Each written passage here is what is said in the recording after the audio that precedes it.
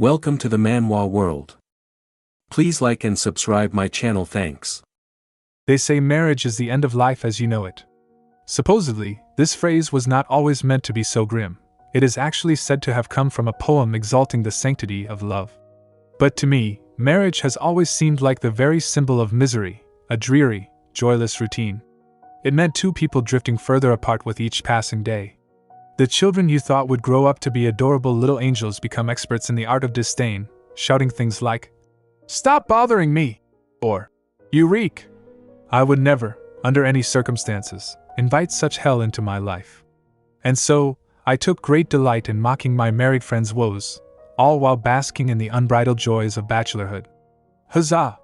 Long live the unmarried elite! But now... And just why do you wish to marry me? The blissful, unfettered freedom I had reveled in for so long is about to crumble right before my eyes. What is worse is that it was all thanks to the Empire's greatest villainess. Shall we say it's because I want to see you brought to your knees? In the vivid landscape of my sleep, I knelt in a sunlit garden, holding the hand of a woman whose face shone with an ethereal light. Would you do me the honor of marrying me? Jolting awake, I sat up in my bed, the morning sun filtering through the heavy drapes of my chambers. The same dream again? For months now, I have been haunted by a recurring dream. In it, I find myself proposing to a woman I have never met. Dream or not, it is all beginning to feel rather uncanny, almost as if it is a premonition. I slammed my hand against the mattress. Surely not. What a ludicrous idea. Proposing? Me? I vowed to remain gloriously single forever. Are my dreams mocking me for it now? A sharp knock sounded at the door. Greetings, Master Raven. Have you woken? Come in, I called out, running a hand through my disheveled silver hair. The butler entered with his usual crisp efficiency, the door clicking softly behind him. A fine morning it is, Master Raven. I trust you had a restful sleep last night? The butler paused, noticing my expression. What's this about then? Why are you looking at me like that? Haha, as perceptive as ever I see. His Grace has summoned your presence, the butler announced, his demeanor shifting to professional formality. I sighed, throwing off the covers and reaching for the glass of water on my nightstand. Inform him I'll be there as soon as I am ready. Certainly, Master Raven. Once dressed in a white shirt with gold embroidery, I made my way through the grand corridors of the DL estate. I entered my father's study, where the Duke sat waiting in a high-backed chair, bathed in the light of the large window behind him. I'm coming in, Father. You called for me? I did. Have a seat. The Duke gestured to the chair opposite him. Let us get straight to the point. You are to be wed to the young lady of House Sharen. I froze, the words hitting me with the force of a physical blow. The lady of House Sharen? Yes. Surely, this is some kind of joke. I scoffed, leaning back. Of all the ladies in the Empire, they picked her to be my bride. The absurdity of the match was undeniable. As healers of the Empire, House Sharen is devoted to the work of purification and healing. In stark contrast, we of House DL are monster slayers, forever marked by the scars of battle. By that logic, she may seem like a perfectly reasonable match on paper, if not for one major problem, that she is known far and wide as an enchantress of the highest order. While I have never had the pleasure of meeting her myself, her notoriety in high society means that tales of her exploits are impossible to avoid.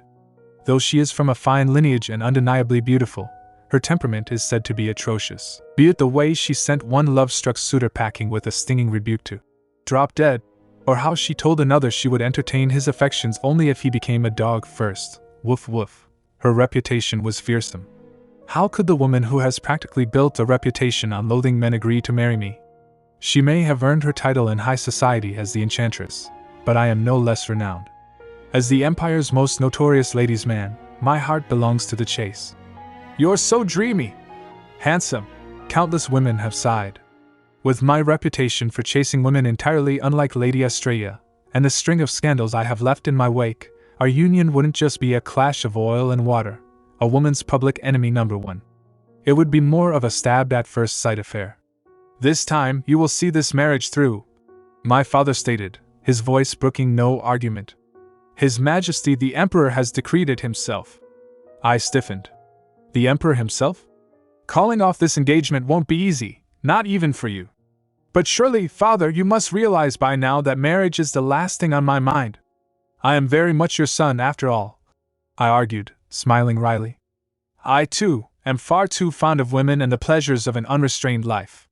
My father flinched slightly at the comparison but regained his composure with a heavy sigh.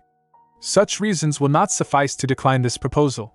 He leaned forward, his expression grave. More importantly, should this arrangement fail, your younger sister will be married off to Marquis Earl instead. My blood ran cold. Marquis Earl? That lecherous old fart? The man is old enough to be her father. All this just to appease the emperor? If you wish to spare her from such a fate, then you must. A knock at the study door interrupted his ultimatum.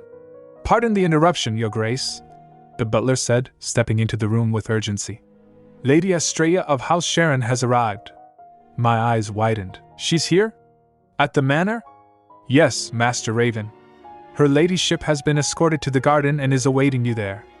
I turned back to my father, realization dawning on me. So this was all planned behind my back from the start.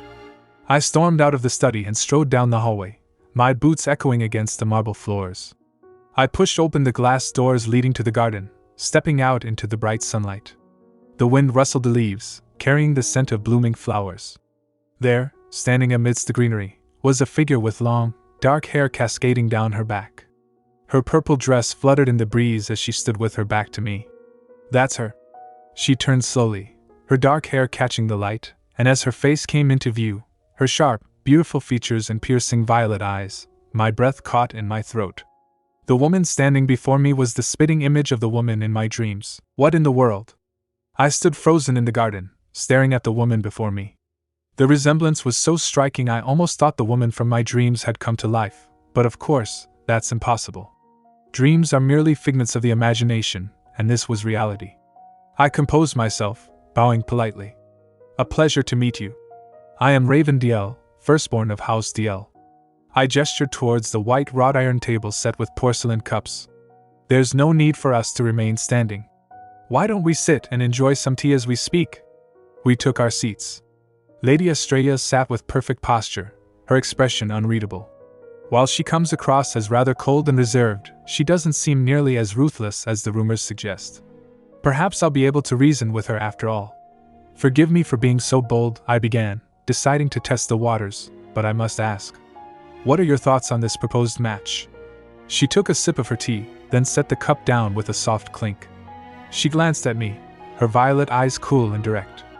I am entirely in favor of it. I blinked, taken aback. She despises men to no end, and yet she's willing to go through with this marriage? It didn't make any sense. And just why do you wish to marry me? I asked, echoing the question from my dream. Suddenly, she stood up. The sound of her chair scraping against the stone patio filled the silence. I watched, bewildered. What is she doing? Why is she suddenly walking over? She stopped right in front of me, her presence overwhelming. She leaned in close, her face inches from mine, and whispered, "Shall we say it's because I want to see you brought to your knees?" What? I gasped, my eyes widening. Before I could react, she reached out and grabbed my cravat, pulling me slightly closer. The gesture was bold, possessive, and entirely unexpected. My. Apologies, she purred, a playful smirk dancing on her lips. You're not as suave as the stories would have me believe. More like, really so delightfully tempting to toy with. My heart hammered against my ribs. Good grief. What is this woman's deal? I pulled away, clearing my throat and adjusting my collar, trying to regain some semblance of dignity. Let's get back to the matter at hand, shall we? I said, my voice tighter than I intended. I, for one, am opposed to this marriage. And I had assumed your ladyship would share my sentiments. Alas. I looked at her pointedly. Might I ask why you are in favor of it? She tilted her head, her expression shifting to something softer, almost innocent. Well, that is simply because I like you. Oh no. Not again. My mind instantly flashed back to the countless women who had flocked to me over the years. I have held you in my heart, they would say. I love you, Lord Raven. But what lurks behind their sweet words is anything but love. I'd want nothing else but to marry Lord Raven, they whisper behind fans.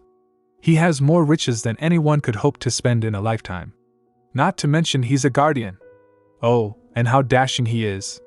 There isn't a woman alive who wouldn't melt before him. Indeed, how splendid it would be, if a man like that were mine. It seems Lady Estrella is just like all the other women. Unless I can uncover her true intentions in involving herself with our family, there is no way this marriage can proceed. That is rather unfortunate, I said, standing up to signal the end of the conversation. I'm vehemently against marrying anyone who claims to be interested in me. It's a matter of principle, you see. I bowed stiffly. If there is nothing more to discuss, I'll be taking my leave now. I turned and walked away, leaving her standing alone in the garden. As I strode down the path, the encounter replayed in my mind. In any case, she really is every bit as extraordinary as they say. Well, I suppose I won't be crossing paths with her again, I muttered to myself. Suddenly, a sharp pain pierced my chest. HRK, I stumbled, clutching my shirt as my vision blurred. I leaned against a nearby pillar, gasping for breath. Raven! A blond man in a knight's uniform came running down the corridor, his face etched with concern. He caught me by the arm, steadying me. Are you all right? Is it another seizure?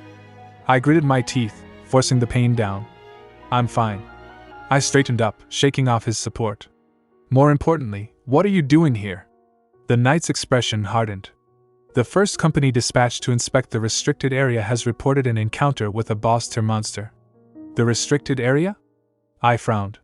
Where the first company was dispatched had already been cleared of monsters.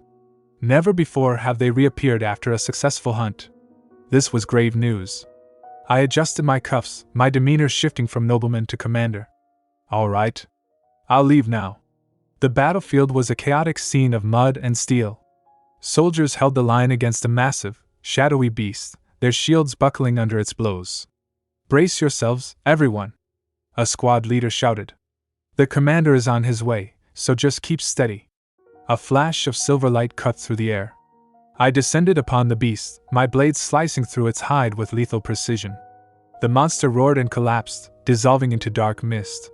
Good work holding the line, I told the breathless soldiers. Just incredible, one of them whispered in awe. So this is the might of a guardian. I didn't have time for praise. Second and third companies. Move out and sweep the area, check for any remaining monsters. I turned to the squad leader. What is the status of the injured? There are no deaths to report, he replied grimly. However, the more seriously wounded are in critical condition.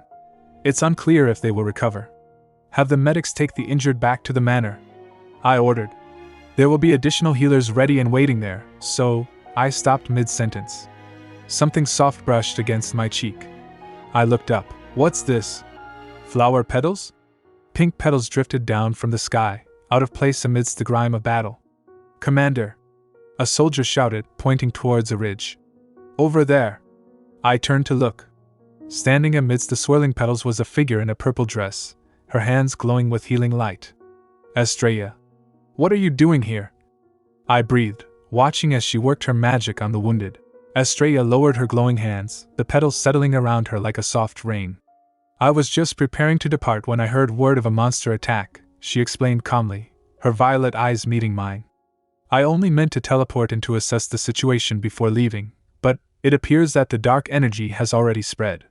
She looked around at the wounded soldiers. I'll need to purify you all at once.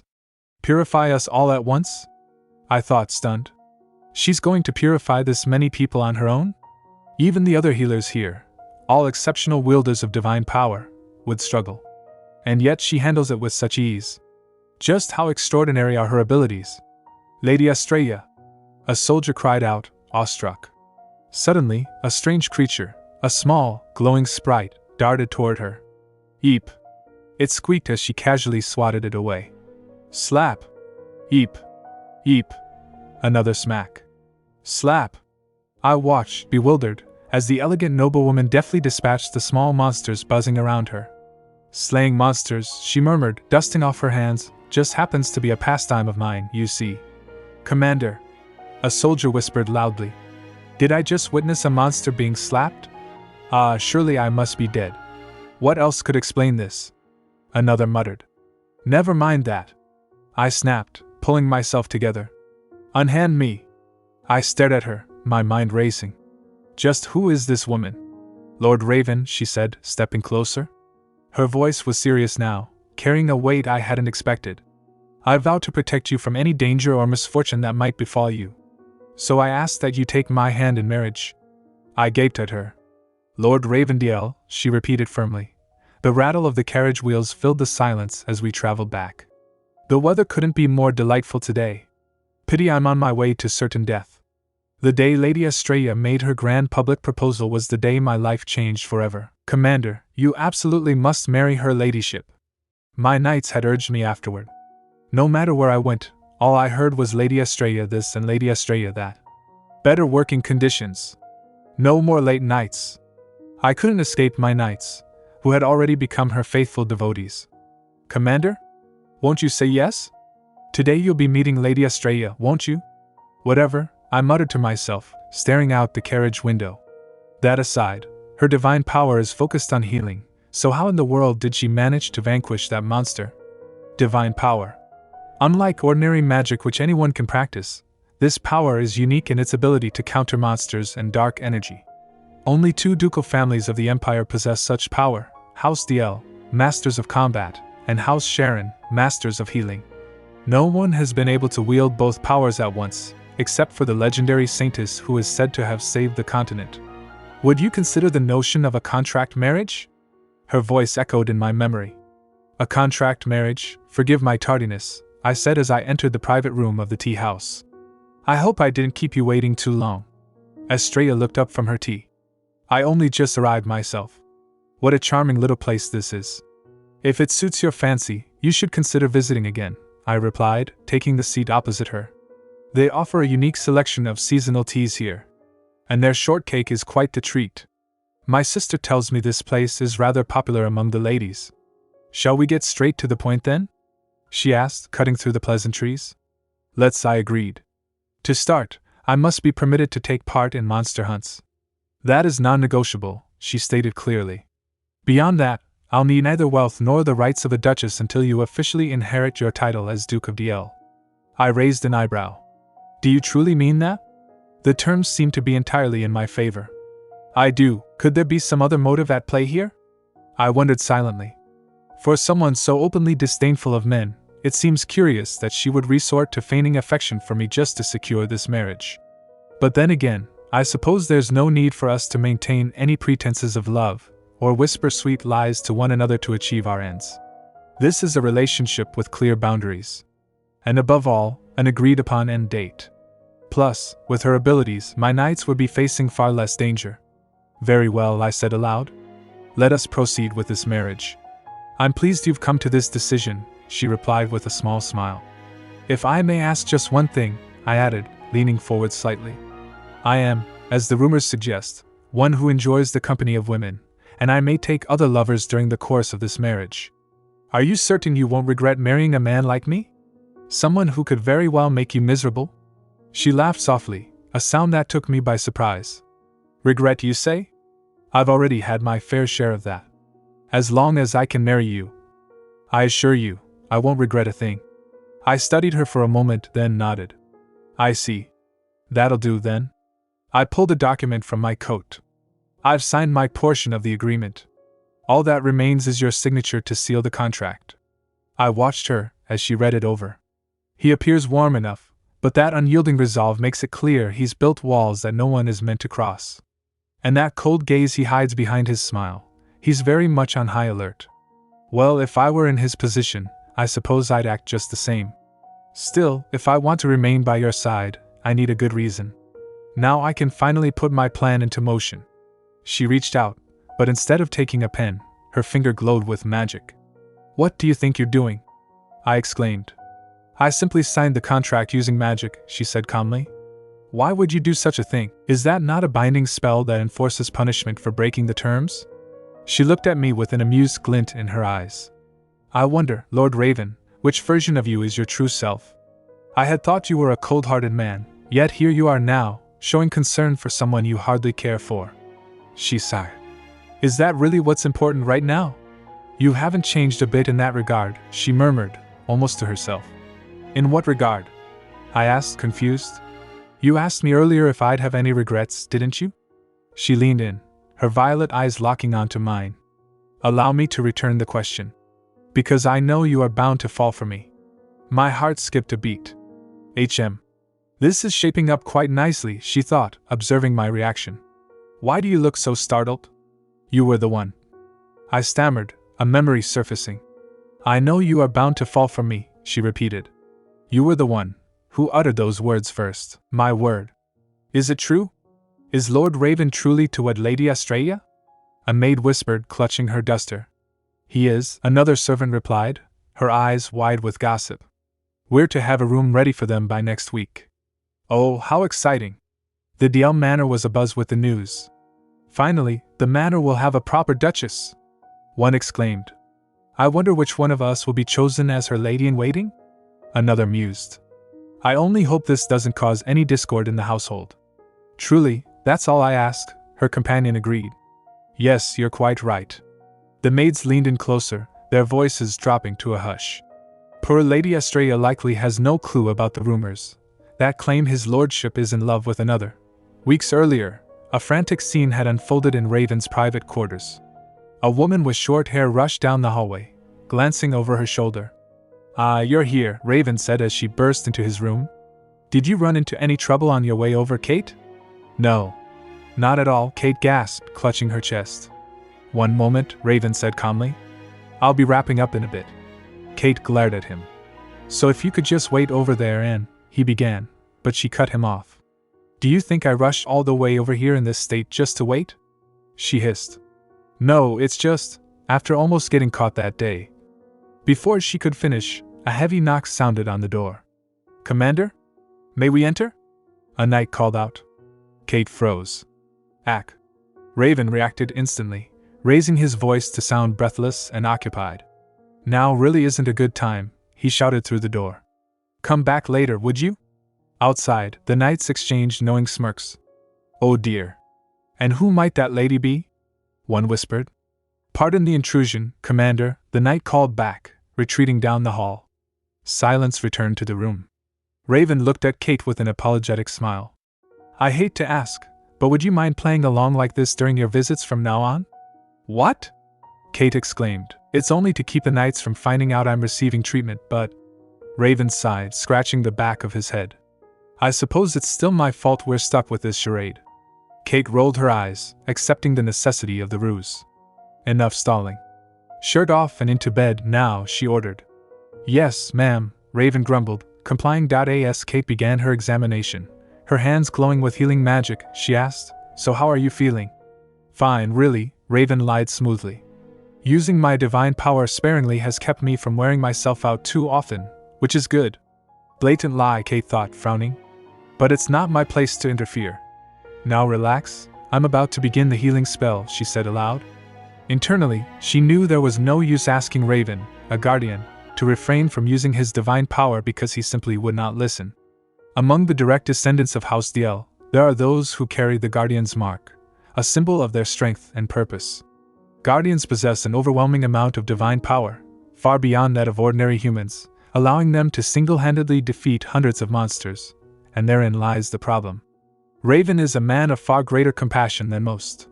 So, despite knowing all too well that using his power will destroy his body, he still insists on wielding it for the sake of his comrades. The way he always has to shoulder everything on his own, no matter the toll it takes on him, it is beyond infuriating. That should do it for your treatment, she finished quietly.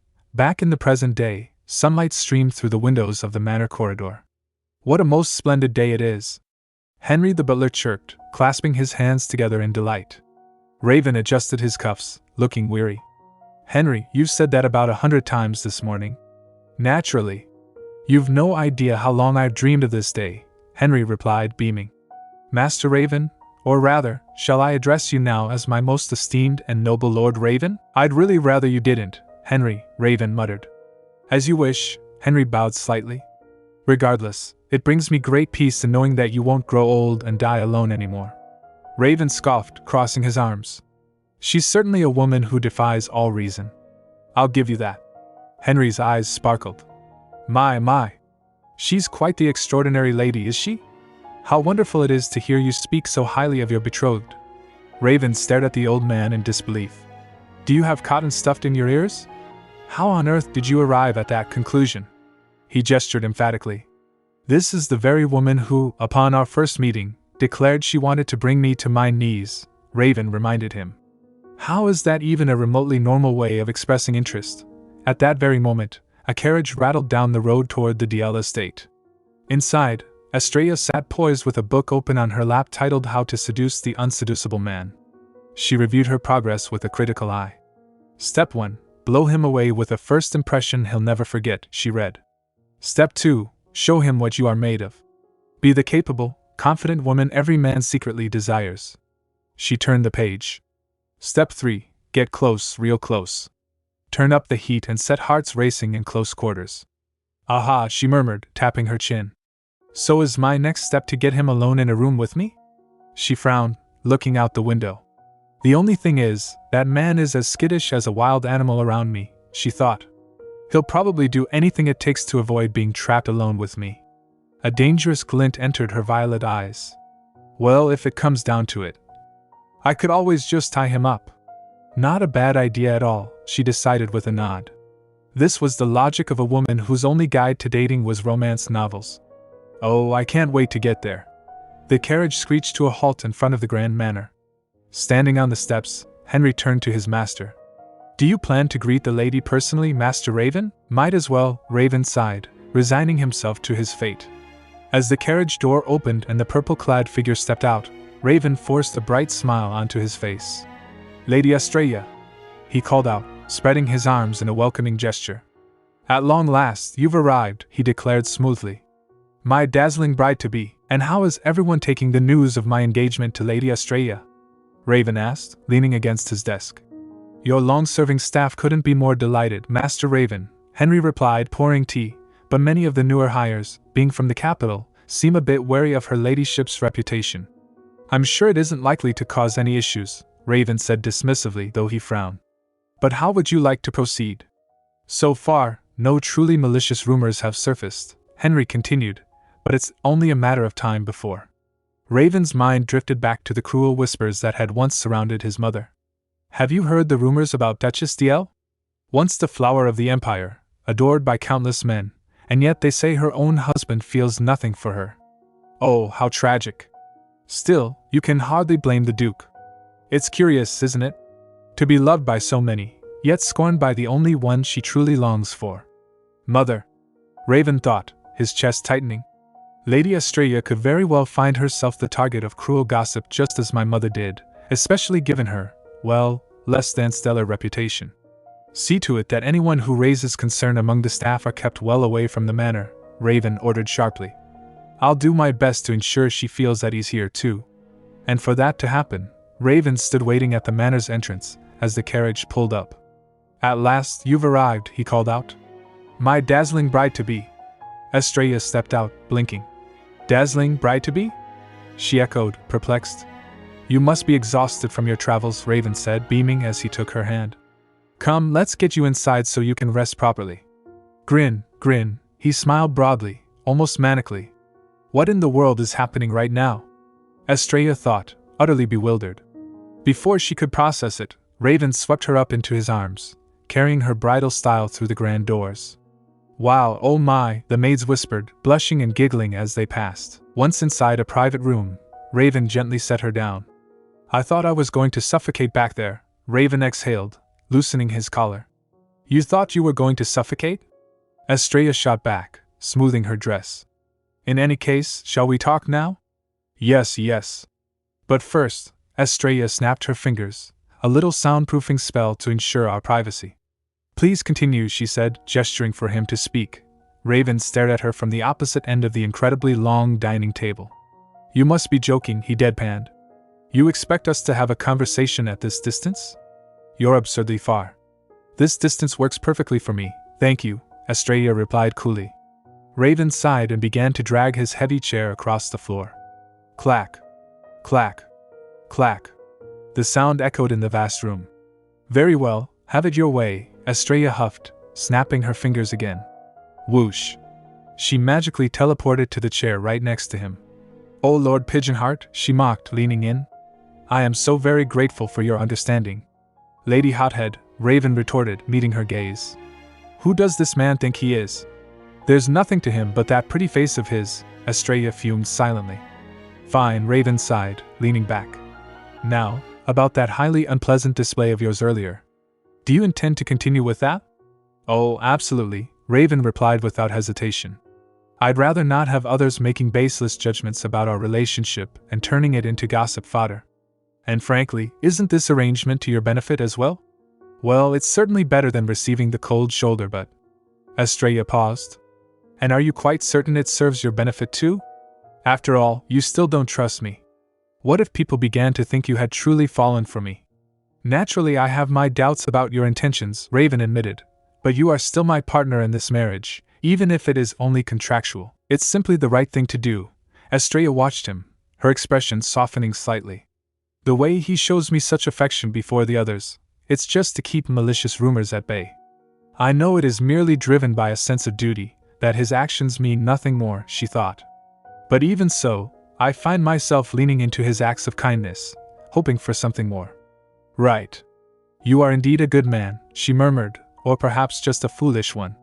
Look, she said, her voice dropping to a sultry whisper, well then, if you are so committed to doing the right thing. I trust that extends to meeting my needs in the bedroom too? Raven choked on air. Beg pardon? Your pardon? Pardon? Pardon? He stammered, his face flushing crimson. Outside the magically sealed door, 3 knights pressed their ears against the wood. You mean to say that our commander is capable of getting flustered? Daniel, captain of the 2nd Company, whispered incredulously. The commander? The same man who? He mimicked Raven's usual bark. Get your butts onto the training grounds. You can sleep when you're dead. Yes, that is what I said, Assel, captain of the 3rd Company, replied calmly, adjusting his glasses. Are you hard of hearing by any chance? Or do you just like repeating questions? I suppose it's all sunshine and roses for the 2 lovers now then?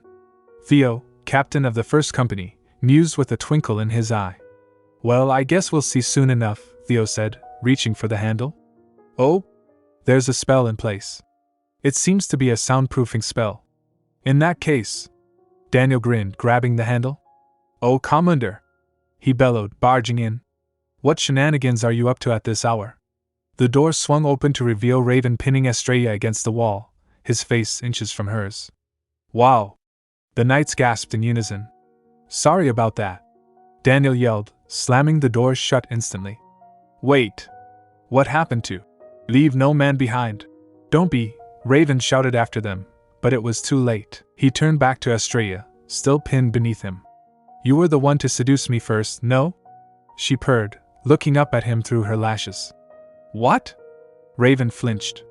I thought you prided yourself on doing the right thing, she teased. If a man makes the first move, he must see it through, Commander. Raven scrambled away from her, crashing into the door. Those pesky little… He growled, grabbing the handle. Later that evening, Raven sat slumped in the mess hall, nursing a drink. What's this? Still sulking, are you? Daniel boomed, striding over with a plate of food. When you're down in the dumps, nothing beats a hearty meal and a good spar. Please don't talk like Daniel with that baby face of yours, Raven groaned into his cup.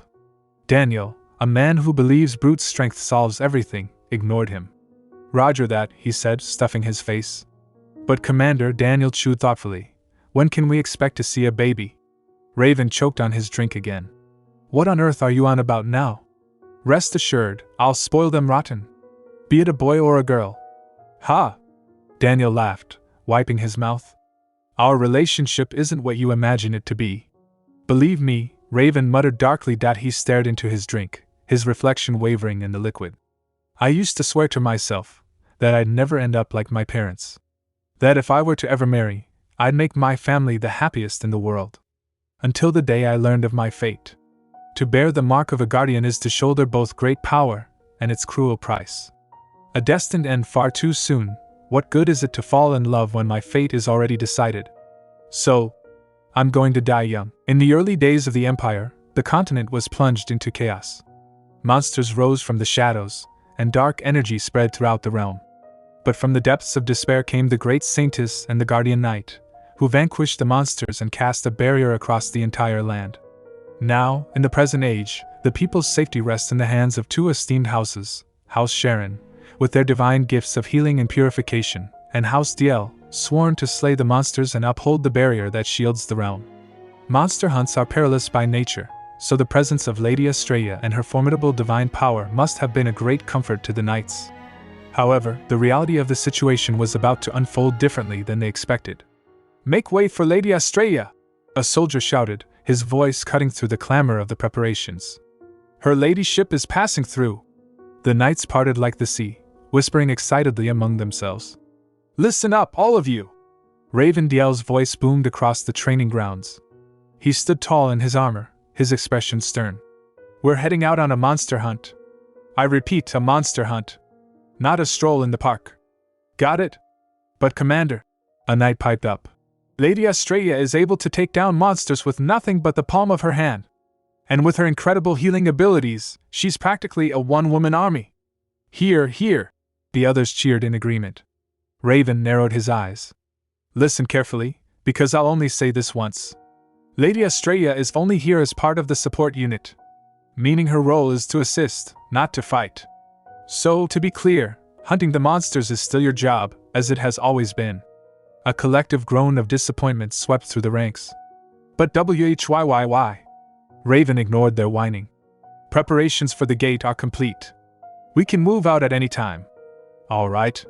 All companies to the gate now." As the knights scrambled to obey, Estrella stepped up beside Raven. "Shall we get going too?" she asked, adjusting her gloves. "That man wasn't wrong. The hunt would be over much faster if we handled the monsters ourselves, so why don't we?" Raven looked out at his men. "And what happens if one day you or I are no longer here?" Estrella paused, considering his words.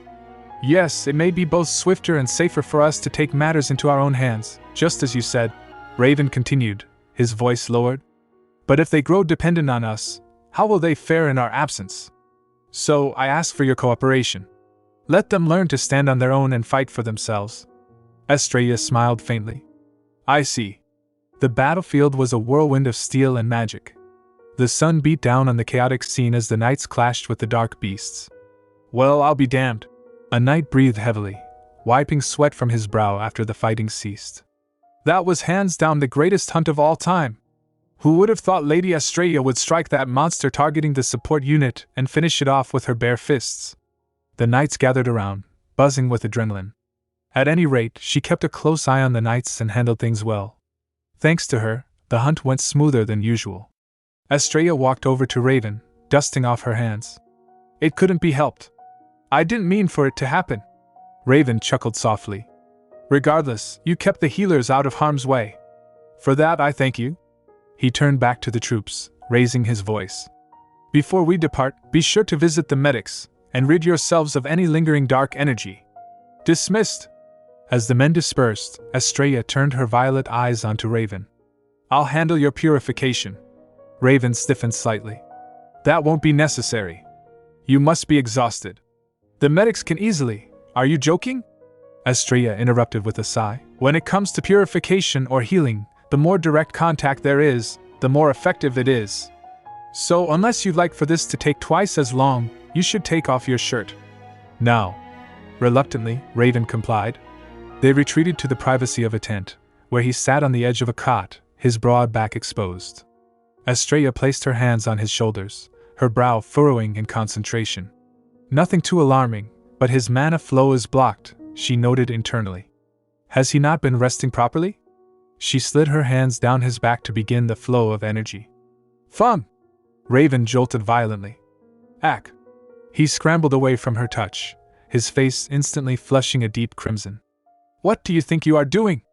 Estrella stared at him, her hands suspended in the air. It had always struck her as odd. It is no secret, even beyond the Empire, that countless women pine for Raven, with some even daring to dream of just one night in his arms.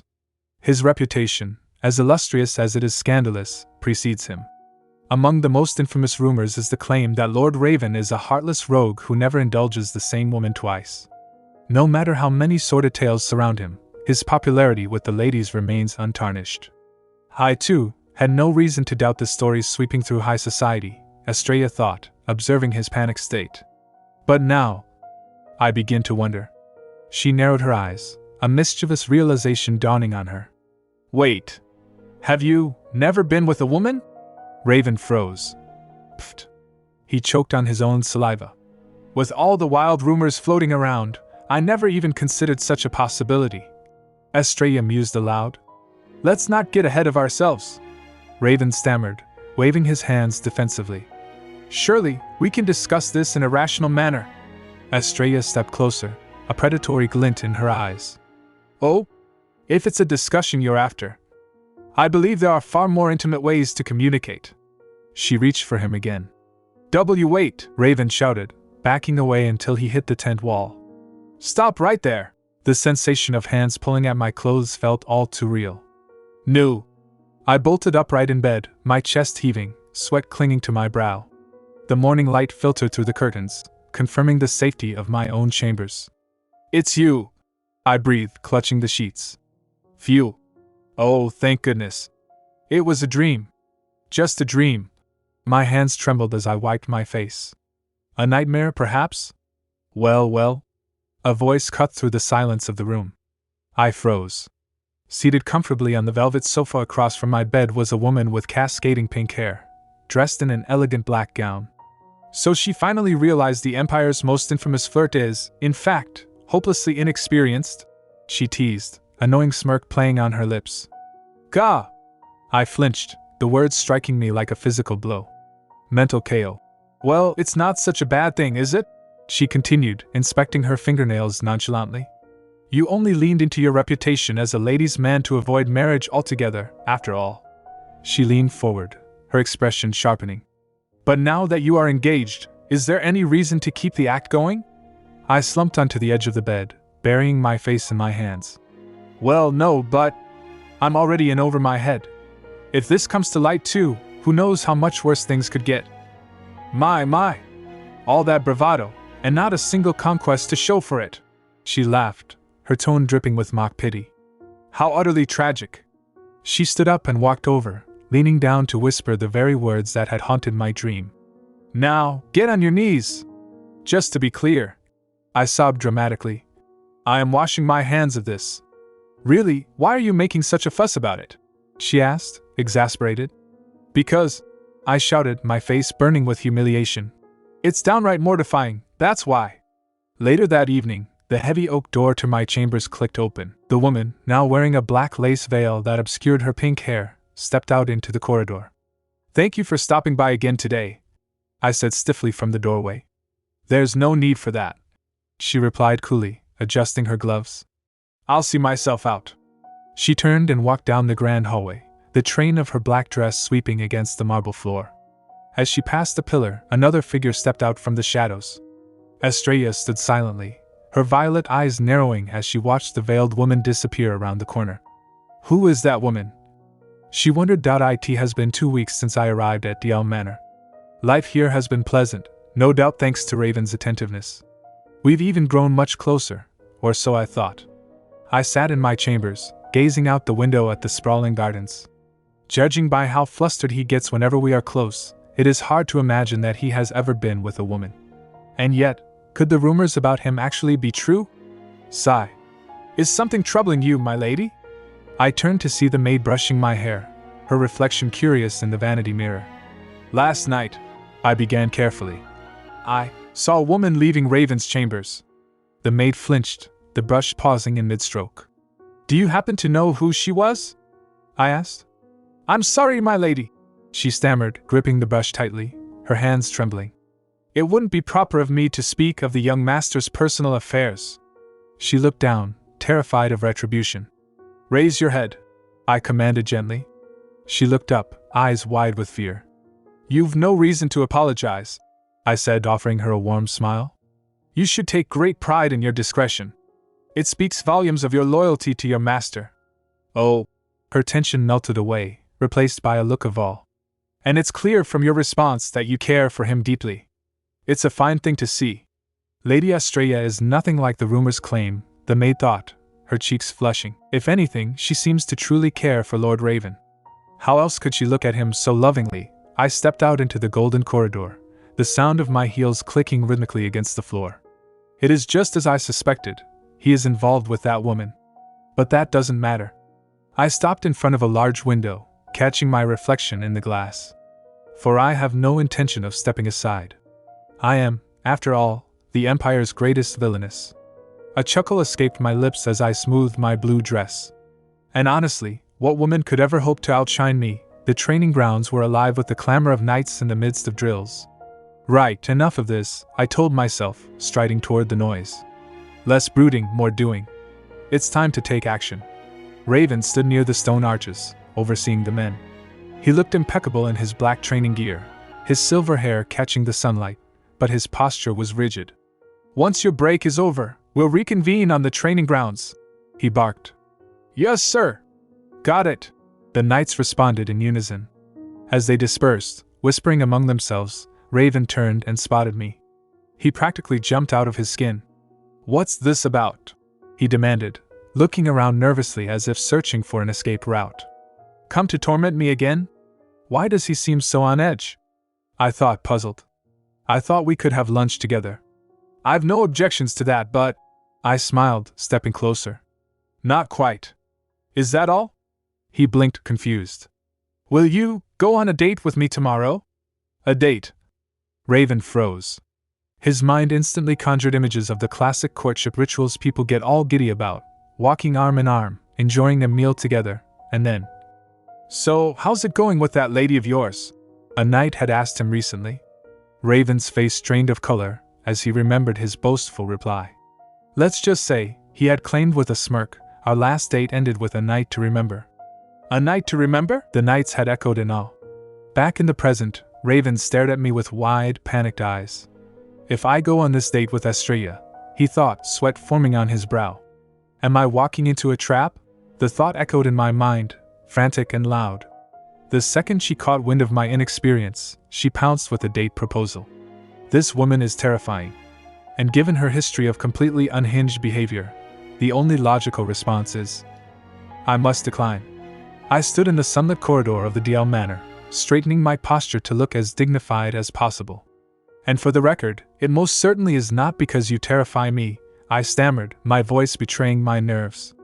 It just so happens that I have an exceptionally busy day tomorrow. My apologies. I turned on my heel, intending to make a swift exit. Now, I must be off. Grab. A hand clamped onto the back of my collar with the force of a vice. Strain. I pulled, but I was stuck fast. Yank. Phew. I was spun around effortlessly. Just what are you? I gasped, staring into Estrella's violet eyes. Where does all that brute strength even come from? Who knows?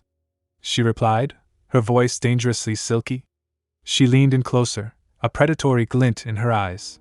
But if you're truly so curious, I could always wrap my hands around that pretty little neck of yours, and see if I can squeeze out an answer. She smiled, a sweet, terrifying expression. What do you say? I gulped. Oh, and are you certain you're exceptionally busy tomorrow? She asked, tilting her head. It had better not be a lie. Sweat trickled down my temple. I was defeated. Fine. I shall make the time. You'll have your date. But... I raised a finger, salvaging what little control I had left. Only if we return by no later than 7 o'clock. Estrella blinked. Since when does House DL enforce a curfew? If we wrap things up by then, nothing remotely indecent could happen, right? I reasoned internally. All right. That's fine by me then, I said aloud. Estrella held out her hand, her pinky finger extended. Promise me. I stared at her hand. Promise you? You mean with a pinky swear? Naturally, she said. How else does one properly seal a promise? Now that it's set in stone, just know, if you back out, you'll live to regret it. What is that woman's deal? I muttered as she walked away, leaving me standing in the hallway. Suddenly, a memory washed over me, soft and distant. A woman with silver hair, her face gentle and kind, held out her pinky to a younger version of myself. Whenever we make a promise, why not seal it with a pinky swear? She had said. Even the most trivial of agreements will feel more meaningful that way. I looked at my own hand. You were right, I whispered to the empty air. Who knew that such a simple promise could feel so dear? Later that afternoon, I sat at my desk in the commander's office, my head in my hands. The paperwork in front of me was ignored. What exactly does one do on a date? I groaned. My imagination ran wild with cliches. Should we go on a romantic boat ride across that famous scenic lake? Ahaha ho, I mocked myself. Or perhaps enjoy an afternoon at the opera? Followed by a visit to a quaint local cafe after? I slammed my hands on the desk. This is impossible. Just get back to work. Knock, knock. Commander, it's Assel, a voice called from the door. May I come in? You may, I replied, relieved for the distraction. Assel, the captain of the 3rd Company, entered with a clipboard in hand. We've just returned from our investigation. Our findings confirm that a miasma pit had formed in the restricted zone, where the monsters reappeared. I frowned. Just as we expected. Monsters normally appear every 2 or 3 years, but with a miasma pit in place, they'll emerge without end. It's certainly not a common occurrence, Assel noted, pushing his glasses up his nose. The last time one formed within the Empire was years ago. That's right, I agreed, nodding. Miasma pits are widely regarded as omens of disaster. It is said that misfortune always follows where they appear, making them all the more unsettling. We need to act as quickly as possible, Assel said. We'll establish a barrier to prevent further monster outbreaks. Shall we begin first thing tomorrow?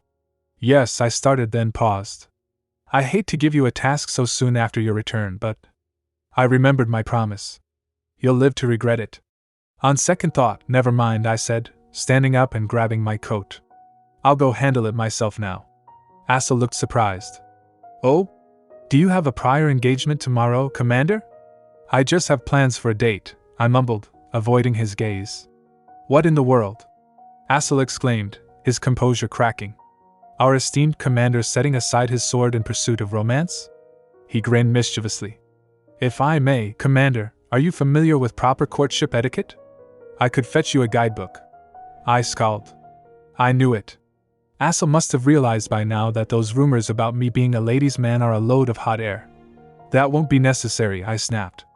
Getting back to business, I'll handle this lot myself. So take your company and get some rest. And swing by the healers for purification on your way. Well, this should be interesting, Assel murmured as I stormed out. I'd better keep that guidebook handy. Night had fallen over the restricted zone. The air was thick and heavy, swirling with dark energy. I stood on the edge of a cliff, looking down into the abyss where the miasma pit pulsed with an ominous purple light. There it is, I said, the wind whipping my silver hair around my face. I raised my hand, channeling my divine power. A massive, translucent barrier materialized, sealing the pit with a resounding whoosh. With the barrier now in place, no more monsters should emerge, I thought, watching the light fade. But to eliminate this pit entirely, I'll need to call on House Sharen for purification. A growl echoed from the shadows behind me. But first, I turned, my eyes glowing with mana. Just a bit of pest control. The next day arrived with bright sunshine and clear skies. I stood in the grand foyer of the DL Manor, dressed in my finest suit, waiting. I had agreed to this date. But only because I'd assumed that it would be a perfectly decent and proper affair. Footsteps echoed on the marble stairs. I looked up, and my breath hitched in my throat. Estrella descended the staircase, bathed in light. She was not wearing the modest day dress I had expected. Instead, she wore a gown that was bold, alluring, and completely breathtaking. My mind went blank. I was utterly unprepared for this. Whoosh! A wave of magic washed over me, cleansing the lingering fatigue from my body. I sat on the edge of the bed in my chambers, the morning sun streaming through the window. Kate, the maid who doubled as my healer, withdrew her glowing hands, her expression stern. Have you been waiting here the entire time? I asked, buttoning my shirt. I told you to get some rest, Kate scolded, sliding her hands onto her hips. Now is not the time for your usual nonsense. You look as though you'll keel over any second. Shuh, I sighed, running a hand through my hair. There's no need to strain yourself like this, Raven, she continued, her voice softening slightly. You could have rescheduled your date. Right. Kate is right, of course, I thought, standing up. Given the urgency of the matter involving the miasma pit, postponing my date with Estrella would have been wise. I adjusted my cuffs. It's just, I didn't want to break my promise. Promise? What promise? Kate asked, confused. Never mind. It's nothing. I walked toward the door, feeling a strange weight in my chest. I myself am baffled that I would go to such lengths over a mere promise. The carriage rattled rhythmically as it traversed the cobblestone streets. Rattle. Rattle. Inside, the silence was deafening. I sat stiffly on one side, while Estrella sat opposite me.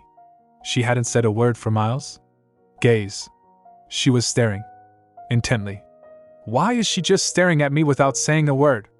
I wondered, sweat forming on my brow. This isn't like her at all. She's up to something, I just know it. Talk. Talk. The sound of a clock ticked in my mind. Bingo. Across from me, Estrella's mind was racing. She recalled the text from her secret guide, How to Seduce the Unseducible Man. Step 1. Get close, real close. Turn up the heat and set hearts racing in close quarters. She narrowed her eyes at me. Don't you feel your heart racing when you look at me? She asked suddenly, breaking the silence. I blinked. You mean from sheer terror? Have I misinterpreted this whole get close technique? She thought, frowning. Heart rate, rock steady. What now? Or perhaps he's just immune to such charms from all his past conquests? She tapped her chin. If that's the case, I'll just have to up the ante. Like in that romance novel, I fell for the kingdom's greatest saint, the bestseller known for its steamy love scenes. Nay! Suddenly, the carriage lurched violently. I was thrown forward, bracing myself against the unexpected stop. My sincerest apologies! Are you both unharmed? The coachman shouted from outside. In the chaos, Estrella had fallen forward, landing perilously close to me. She looked up, her face inches from mine. Well? Is your heart racing now? She whispered. I flinched, pressing my back against the carriage wall. Indeed. I suspect I'll need about 10 hearts just to survive your company. We arrived at a grand building with an elegant storefront. The finest boutique in the south, I announced as we stepped onto the pavement. This boutique, it's so famous that even people in the north know of it. It's been quite a while, madam, the doorman greeted. Inside, a woman with sharp glasses and an impeccable suit approached us. Greetings, my lord. We've been expecting you. And Lady Estrella, what an honor it is to meet you. I am Ida Blau. Viscountess Ida Blau, proprietor and designer. I nodded. I've come today to find the perfect dress for my fiancé. I switched on my public persona, smiling charmingly. While we're at it, I'd also like to commission a ball gown. Could we see some designs? Certainly, Lord Raven, Ida replied. I shall have our catalog brought to you at once. Right this way. As Estrella followed the designer, I watched her go. They say Lady Estrella has quite the temper when things are not to her liking. And as the daughter of a duke, she's certainly not above wielding her influence to get her way. I've heard my fair share of rumors about the lady. If there's any truth to them, I'd best be careful not to upset her. Curtains swished open. My word! Ida gasped. Estrella stepped out from the changing area, wearing a stunning gown that accentuated her elegance. Lady Estrella, that dress is made for you. Would you not agree, my lord? Ida asked. I stared, momentarily lost for words. Oh, yes, I murmured, my brain misfiring from exhaustion. A truly magnificent gorilla, if ever there was one. Silence descended upon the boutique. Heir, I stammered, realizing what I had just said. I did not mean to say that aloud. Estrella's eye twitched. A dark aura radiated from her. Your head must be out of sorts. Perhaps a solid blow might set it right? If anyone's out of sorts, I believe it's you, I retorted defensively. And what is that supposed to mean? Oh dear! Goodness me, Ida interjected nervously. Well, seems the rumors were just that, rumors. What a charming couple you make. She hurriedly gestured to her assistants. Allow me to bring out another dress for you, Lady Estrella. Estrella crossed her arms. Don't you want to try on a few more? I asked, trying to salvage the mood. I was just leaving, actually, she snapped. And as for this whole doing the right thing business you spoke of, if this so-called gift is part of that, I'd rather you not waste your time. It isn't, I said firmly, stepping closer to her. This is simply my way of thanking you. You saved my men, and for that, you have my deepest gratitude. I gestured to her attire. Besides, you've only just arrived from the north. I couldn't help but notice that your wardrobe isn't quite suited for the weather here. So I only wish to gift you something more fitting. The dress you wore yesterday, for instance, was far too warm for the southern climate. She could have easily made a fuss and demanded new attire, and yet she said nothing. Even so, I hardly need a whole wardrobe, Estrella argued, though her voice lacked its usual bite. One dress will do just fine. Surely, you're not refusing out of concern for the expense? I scoffed. That hurts, Lady Estrella.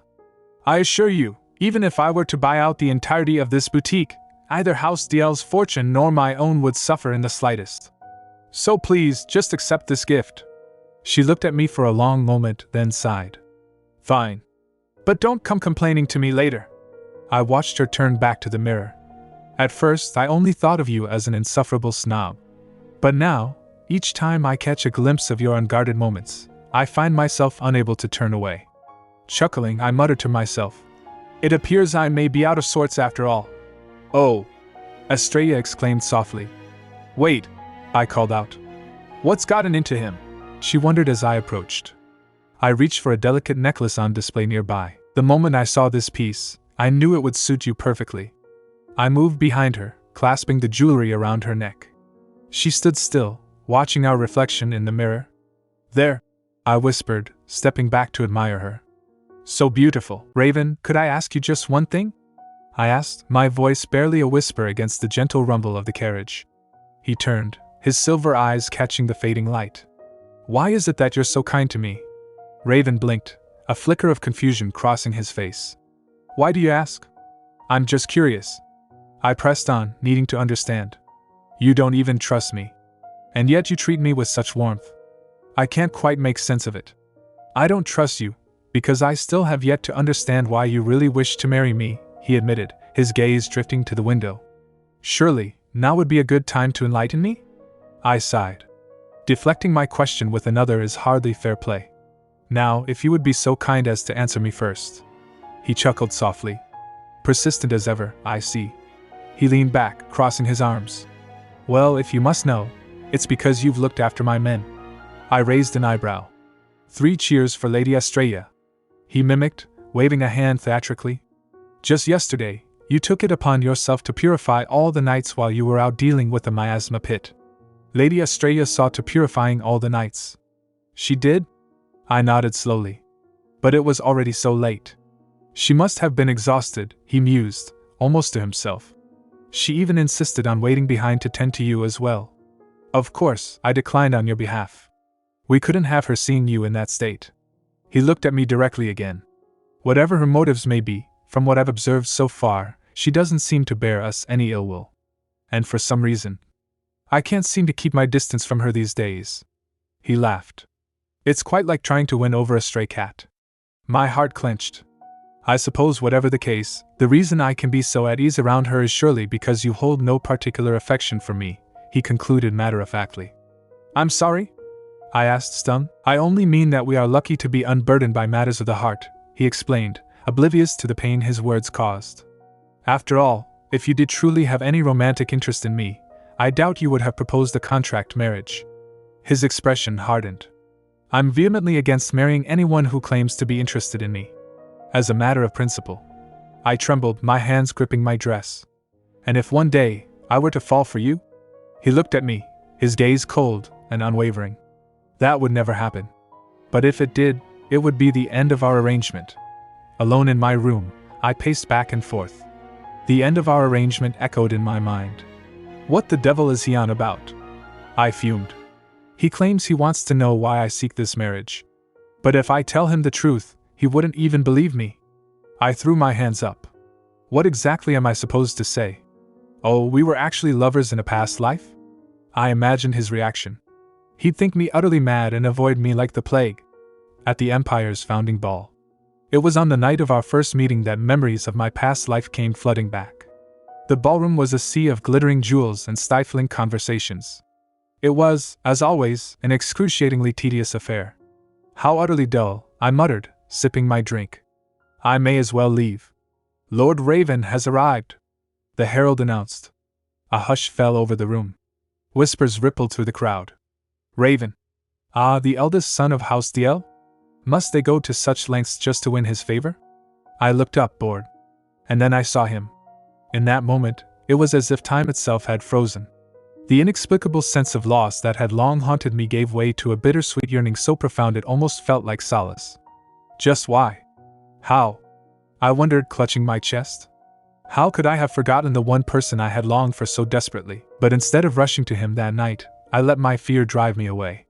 What a fool I was, to spend my days yearning for him with all my heart, only to turn and run when fate finally placed him before me. Back in the present, I stared out at the moonlit garden. If you remember the past as I do, then you would surely resent me. Of course, you neither remember nor seem inclined to care. But none of that matters now. I clutched the railing of the balcony. For I am only here because I swore to do whatever it takes to make you happy. And yet, ever since I arrived here, I've done nothing but hover by your side, letting myself feel things I shouldn't. Clack. I closed the balcony doors. When I came here seeking redemption, this must be the punishment for my own greed. Stay on the training grounds. Raven swung his sword with fluid grace. I should assign Estrella a proper escort and lady-in-waiting, he thought, wiping sweat from his brow. Hiya! Hup! Master Raven! A panicked voice called out. Raven lowered his sword. Daniel came stomping across the field, tears streaming down his face. Sniffle! Sniffle! What's the matter? Raven asked, alarmed. You've truly gone too far this time, Daniel wailed. Come, let us make our way to the front entrance. Raven frowned, following the sobbing knight. What exactly have I done now? Are you my father? Daniel cried inconsolably. I'll be off, then, Raven announced, adjusting his coat. I watched him go, a contemplative look on my face. She definitely seems different today, Raven thought as he walked away. I'd like to visit that old bookstore we saw yesterday, I had told him, my expression uncharacteristically subdued. Very well, he had replied. Still, if she's well enough to venture out, perhaps I'm overthinking this, he reasoned, trying to shake off his worry. Meanwhile, back at the manor, the knights were buzzing with gossip. And then? What did the commander say next? A young recruit asked eagerly. As much as I enjoy seeing how admired my fiancé is, a senior knight recounted dramatically, puffing out his chest. We are, in fact, on a date. May I have her back now? Spoken like a true gentleman. The recruits swooned. Knights turned date chaperones. Oh, be still my heart. Just then, Raven strode onto the training grounds, his face set in a serious line. So you all have energy to spare, do you? Good. Training commences now. Gulp. The knights scrambled into formation. If Estrella is to enjoy such outings at her leisure, I should assign her a proper escort and lady-in-waiting, Raven mused to himself as he watched them drill. Master Raven! Daniel came running across the field, his face a mask of panic. You've truly gone too far this time. Come, let us make our way to the front entrance. What's the matter? What exactly have I? Raven started, bewildered. At the manor gates, a small child stood looking up at him with wide, expectant eyes. Hello, the boy said softly. Are you my father? Me? Raven pointed at himself, dumbfounded. The boy nodded vigorously. A mysterious young boy appears and calls the commander his father? Daniel whispered, clutching his chest. This is straight out of one of those scandalous novels. Could this be the infamous long-lost child twist? Raven, when exactly did you? Another knight asked, looking scandalized. Wait. There is no way this child is mine, Raven shouted, his face flushing crimson. Commander. Father, the whispers surrounded him. I've never even been with a woman. He looked down at the boy, who was staring back at him with an intensity that felt strangely familiar. Hello there, little one. Where did you come from? Raven asked gently, crouching down. The boy looked away, his expression guarded. Will you send me away if I tell you? Oh. Raven flinched. I was absolutely planning to send him away. And no, of course not, he lied smoothly. Let's try a different question, shall we? How old are you? The boy held up his fingers, counting carefully. 1, 2, 5. He beamed.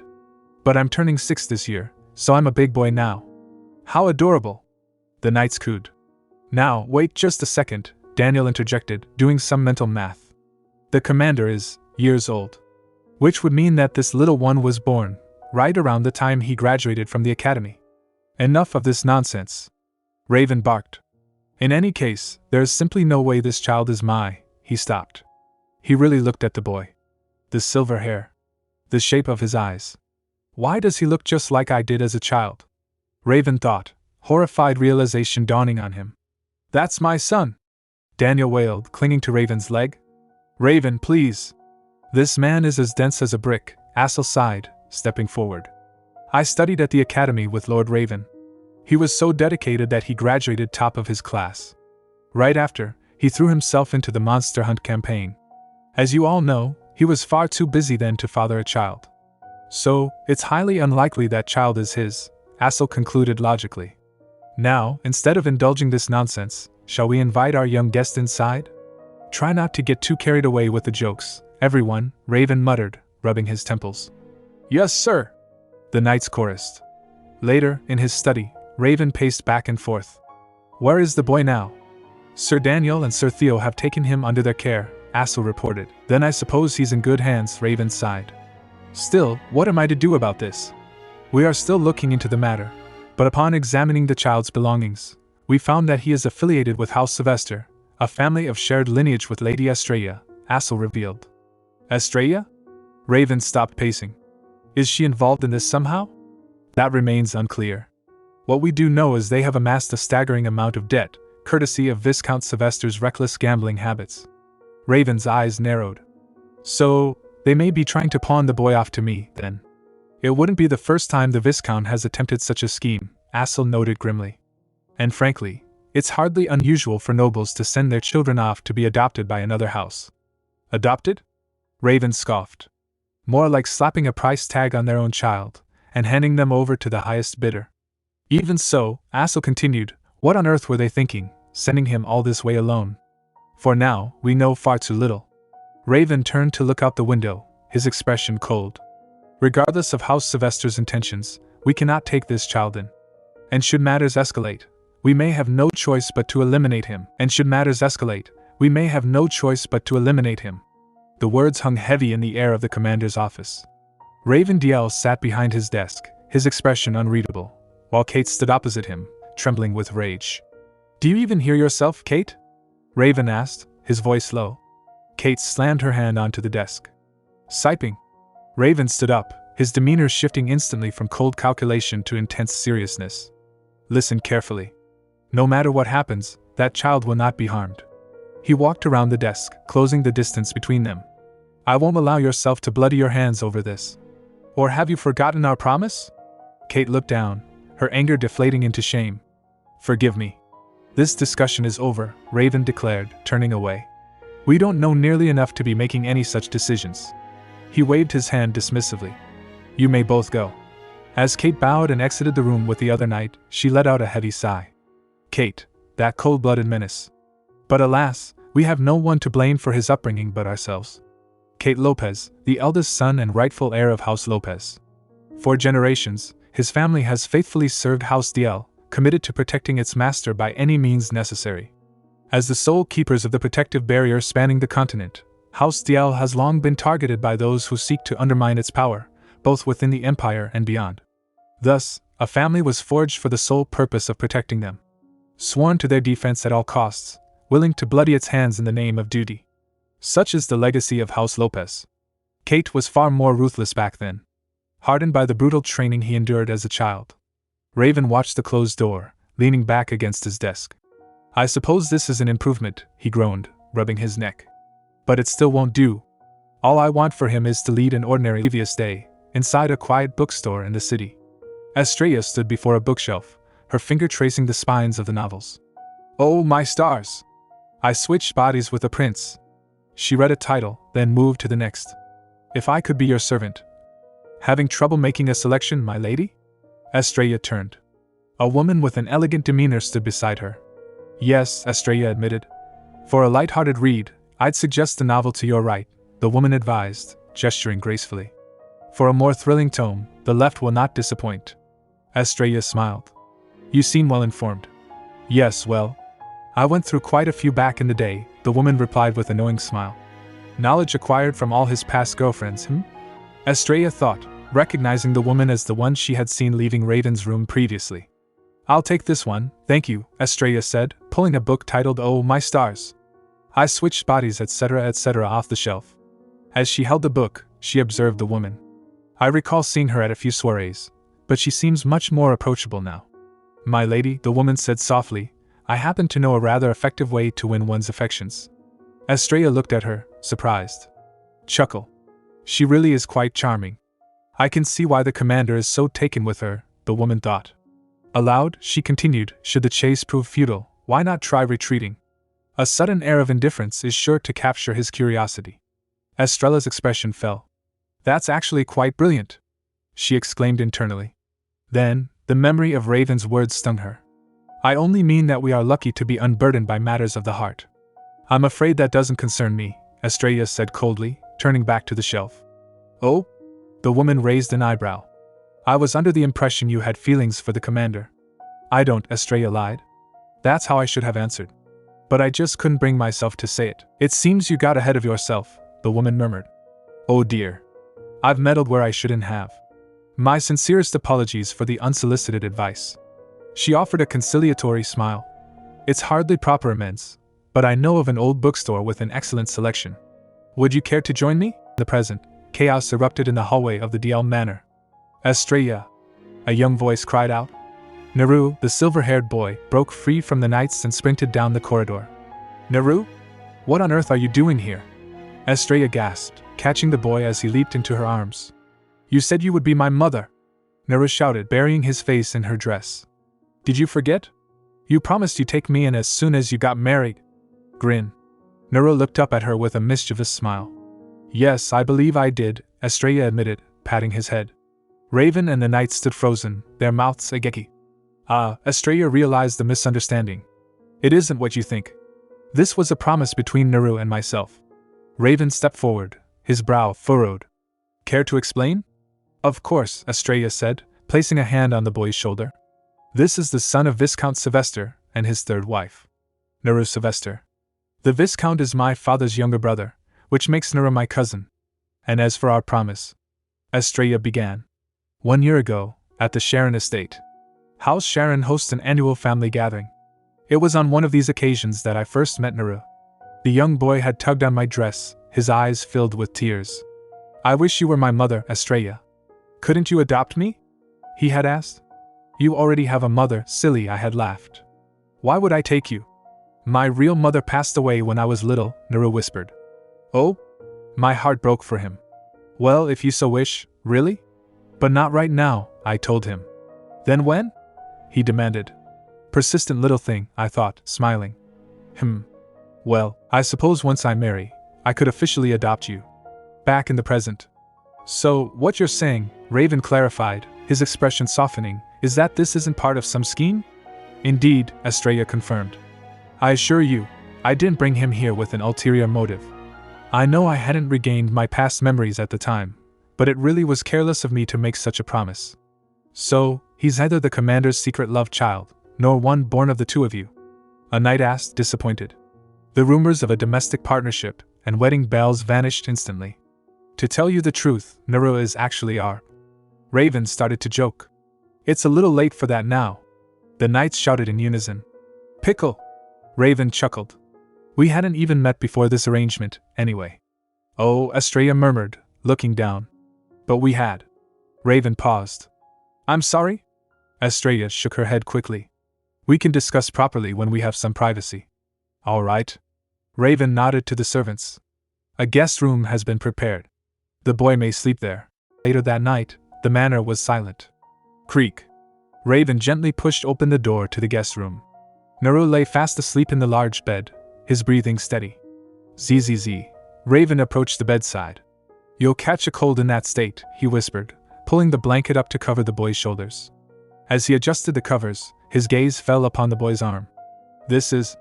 Raven's eyes widened. I knew Naru's life at home wasn't easy, after his mother passed. But this is something else entirely. I sat by his bedside, watching him sleep fitfully. He muttered in his dreams, He stirred, his eyes fluttering open. Estrella? What's wrong? Are you feeling unwell?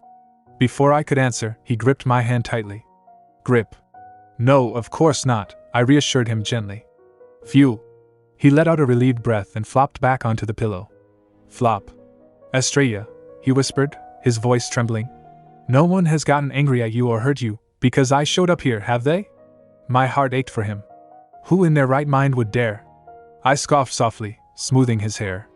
Now stop worrying and go back to sleep. He nodded obediently. Yo. But sleep didn't come easily. I'm sorry for coming here without asking, he mumbled, his eyes filling with tears. I didn't mean to cause any trouble. I'm sorry. I'm really sorry. The next morning, the dining hall was filled with the cheerful sounds of breakfast. Chirp. Chirp. Chirp. Raven and I sat at the table with Naru. The clinking of silverware echoed in the large room. Clink. Clink. Naru sat stiffly, staring at his plate. Tremble. Aren't you hungry? Raven asked, noticing his hesitation. Fun. Naru flinched violently. I am. He picked up his knife and fork with shaking hands. He tried to cut his food, but the utensils slipped. Clatter. A piece of food flew off his plate and landed on the pristine tablecloth. Oh no. What do I do? Naru panicked. The voices of his past haunted him. Useless wretch. Always making a mess of things. Another mistake. I'm going to be punished. What if I get struck again?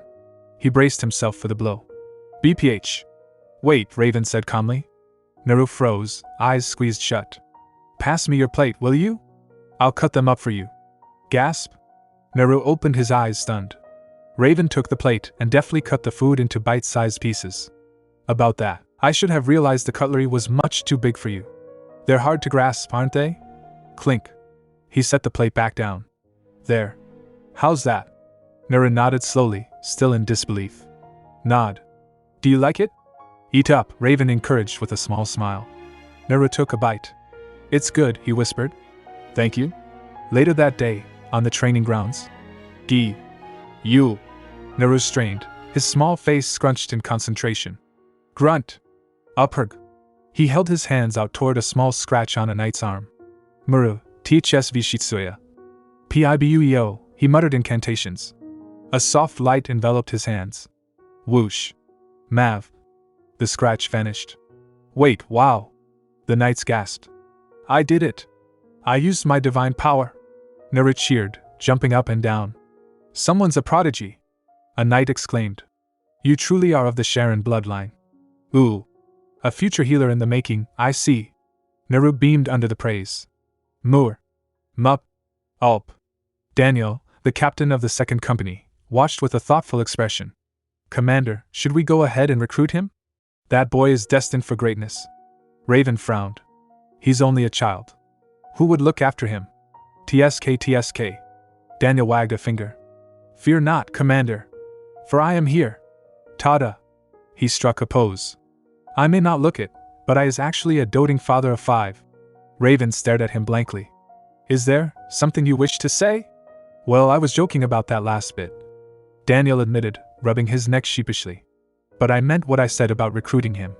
His expression turned serious. As a father myself, I recognize the signs all too well. That child has clearly been conditioned to tread carefully around adults. And more concerning still, his own family has made no attempt to search for their missing son. Raven looked at Naru, who was laughing with the other knights. His eyes darkened. That evening, I found Raven in the hallway. Raven, do you have a moment? He looked up from a document he was reading. Glance. I'd like to speak with you about Naru, I said, leaning against the wall. I was just about to broach the subject myself, he replied, closing the folder. Then I'll get straight to the point. I have a request to make, I said firmly. Go on. While I remain here, would you grant Naru permission to stay as well? Raven's expression hardened. That won't be possible. My heart sank. The boy will be returned to his family, he stated coldly. That won't be possible, Raven stated, his voice devoid of warmth. The boy will be returned to his family. I stared at him, unable to comprehend his coldness. Once our arrangement ends, I will take him with me, I countered, desperation creeping into my voice. And if my word isn't enough, I'll have it written into our Estrella. Raven cut me off sharply. No matter how much you plead, my mind will not change. He cannot stay here. My hands clenched into fists at my sides. Even if he is being mistreated in his own home? I demanded, stepping closer. So, you already know, and yet you refuse. Why? Raven sighed, running a hand through his silver hair. That is the very question I should be asking you. Let's say we take the boy in, just as you suggest. What do you suppose all those greedy vultures out there will make of that? He gestured vaguely to the world outside the manor walls. Ah, so House DL has taken to sheltering poor, forsaken children. That's what they will claim once word spreads. His gaze bore into mine, intense and unyielding. They will see this as an opportunity to offer up their children, in hopes of securing a connection to House DL. And many of those children will have suffered just as he has. I fell silent. Raven is right. Keeping Nura here will only embolden others to use the same tactic to approach House DL.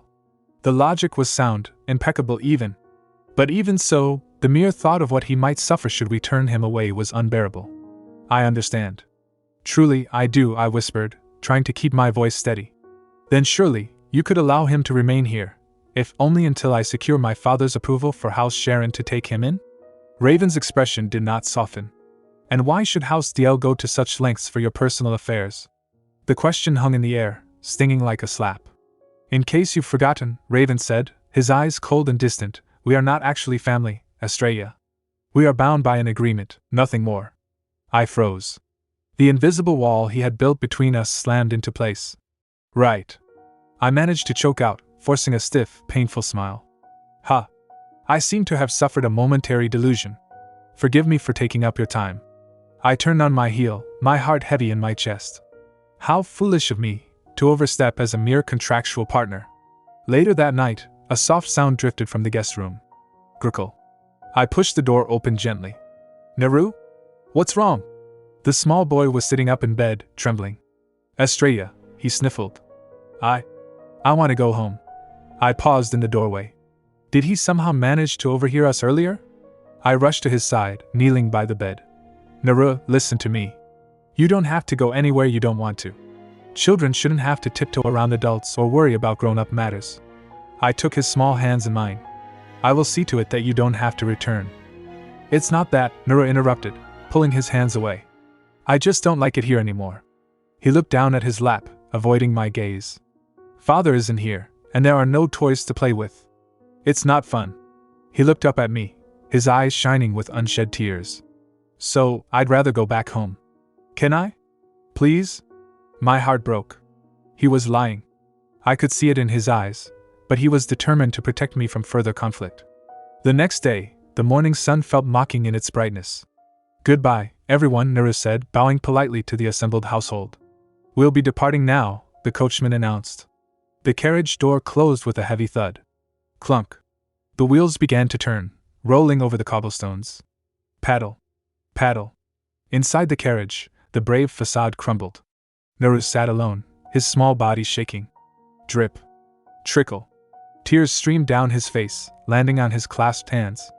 I don't want to go back, he sobbed quietly to the empty air. I want to stay. He squeezed his eyes shut. But he remembered the tension, the arguments he had caused. I don't want anyone fighting because of me. It's all right. He sniffled, wiping his face with his sleeve. I'm strong, after all. Raven stood on the balcony, staring out at the road where the carriage had disappeared. The silence of the manor felt oppressive. I thought I'd find you here, a voice called out. Kate stepped onto the balcony, his expression somber. Lord Naru departed a short while ago. Raven didn't turn around. Is that so? Thank you for handling that. Kate watched his master's back, frustration simmering beneath his calm demeanor. Are you certain you won't regret this? Raven remained silent, his grip on the stone railing tightening. What? Kate continued, his voice softening. Seeing Lord Naru today reminded me of your younger self. Raven flinched imperceptibly. Always bearing wounds that weren't yours to bear, Kate said, memories of a young, battered Raven flooding his mind. All to shield those who served you. He stepped closer. Master Raven, there are times when reason must yield to what feels right. Raven lowered his head, his silver hair obscuring his face. You wanted to protect the child, Kate pressed gently. Didn't you? Raven let out a shaky breath. Master Raven, there are times when reason must yield to what feels right, Henry had said, his old eyes full of wisdom. Raven stood on the balcony, the memory replaying in his mind. You wanted to protect the child, didn't you? Raven trailed off, looking down at his hands. Did what needed to be done. Henry nodded slowly. I see. He patted Raven on the shoulder. If this makes you sentimental, You must be getting old, Henry. Pfft. I'll be going now, Henry said with a small smile, turning to leave. Gulp. Gulp. Alone again, Raven leaned against the railing. I did wish to protect the child. That much is true. But what right do I have to utter such sentiments, when I lack the means to uphold them? I don't even know how much time I have left. And once I'm gone, those who remain will be the ones to suffer for it. I cannot leave them with such a burden. Not when I won't be there to shield them from it. The next morning, Estrella's chamber. The maids bustled about, packing trunks. Lady Estrella? If I may ask, why are you packing your things? Estrella folded a dress neatly. Oh, because I'm returning home. Of course. Pardon? The maids gasped in unison, nearly dropping the linens. Sink. Droop. Oh dear.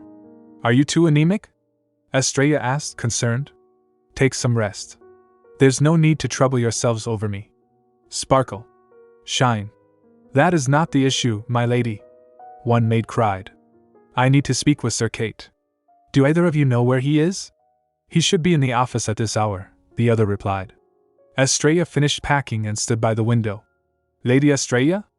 I just stood there yesterday, watching in silence as Nura left. House DL has no intention of protecting him. For that is the official stance they must take. But now that their position has been made known, my actions are mine alone. I can act freely without bringing trouble to Raven or anyone else. I must retrieve him at once. Knock. Knock. Come in, a voice called from inside the office. Estrella entered. Sir Kate. Do you have a moment? Kate looked up from his desk. Of course. Please take a seat. Thank you, but I'm in a hurry, so I'd rather speak here, Estrella said, remaining standing. I plan to visit my family estate for about 2 weeks. Will there be any monster hunts during that time? 2 weeks should pose no issue, Kate replied, leaning back. Is this regarding young Lord Nuru? Yes. Kate tapped his fingers on the armrest.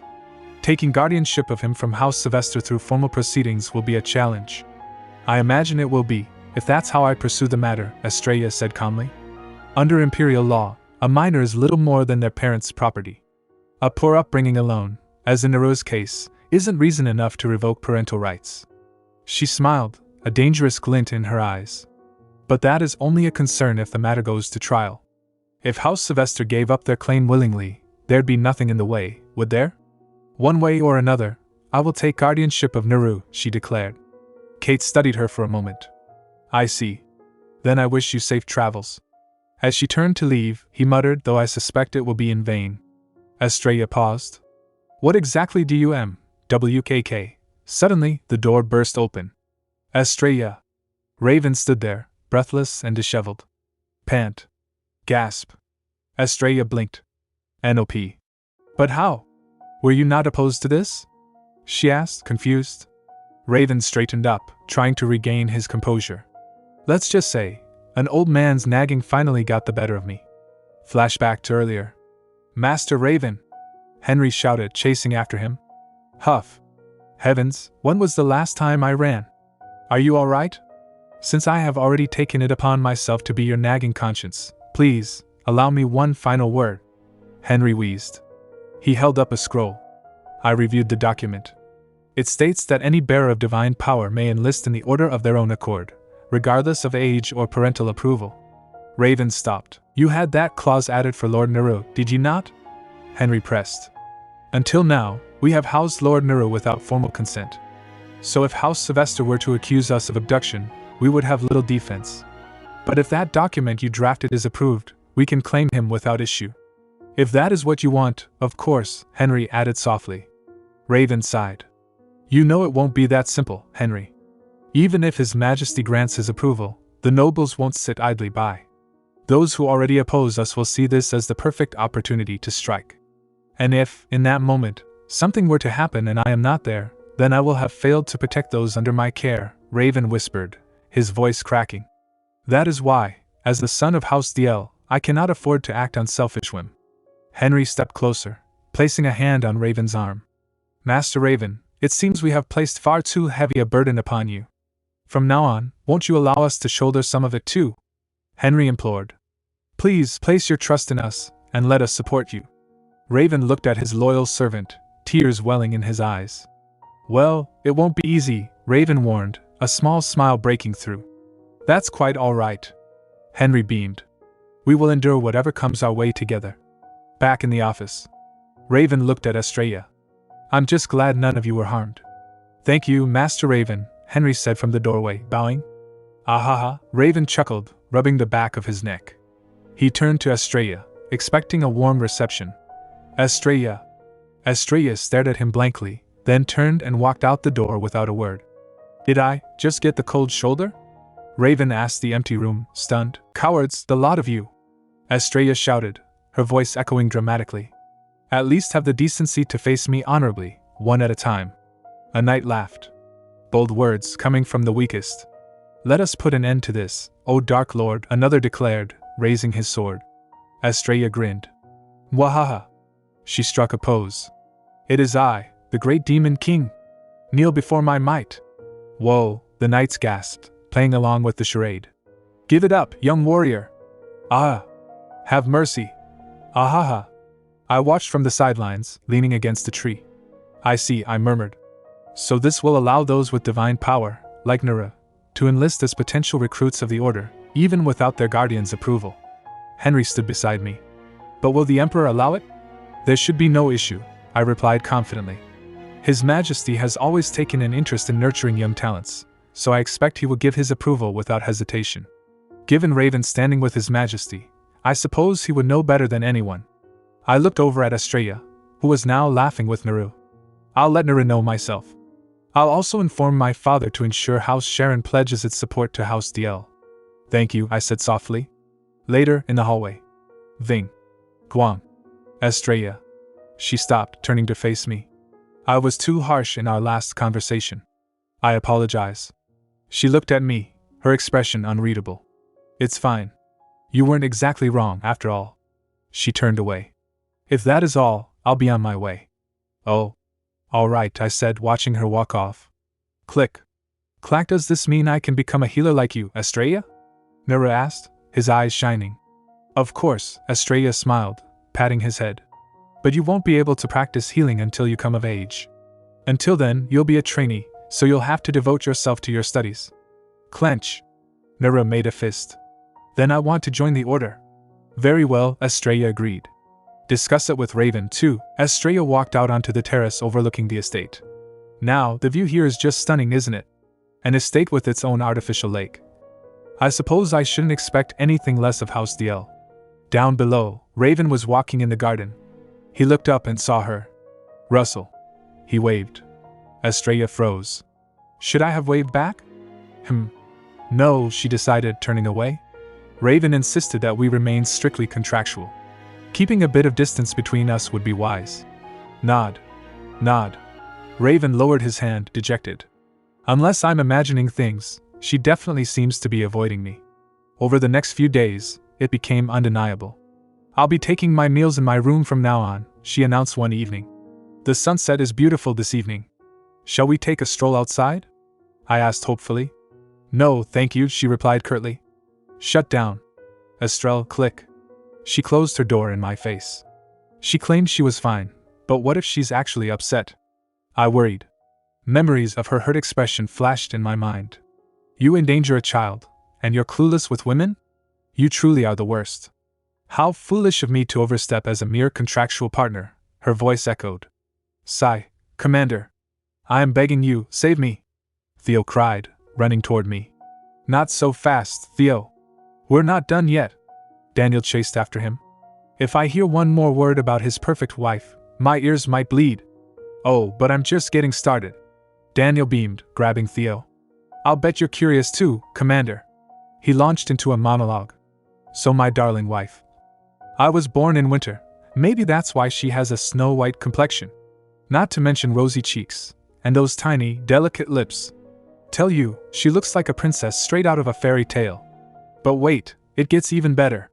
When I got home yesterday, my sweet angel had prepared an entire feast of my favorite dishes. Can you believe?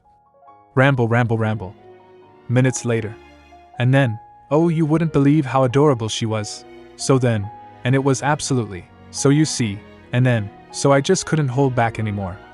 I mean, wouldn't you? So then, and it was just the sweetest? And then in the morning, even when she was sleeping, oh, and the best, so beautiful, so we. Ramble. 1 hour later. Phew. Daniel wiped his brow. Oh, and my wife tends to get cold easily. So, as a loving husband, I took it upon myself to warm her up in my arms. Cold? I asked, perking up. Do her hands and feet get cold too? Oh yes, ice cold, Daniel nodded. That night, I paced back and forth in front of Estrella's door. Pace. Knock. The door opened. Estrella stood there in her nightgown. What are you doing out here? She asked, surprised. Wanted to apologize for what we last spoke about regarding Naru, I stammered. I believe I already told you it was fine, she sighed. Now if you'll excuse me. She started to close the door. Wait. I grabbed her wrist. Grab. Then why do you keep avoiding me? I demanded, desperate. If it really is fine, please, tell me why you're acting this way. You first. I stood in the doorway of her chambers, my hand still gripping her wrist. Grip. Thank you, she whispered, her voice barely audible. I gave some thought to what you said earlier and… She took a deep breath. Well, I wasn't exactly avoiding you. Then why insist on dining alone in your room all of a sudden? I asked gently. I figured it might be more comfortable for you if I kept my distance, she admitted, looking down. As you said, we are not truly family. And this is nothing more than a temporary arrangement. My heart ached at her words. Pang. I'm well aware I created this distance, so perhaps I have no right to complain, she continued with a sigh. But when you called us mere contractual partners… She clenched her hands. I admit it stung. I suppose I never realized how it feels to be disregarded, until I found myself on the receiving end. I only wanted to apologize if I ever hurt you in the same way, she said, her voice trembling. But if it truly doesn't bother you, then I won't bring it up again. I stared at her, stunned. Why is it that this man can never walk away from another's pain? I know he was only so firm in his resolve because of his duty to House DL alone. So, I tried to let it go, to think nothing of it. But when he insists on cradling the very pain I fought to cast aside, how could I possibly just turn away? The truth is… I stepped closer, looking into her violet eyes. I was hurt too, if only just a little. She looked up, surprised. And… I confessed softly. That I don't think of you as a mere contractual partner. I lowered my head, ashamed. Though I know I have no place in saying that now. Estrella stared at me, her expression softening into something indescribable. You truly are insufferable. Do you have any idea what it does to me when you say things like that? She whispered. She reached out, cupping my face in her hands. So this, she murmured, tracing my cheekbone with her thumb. This is how you look when you smile. Gasp. I froze, her touch sending shivers down my spine. I'm sorry. She pulled back instantly, her face flushing crimson. Whoosh. What in the world possessed me just now? She turned away, covering her face. In truth, I am quite angry with you, she huffed. You cut me with your words, and yet here you are now, charming your way out of it. Voicing your every feeling while leaving me to swallow mine. It's incredibly unfair of you. She complained. But even so, what frustrates me most is how easily I lean on you, she admitted internally. Despite knowing your devotion lies with House DL first. You've always shouldered more than anyone should. And that hasn't changed. That is why, in this life, I wanted to be the one to protect what matters most to you. Let's put all this behind us, she said aloud, turning back to me with a determined smile. I'd rather not have any of this strange tension hanging over us. She held out her hand. So, that's the end of it. Are we in agreement? I took her hand without hesitation. We are. Indeed. She beamed. Suddenly, I pulled her into a tight embrace. Squeeze. All right, that's enough, she mumbled into my chest, her face burning. Please release me. Oh, my apologies, I said, letting go quickly. Fidget. Wiggle. She smoothed her dress, but I noticed she still looked hesitant. You still look troubled. Is there something else? She reached into her pocket. Here. This is for you. She handed me a small jar. Rummage. What is it? I asked, examining it. A cream that warms the skin when applied.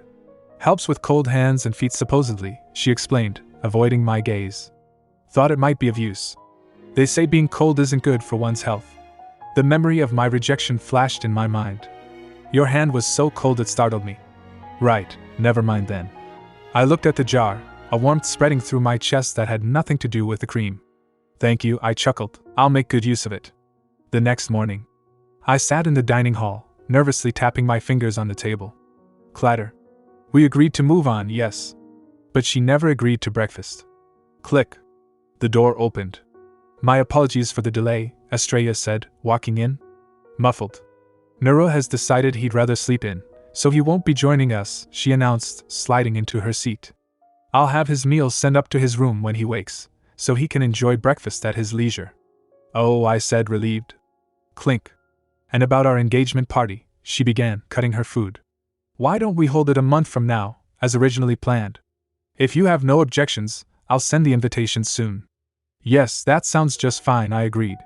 I'll need to make a trip to the capital sometime this week, but... She paused. Glance. I was planning to stop by the town first to get a few things in order. She looked at me with a playful smile. Would you care to join me? Chuckle. Of course, I replied instantly. We can leave as soon as tomorrow, if you'd like. Wonderful. She beamed. Meanwhile, in a lavishly decorated room elsewhere, a woman with blonde curls crumpled a piece of paper in her fist. He dared to reject me, only to turn around and get engaged to that wretched woman? She hissed, her face contorted with rage. On the table lay a discarded invitation to the DL and Sharen engagement celebration. Does he truly expect me to just step aside and allow this? She seethed. He dared to reject me, only to turn around and get engaged to that wretched woman? A woman with dark hair seethed, pacing in her luxurious chambers. Does he truly expect me to just step aside and allow this? Her eyes flashed with jealousy. Suddenly, an idea struck her. Yes, that's it. Since Lady Estrella is visiting the capital, it would only be proper to host a tea party in her honor. She smiled sweetly at her maid. How gracious of you, my lady. Her ladyship will appreciate such a kind gesture. No doubt she will, the woman replied, her tone dripping with malice. I must get to work on the invitations at once. Oh, and clean this up. Now. She gestured to the vase she had shattered in her rage. The capital. With the engagement party invitations sent out by House DL, the entire capital was abuzz with whispers of Raven and Estrella's union. Have you heard? Those two? Who would have thought? Once their engagement was formally announced, the young noblewomen who had dismissed their relationship as fleeting were stunned to realize that Raven was truly gone. This cannot be. No! No! No! They wailed. Lord Raven. Meanwhile, at the DL Manor. While I am in the capital for the engagement party, the order will be on a temporary break, Raven announced to his knights. Enjoy it while it lasts. So, we're officially on vacation? A knight cheered. Wow. Well, not for the escort detail, no, Raven clarified, patting Daniel and Theo on the shoulders. Sorry, but I'll still need you three on duty. The chosen knights slumped in despair. Once we return, however, I'll ensure you get your turn. So don't look so heartbroken, Raven added with a grin. Yippee! We're getting vacation too. The others celebrated. A few days later, the day of departure to the capital. Safe travels to you all. We will follow as soon as all preparations are in order, Henry said, bowing low. Yes, I'll see you in the capital, Raven replied. He turned to Estrella and Naru, extending his hand. Shall we depart then? Grin. Naru took his hand, beaming. Shine. Are you looking forward to our trip, Naru? Raven asked as they boarded the carriage. Yes. Traveling together like this is just so exciting, Naru exclaimed. We'll stop by a few villages on the way out, Raven decided. Since we're already making the journey, why not explore a bit? The carriage set off, rattling down the road. Paddle. Uddle. Inside, the gentle rocking soon lulled Naru to sleep. Zzz. He leaned his head on Raven's shoulder. Raven smiled softly, adjusting his position to make the boy more comfortable. Estrella watched them, a warm feeling spreading in her chest. The DL residence in the capital. Wow. Naru gasped as they arrived. This place is just as grand as the other mansion. It certainly is, Estrella agreed. Only House DL would own an estate of this size in the capital. She glanced at Raven, who was casually directing the servants. He is so utterly indifferent to his own standing that I often forget, but he truly is the man second only to the imperial family. I've kept you waiting, haven't I? Raven said, turning to them. We can save the grand tour for tomorrow. For now, you should both get some rest. He gestured to a tall, imposing man standing nearby. Nathan here will escort you to your quarters. He's Henry's son, and he manages this estate. A pleasure to finally meet you, my lady, Nathan said in a deep, gravelly voice. I am Nathan. My father has told me much about you. Flinch. Nerua hid behind Estrella's dress. Stare. Nathan looked down at the boy with intense eyes. Gaze. I'm scared. Nerua whispered. Raven chuckled. He may look intimidating, being a former naval officer, but I assure you, he's entirely harmless. Nathan reached into his pocket. Would you care for a lollipop? He asked, producing a brightly colored candy. Nerua's eyes widened. Thank you. Nathan led them down the grand hallway. This will be your room, Lady Estrella. He pointed to another door. Lord Neru, yours is just next door. I shall escort you soon. Nod. Before leaving, Nathan handed Estrella an envelope. That arrived earlier, my lady. It appears to be an invitation to a tea party. Estrella opened the letter. Rays. At the Count's residence. She murmured, reading the name. So, the day of the tea party. Estrella arrived at the Count's estate, looking radiant in a pale blue dress. She entered the garden where the party was being held. The chatter died down instantly. All eyes turned to her. Slam. A teacup was set down with force. A woman with dark hair stood up, smiling thinly. My, whatever is the matter? She asked the silent guests. Don't let me stop you. Please carry on, back in time, to 2 days earlier. In the private study of the DL Manor, Raven paced anxiously while I sat calmly on the sofa, sipping tea. The atmosphere was thick with his apprehension. Are you really going to this tea party? Raven asked, letting out a heavy sigh. Why is he reacting like this? I wondered, setting my cup down with a soft click. Yes. I'm curious about the current affairs of high society, I replied smoothly. And I'll have to attend one eventually. Raven grimaced, the sound of a ticking clock amplifying the tension in the room. The villainess of the Empire, at a tea party? He thought, rubbing his temples. I don't like this one bit. Don't go, he blurted out. This is hardly my first tea party, I assured him, standing up to smooth the skirts of my dress. I won't do anything to disgrace you, so you needn't worry. That's not what concerns me. Raven murmured, looking away. He hesitated, struggling to find the right words. There's just something witch-like about her, don't you think? He thought to himself, recalling how I often unsettle people. She's never seemed at ease in social settings. Is she really sure about this? If you're doing this out of concern for House DL's reputation, then please don't, Raven said aloud, his silver eyes filled with genuine worry. There is truly no need. I assure you, I said, offering him a confident smile, I'll manage just fine. The present day. The garden of the Count's residence was in full bloom, hosting a gathering of high society's elite. Ladies in pastel gowns sat around a white wrought iron table laden with sweets and fine china. I know I said I'd be fine, but I thought, forcing a polite smile as I sat amidst the chatter. Completely out of her element. This is already exhausting. The hostess, a noblewoman with sharp features and dark hair, leaned forward with a feigned smile. Lady Estrella, are you enjoying the tea party? Yes, I replied simply. The hostess hummed, her eyes gleaming with malice. I've been so looking forward to this gathering. You see, I thought meeting you in person might help me understand why Raven chose you as his bride. My internal radar pinged immediately. Raven? Not Lord Raven or his lordship. So, she wishes to make it clear how close they are.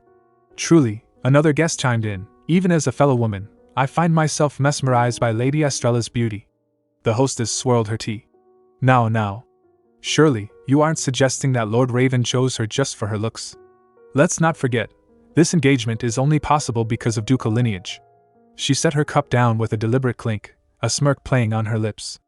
Oh, that reminds me, the hostess continued, her voice dripping with poison. A lady I know recently got engaged too. Her temperament, though, leaves much to be desired. A true villainess, one might call her.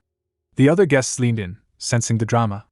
From what I hear, her fiancé barely acknowledges her, the hostess said, casting a sideways glance at me. My, how tragic.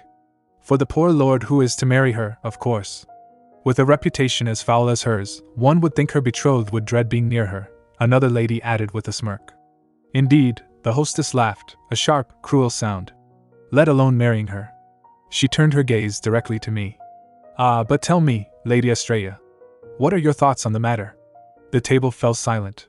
All eyes were on me, waiting for my reaction. Yes, well, my lady, I began slowly, my expression calm. I do believe you and I would get along rather well. The hostess blinked, caught off guard. I beg your pardon? To air your disdain so openly in such polite company. I leaned forward, resting my chin on my hand. You must truly loathe the woman. I stared deep into her eyes, letting a dark, unsettling aura seep into the air.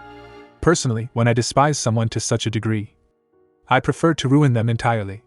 The hostess flinched, leaving them with just enough lasting trauma, I whispered, my voice cold as ice, to ensure they never dare cross me again. I smiled, a wide, predatory grin that didn't reach my eyes. So, seeing as you take such delight in tearing others down, I thought we might have similar dispositions. The color drained from the hostess's face. Now then, I continued cheerfully.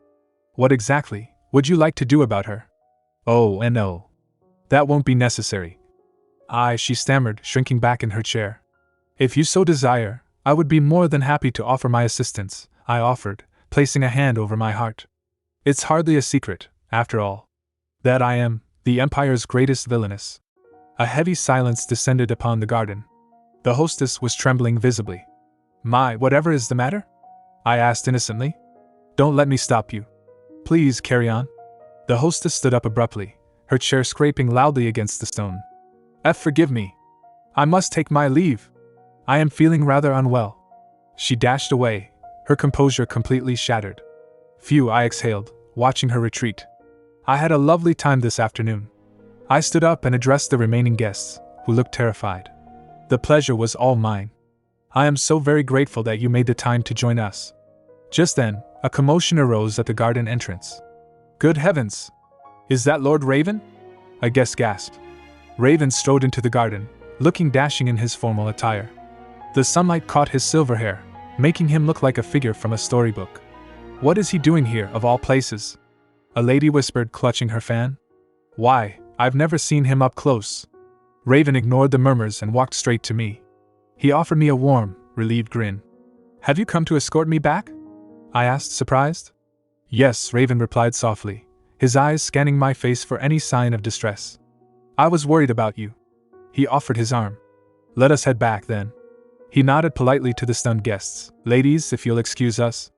As we walked away, the whispers erupted behind us. Oh, what a sight for sore eyes.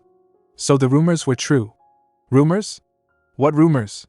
That his lordship is utterly enamored with Lady Estrella. High above, in a room overlooking the garden, the hostess clutched the curtains, watching us leave. Her face twisted in fury. Absolutely not, she hissed, her knuckles turning white. He will be mine, no matter what. Later, the carriage rattled softly as it made its way through the city streets. Lord Raven? Is something the matter? I asked, noticing his silence. Well, he started, looking out the window. I was wondering if you'd like to take a short stroll with me. The carriage came to a halt. There's a special place I'd like to show you, Raven said, turning to me with a glint of excitement in his eyes. One only I know. A place only Raven knows? I thought, intrigued. Oh, yes, I'd like that. We stepped out of the carriage. Raven stood before me, extending his arms. Hold on tight, he instructed. All right, I said, wrapping my arms around his neck. With a sudden surge of power, Raven launched us into the air, leaping effortlessly toward the rooftops. It was late in the evening at the DL residence in the capital. Nathan, the loyal servant, poured a drink with a soft clink. You've had quite the day, Master Raven. Raven slumped in his chair, rubbing his temples. Yes. It certainly feels like it, wiped out from endless paperwork and handover duties. Nathan glanced toward the large window where the night sky was visible. There is a meteor shower this evening. Perhaps you might enjoy watching it with Lady Estrella? Raven looked up, a faint smile touching his lips.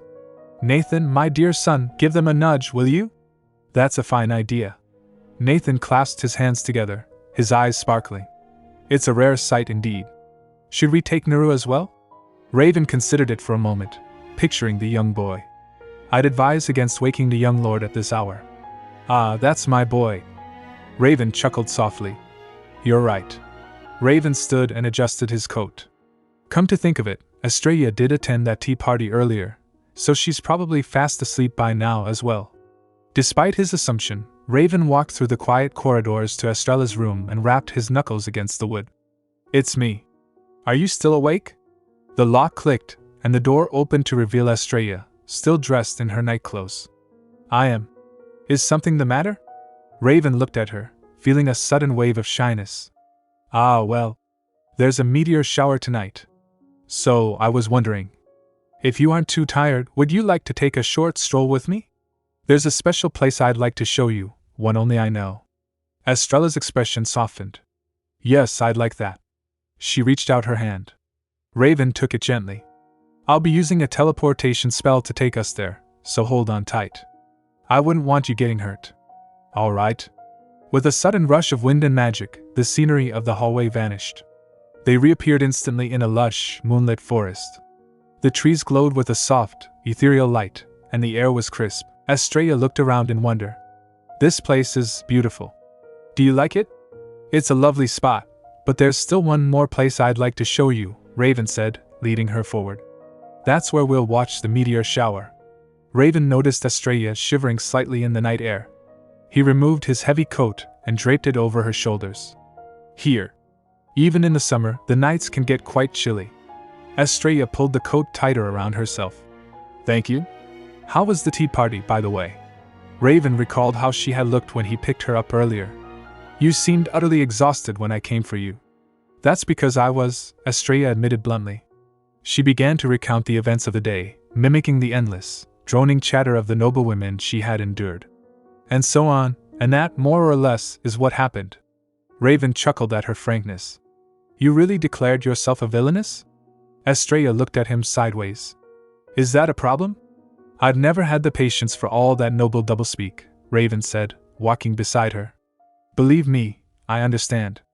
I don't much care for such pretenses myself. Estrella seemed surprised. You of all people?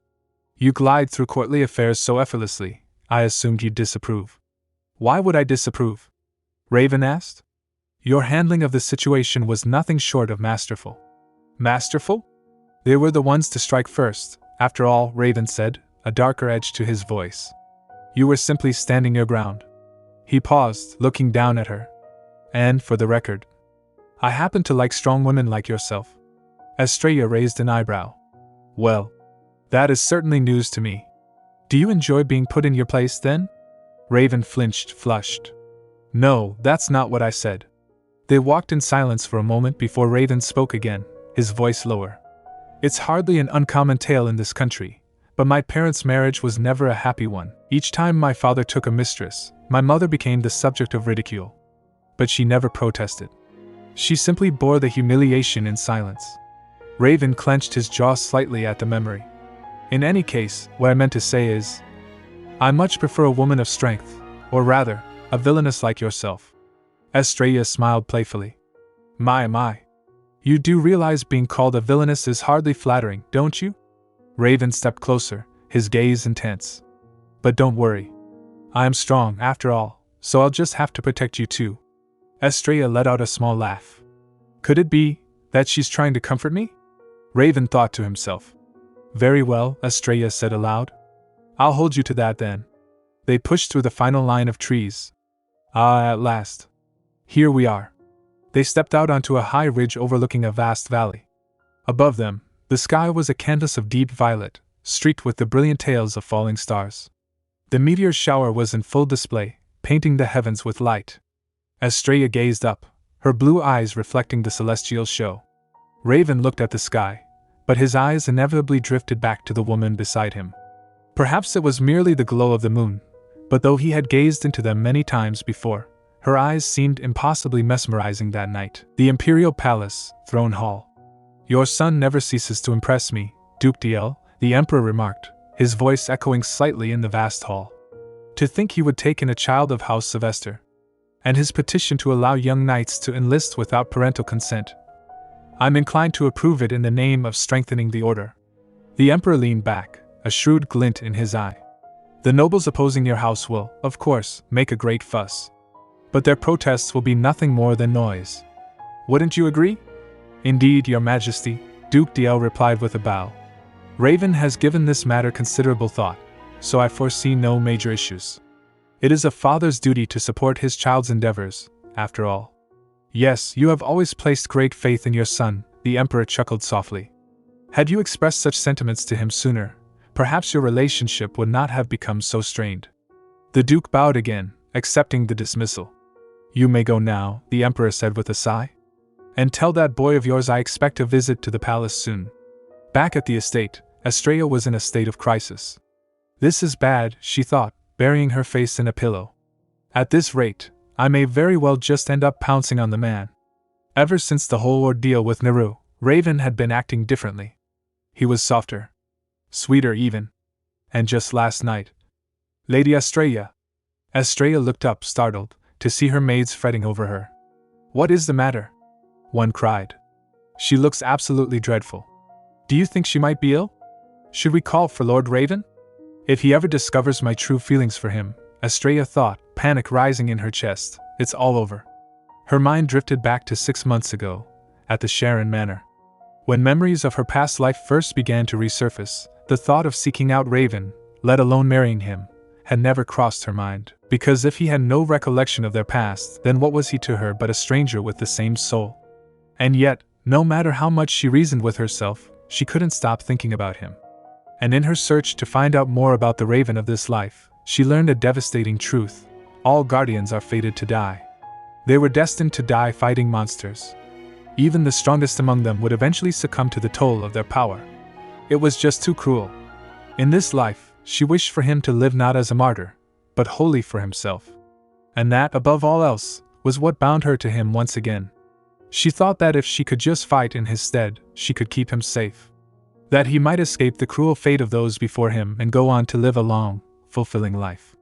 But noblewomen were expected to be delicate and demure, forbidden from even horseback riding, let alone wielding a sword. So, for a woman of her standing to take up arms and hunt monsters was simply unthinkable. No. Absolutely not, her father had said. Just as she was scrambling for any excuse to join the hunt, the prospect of an engagement to Raven presented itself. His Majesty has proposed a match between you and the eldest son of House Diel, her father had informed her. Naturally, you would decline. I'll do it, Estrella had interrupted. I'll marry him. What? You would willingly marry? Her father gaped. Truly? Did you not once proclaim you would sooner raze the empire to the ground than take a husband? I can't recall ever saying such a thing, Estrella lied smoothly. But if you would prefer to keep this empire standing, father, I suggest you waste no time in informing His Majesty that I accept. Given his unwavering devotion to his knights, Estrella knew Raven would accept the proposal. And the thought that he might refuse a contract marriage never even crossed her mind. The real problem, of course, was what would come after the wedding. Scenario A, from contract marriage to true love to happily ever after. Scenario B, divorce following a dazzling display of talent, staying on as the Order's top healer. It was a foolproof plan either way. Except for one thing, the moment he realized her true feelings, he would cast her out without a second thought. Sigh. Estrella. She jolted as Raven entered the room. I was told you weren't feeling well, he said, concern etched on his face. Are you all right now? Estrella quickly tried to compose herself. You're not ill, are you? Raven asked, stepping closer. No. Just a little worked up is all, she managed to say. He looks even more irresistible than usual, she thought, practically drooling. Then, a sharp pain throbbed in her forehead. Did you hurt your head? Raven asked, noticing her wince. Yes, well. She couldn't very well admit she had banged it against the wall in frustration. Why, just slightly. Don't move. I'll use a healing spell, Raven said softly, placing a hand on her forehead. Estrella closed her eyes, trying to calm her racing heart. To have a 5-course meal right under my nose, she lamented internally, and not be able to take a single bite. If I start acting strangely, it'll be entirely your fault. How exactly would that be my fault? Raven asked, withdrawing his hand. Unbelievable. So this is the thanks I get for helping, is it? He teased gently. Estrella looked at him, her heart aching with a bittersweet resolve. Then and now, my feelings for you remain unchanged. I want nothing more than to protect that radiant smile of yours. So, in this lifetime, you must find happiness, no matter what it takes. And if that means I must silence this small, foolish heart of mine, then I will gladly do so. Later that evening, outside in the corridor. I happened to see you chatting with Lady Estrella earlier, a voice said. When I was treating her forehead? Raven replied. Raven, the voice continued probing. Could it be that you've truly fallen for her? Raven didn't answer immediately. The moment he heard those words, a single, devastating thought crossed his mind as the question hung in the air, heavy and probing. What if I hadn't been born a guardian? Guardian, that is what they called those blessed with immense divine power and unmatched strength. They were figures so revered by all that they were hailed as heroes of the empire. But for all the praise and glory heaped upon them, the truth was that they were nothing more than sacrificial offerings, forced to uphold the barrier of protection with their very lives. Of those who bore the mark before the age of 6, as he did, not a single soul had survived beyond their early 20s, and yet a powerful silencing spell bound him, keeping him from sharing this truth with anyone. With each passing year, the convulsions worsened, and he knew his fate would be no different from the others, all he had left now being less than a year to his name. Do I truly deserve to harbor such feelings for another? Naru browsed the shelves of the large library, his eyes scanning the titles. He pulled a book from the shelf. I want to read this one. The cover read, The Adventures of the Great Saintess and the Guardian Knight. A lover of adventure tales, are we? Raven asked, appearing beside the boy with a gentle smile. Come, let's read it over there. He led Naru to a comfortable seating area where Estrella was already waiting. Here you are, Raven said. Is something the matter? Estrella asked, looking up from her own book. I just received word that our petition was approved, Raven announced, holding up a letter. He turned to Naru, placing a hand on the boy's shoulder. You'll be starting as a trainee, so it won't be easy, but I trust you'll do your best. Naru's eyes widened and he froze, then tears began to well up in his eyes, spilling over his cheeks. What's wrong? Estrella fretted, leaning forward in alarm. Isn't this what you wanted? It's not that. Naru sobbed, wiping his eyes. It's just, you called me by my name for the first time. Raven blinked in surprise. What? Actually, I was just so happy. Naru hiccuped. Raven felt a pang of guilt strike his heart. Perhaps, without even realizing it, he had been keeping the boy at arm's length all this time. He knelt down to eye level with Naru and gently patted his head. From now on, I promise to call you by your name so often you'll grow tired of it. Now, will you accept my apology? An apology alone won't do, you know, Estrella interjected playfully. Surely, you at least owe him a wish. She's absolutely right, Raven agreed, looking back at the boy. Is there anything you'd like, Naru? Naru hesitated for a moment, clutching his book. Could you read me a story? Of course, Raven smiled warmly. As many stories as you want. They settled onto the sofa together, Raven opening the book Naru had chosen. And so, rather than slaying the demon king, the merciful saintess chose to befriend him instead, Raven read aloud, his voice steady and soothing. With peace restored to the world, the saintess married the guardian knight who had journeyed by her side, and together they lived happily ever after. He closed the book with a soft thump. Wow! That was incredible! Naru beamed, his eyes shining with excitement. I'll go fetch another one. As the boy scampered off, Estrella pouted slightly, muttering under her breath. They didn't even get married in real life. Raven turned to her. Did you say something? No. It's nothing, Estrella replied quickly, turning away. Your expression suggests otherwise, Raven teased. I'm perfectly fine, thank you very much, Estrella insisted, crossing her arms. I just wish the story had been a little more realistic. The saintess was a woman of exceptional beauty, intelligence, and grace. After all, she grumbled on, while the guardian knight was but a clueless fool who never realized the fact. To call him a fool seems a bit harsh, don't you think? Raven asked, amused. You won't say that in front of Naru, will you? You speak of them as if you know them personally. Estrella looked at him, her gaze suddenly distant and serious. I did. Raven paused. I'm sorry? You see, Estrella began, her mind drifting back to memories of a different time. My lady saintess. You'll go on that date with me today, won't you? In our past lives, we were the saintess and the guardian knight.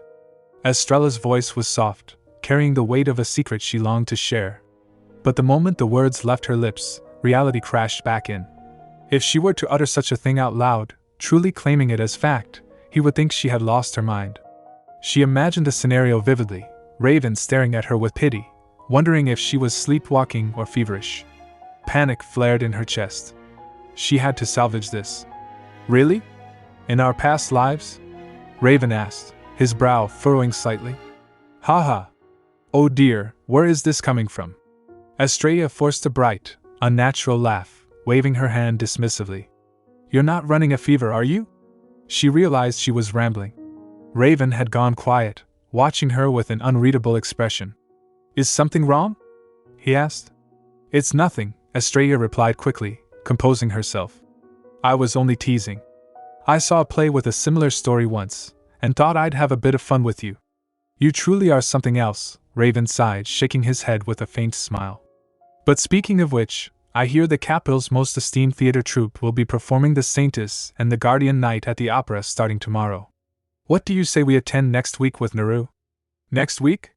Ah, that sounds delightful. Estrella beamed. In fact, why not make an occasion of it and attend the show on your birthday? Raven suggested. It is coming up soon, isn't it? Estrella jolted. I'm afraid I'm otherwise engaged that day. Oh, I see, Raven said, his shoulders slumping slightly. I suppose it can't be helped. I truly am sorry. Perhaps we could attend the final performance instead? Estrella offered quickly. I heard they've prepared something special for it given the shorter run this time. All right. Let's do that then. Just then, a knock echoed from the door. Pardon the intrusion, a servant called out. It appears a delivery has just arrived for you, Master Raven. Raven turned. A delivery? The servants brought in a staggering amount of boxes and crates, piling them high in the room. Estrella murmured in surprise, looking over the mountain of gifts. This seems rather excessive for a gift, she noted. Who would send all of this? Raven picked up a card attached to one of the boxes. He read it, his expression darkening. From your precious little darling. Estrella froze. His what? She snatched the note to read it herself. Precious? Little darling? A surge of jealousy spiked through her. Who was this person? A lover? It isn't what you think, Raven said quickly, seeing the look on her face. The little darling in question is none other than His Majesty. From your beloved Emperor, Moi. Estrella read the rest of the note, the realization washing over her. You knew all along, didn't you? You could have spared me the torment. His Majesty has always had a penchant for mischief, Raven sighed, rubbing his temples. No doubt he sent the gifts under that ridiculous name just to see me squirm. He glanced at her, a teasing glint in his eye. But are you flushed, were we? Estrella turned away, crossing her arms. Certainly not. Among the gifts was a bottle of premium, 10-year-aged imperial wine. They decided to open it, settling into the comfortable chairs of the drawing room as the evening deepened. Do you enjoy wine by any chance? Raven asked, pouring a glass. I don't mind a glass every now and then, Estrella replied, accepting it. You seem to enjoy your wine. Do you often drink alone? I much prefer drinking in good company, so I usually do so with my men, Raven said. What about you? I enjoyed a drink on occasion in my past. Well, these days, it's more for the sake of passing time at social events. I haven't a clue what my tolerance is like now. She took a sip. Her eyes lit up. This is quite delicious. It happens to be my favorite, Raven smiled warmly. I'm glad Estrella likes it too. Hours passed. The atmosphere in the room shifted from polite conversation to a hazy, wine-soaked blur. Several empty bottles now sat on the table. How in the world did things come to this? Raven wondered, watching Estrella sway slightly in her seat. Another bottle, please. Estrella chirped, her cheeks flushed a deep crimson. I think you've had quite enough, Raven said firmly, reaching to take the glass from her. Estrella pouted, her inhibitions thoroughly dissolved by the alcohol. It's absurd, really, she muttered, her words slurring. I'm sorry? I mean, just think about it. She gestured wildly toward him. I have this grand feast laid out right before me, and I'm expected to sit back and starve? It's pure madness. She stood up abruptly, stumbling toward him. Raven caught her by the arms to steady her. And don't think I haven't noticed your clueless gentleman act, she accused, poking him in the chest. Cruel! You know exactly what you're doing, don't you? Estrella, please step back, Raven said, his voice strained. She giggled, a low, mischievous sound, and leaned her weight against him. Estrella, Raven warned. That's enough. He moved swiftly, pinning her wrists to the sofa behind her to stop her erratic movements. He loomed over her, his face inches from hers, his expression intense and conflicted. "How could you behave so recklessly?" he scolded, his breathing heavy.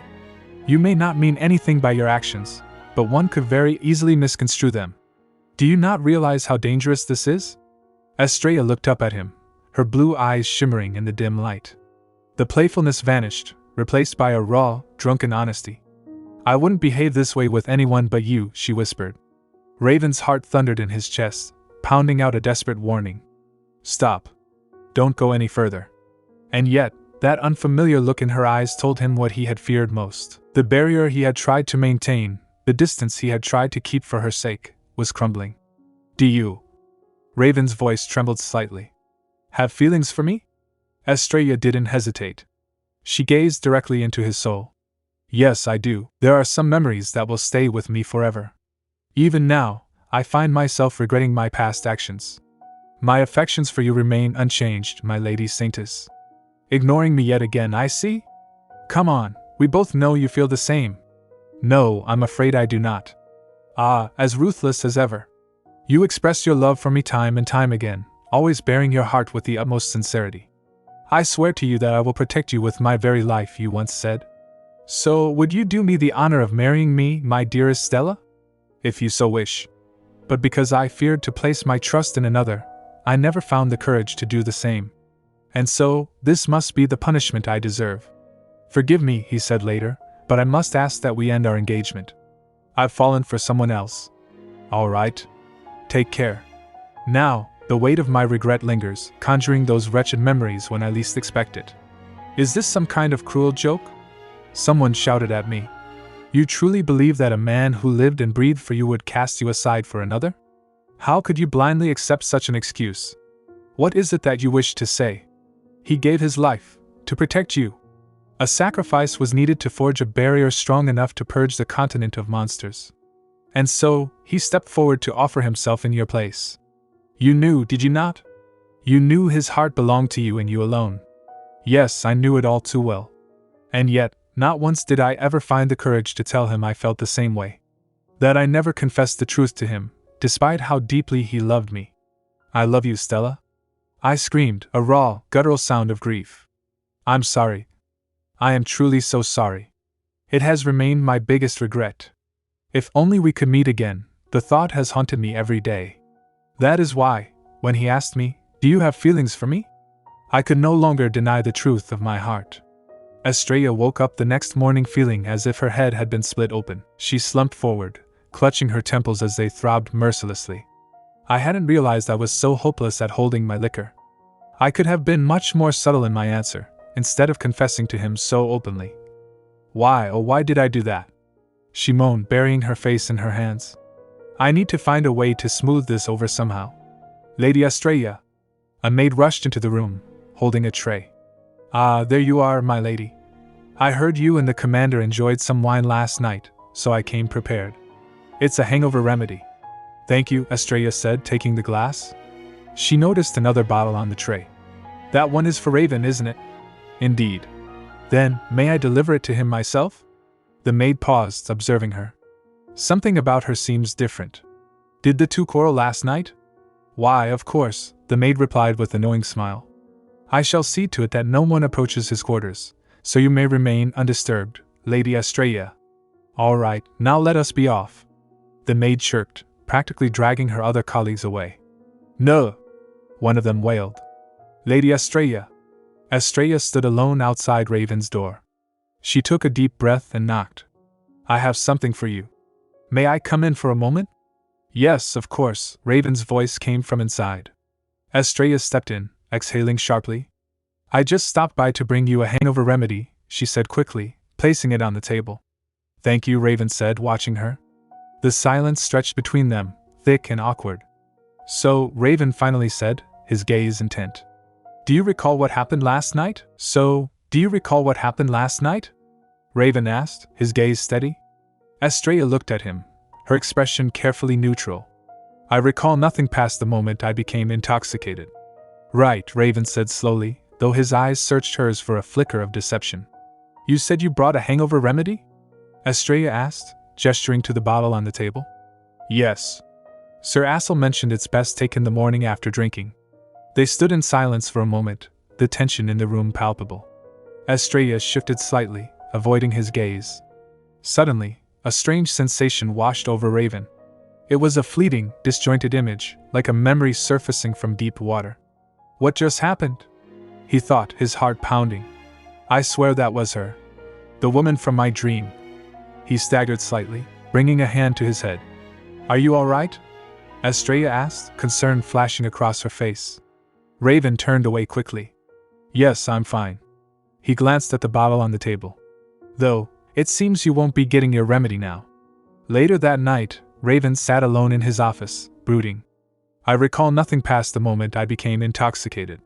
Why would she tell such a lie? She clearly remembered. But he couldn't bring himself to ask why either. Because when she told him how she truly felt yesterday, he closed his eyes, the weight of his secret pressing down on him.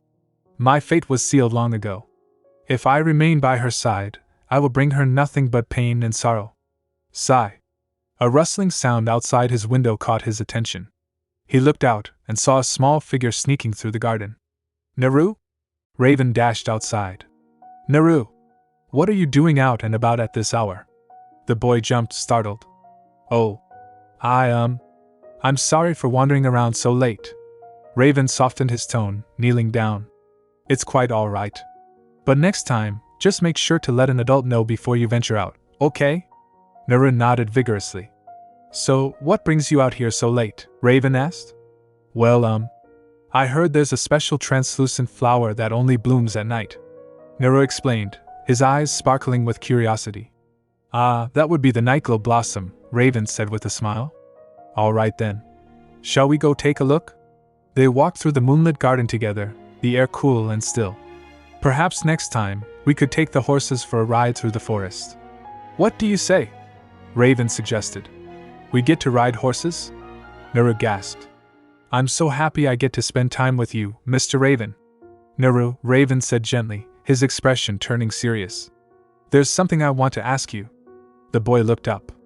Why did you say you wanted to go back home that day? Was there a reason you couldn't share with us?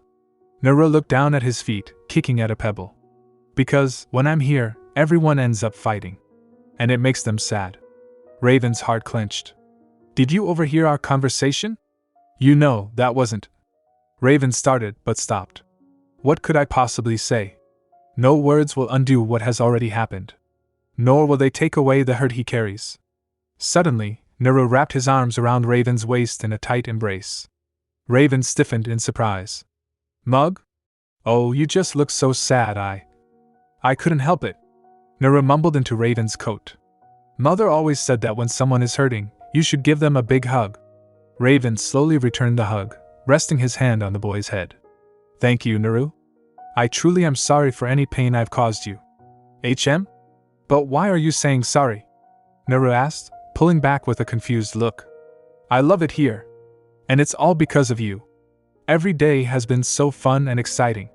Raven remembered the day he had asked Naru to return to the estate. You must have been terribly upset. I'm sorry.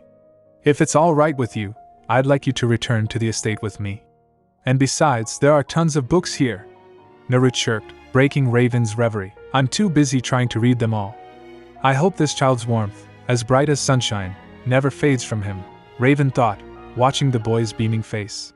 I wish to protect him, to make sure his gentle soul never has to bear another scar. You're far more grown up than I am, Naru, Raven chuckled softly. Would you like to sleep in my chamber tonight? Oh, yes, Naru cheered. As they walked back towards the manor, Raven felt a renewed sense of resolve. Even little Naru stood his ground, no matter how difficult the trials he faced. It's time I, too, stopped running away, he decided. And finally faced Estrella. The scene shifts to the next morning, where the sounds of clashing swords, click and clack, echo from the ground. We see Raven and Kate engaged in a fierce sword fight. In the end, Raven emerges victorious, and Kate's sword falls from her hand. Raven! Strong hands grabbed his shoulders, steadying him before he could hit the floor. Raven blinked, trying to focus as he looked up at his aide Kate. Thanks, Raven muttered, straightening his coat. Kate scrutinized him, her expression sharp behind her glasses. You haven't been getting much sleep lately, have you? What? Raven rubbed his temple, dismissing the concern. No, I've been sleeping just fine. Kate watched him, unconvinced. Something must have happened between him and Lady Estrella, she thought. Is he really that dense, or just hopelessly naive? She adjusted the documents in her arms, her mind working through the situation. The marriage is nothing more than a contract. So they need only use each other, get what they want out of it, and move on. But, she looked at Raven's weary face. That's just not in Raven's nature. Which is probably why so many find themselves drawn to him. I almost forgot to mention, Kate said aloud, shifting back to business. I'll see to arranging the guest list for the engagement party. So you just need to review it later. Raven frowned slightly. Are you sure that's all right? Raven, must you insist on burdening yourself with every single trivial matter? Kate snapped, her patience wearing thin. Just let us handle it. Now go and tend to your actual responsibilities. Raven smiled faintly at her insistence. Thank you, Kate. I'll leave it to you, then. He turned and walked out of the office, his footsteps echoing in the corridor. As he passed a group of maids, they whispered excitedly. Oh my! Sir Kate. He just looked our way. One squealed, clutching her cheeks as Raven passed. Kate watched them from the doorway, her eyes narrowing. Unlike back at the estate, not everyone here is loyal to their master, she noted silently. I'll need to sort out the ones who serve no real purpose. Later, Raven sat alone at his desk in the dim light of his study. The exhaustion he had been fighting finally overtook him. His head grew heavy, and his eyes slipped shut. Darkness consumed him, and the cold grip of a nightmare took hold. Mother. He was a child again, small and helpless. Hands were wrapped around his throat, squeezing tight. HRK. Please stop, he choked out. The woman above him was weeping, her face twisted in anguish. Why? Why won't he love me? Why won't he love me back? Her tears fell onto his face as her grip tightened. I've given him everything, my whole heart, and yet... I can't breathe. Raven's internal voice screamed. I shouldn't have done it, his mother sobbed, her voice breaking. I should never have fallen for that man. Had I not married him. Mother. The young Raven reached out a trembling hand. What must I do to make you happy again? Gah! Raven jolted awake in his chair, gasping for air. He clutched his chest, his heart pounding frantically against his ribs. He looked around the quiet study, disoriented. Did I just fall asleep while working? He muttered, running a hand through his hair. Well, it's hardly surprising given how little I've been sleeping lately. He sighed, the lingering dread of the dream mixing with his resolve. He couldn't keep avoiding the issue. Raven stood up and walked through the hallways of the palace until he reached Estrella's door. He hesitated for a moment, then knocked. Estrella. Do you have a moment? He asked through the wood. There's something I'd like to discuss with you. The door clicked open. Estrella stood there, looking composed but somber. Yes, she said. I was actually meaning to speak to you as well. They moved into the room. Estrella clasped her hands together, taking a deep breath. First, allow me to apologize, she began. I'm sorry for lying. When you first asked me about that night, I claimed I couldn't remember what happened. She looked down. But the truth is, I did. Raven watched her, his expression softening. I was already aware. But even so, thank you for being honest with me now. Estrella looked up, surprised. So you knew? She paused, gathering her courage for what she had decided to say. I did have feelings for you. Truly, Estrella confessed, her voice steady but tinged with a hidden sadness. Raven's eyes widened slightly. But now, Estrella continued, forcing a smile that didn't quite reach her eyes. I think it's time I move on. Estrella's words hung in the air, final and resolute. I know that I'm simply a contract partner to you, so I won't burden you any further. I will put aside whatever feelings I have for you, and seek nothing in return. So, could we just leave our contract as it stands? Raven looked at her, his expression unreadable. And if, he had once asked, one day, I were to fall for you? It would be the end of our arrangement. Just how deeply have I wounded her? Raven thought, his heart sinking. Can I ask you something? He said aloud. Why do you insist on maintaining this contract, despite everything? It changes nothing for me, but for you, surely, it will only make things more difficult. Because you are one of the few who support noblewomen standing on their own in society, Estrella replied. In this empire, once a noblewoman is married off to her designated match and bears children, she is essentially cast aside, reduced to nothing more than an afterthought. She looked at him with admiration. But you're not like the others. It's no secret that you aided Viscountess Blau in establishing her boutique. And beyond that, you have helped countless others to secure their independence. Which is why you mean to say, you wish to claim a life of your own as well? Yes, Estrella nodded. The life I desire is one in which I can use my divine power for the right cause.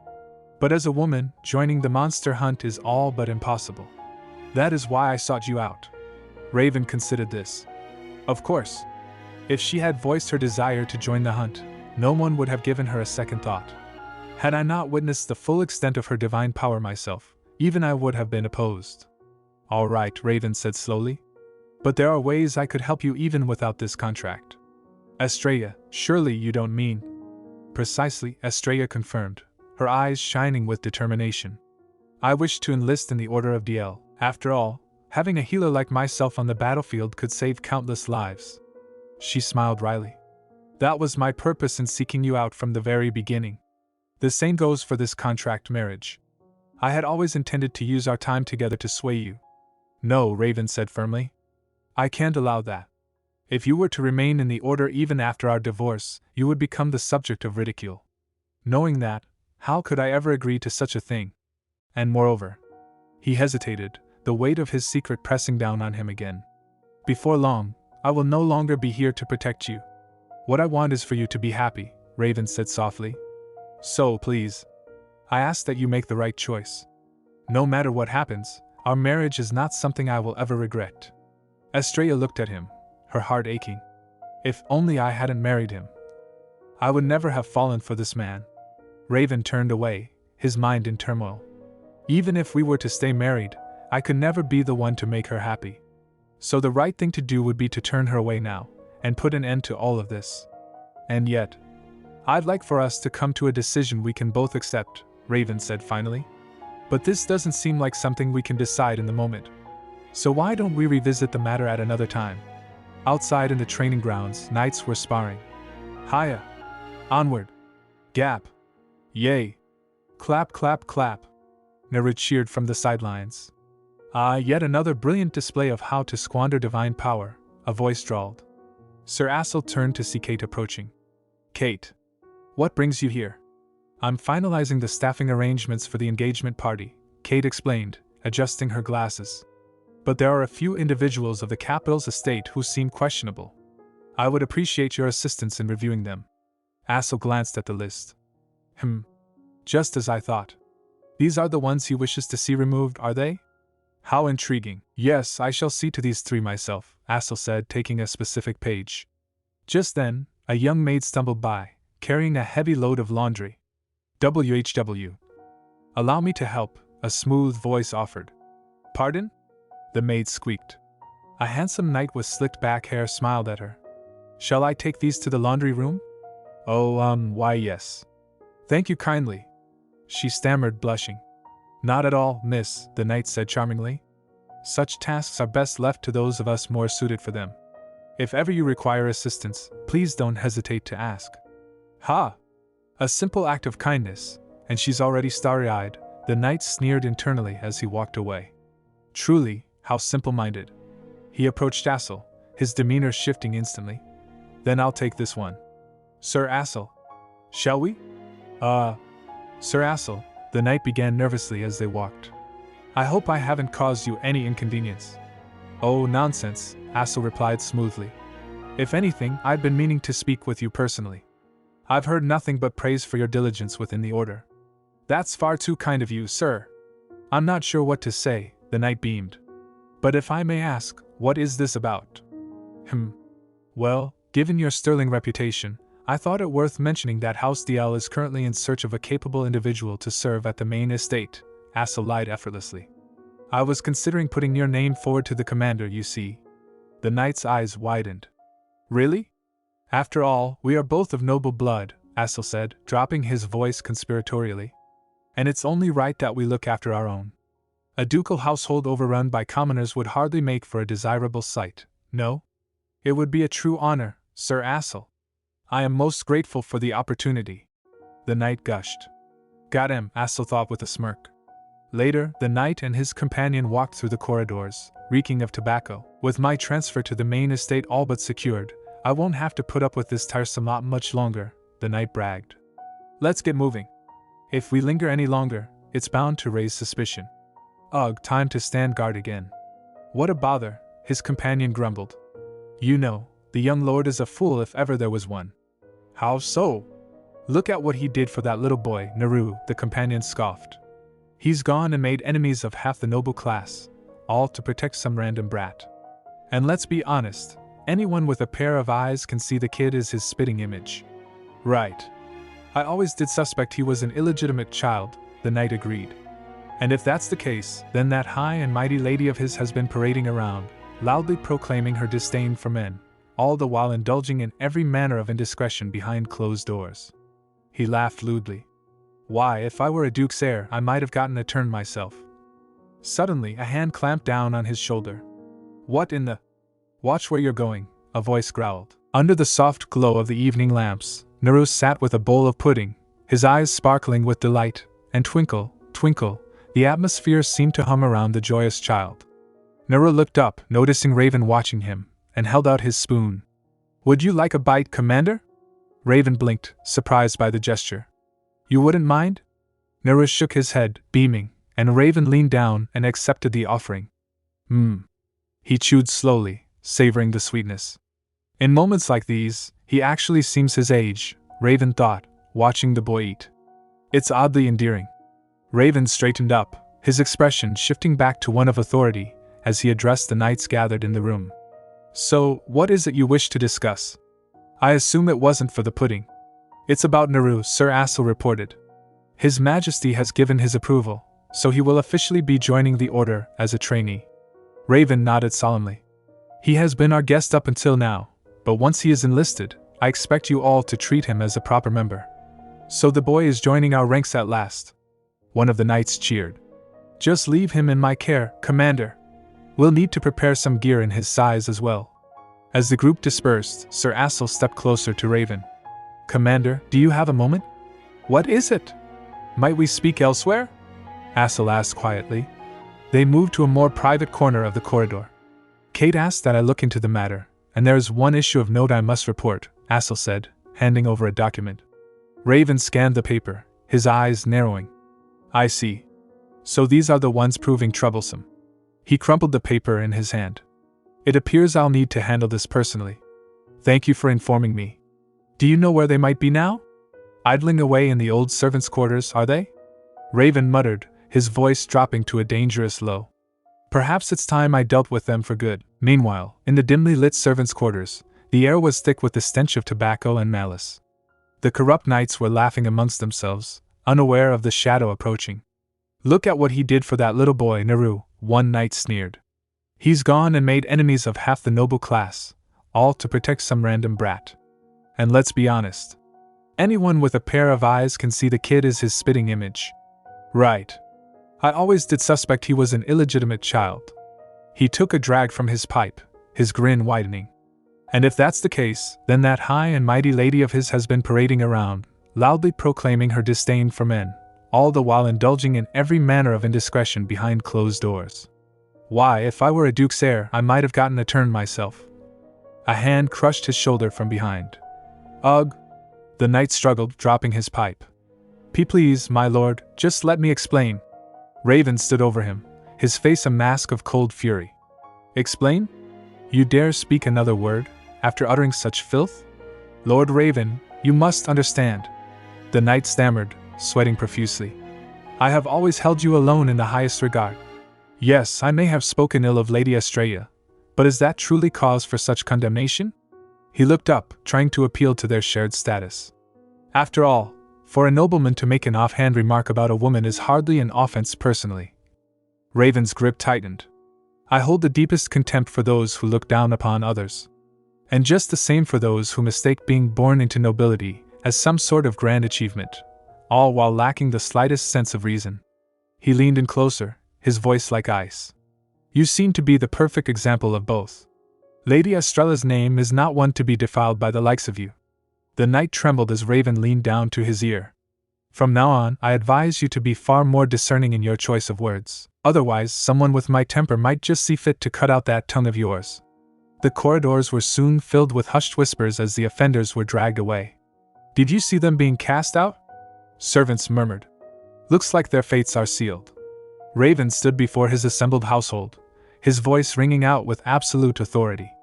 I have an announcement for all present. House DL exists to serve and protect the people. Those who stand in unity with that cause shall always have its shield at their back. But let it be known, those who seek to bring these people harm shall find no mercy. 2 days later, the atmosphere in the estate had shifted. Estrella sat in her office, noticing the furtive glances of the staff. Has something happened? She asked Kate. She's bound to find out sooner or later. Well, the commander expelled the individuals who dared to speak ill of you and Naru, Kate admitted with a sigh. To be clear, my lady, there is absolutely no need for you to trouble yourself over it. After all, it was a decision made to protect someone dear to him. Kate adjusted her glasses, a rare grin touching her lips. And had the commander not acted first, I would have gladly thrown those rascals out myself. Estrella looked down, her heart stirring. I always seem to be in your debt. She glanced at the calendar on her desk. It is Raven's birthday tomorrow. But I doubt he'd be pleased if I were the one to bring it up first. She turned to Kate. Is there something we could offer Raven, under the guise of a group gift perhaps? Do you wish to celebrate the commander's birthday, my lady? Kate asked. Yes.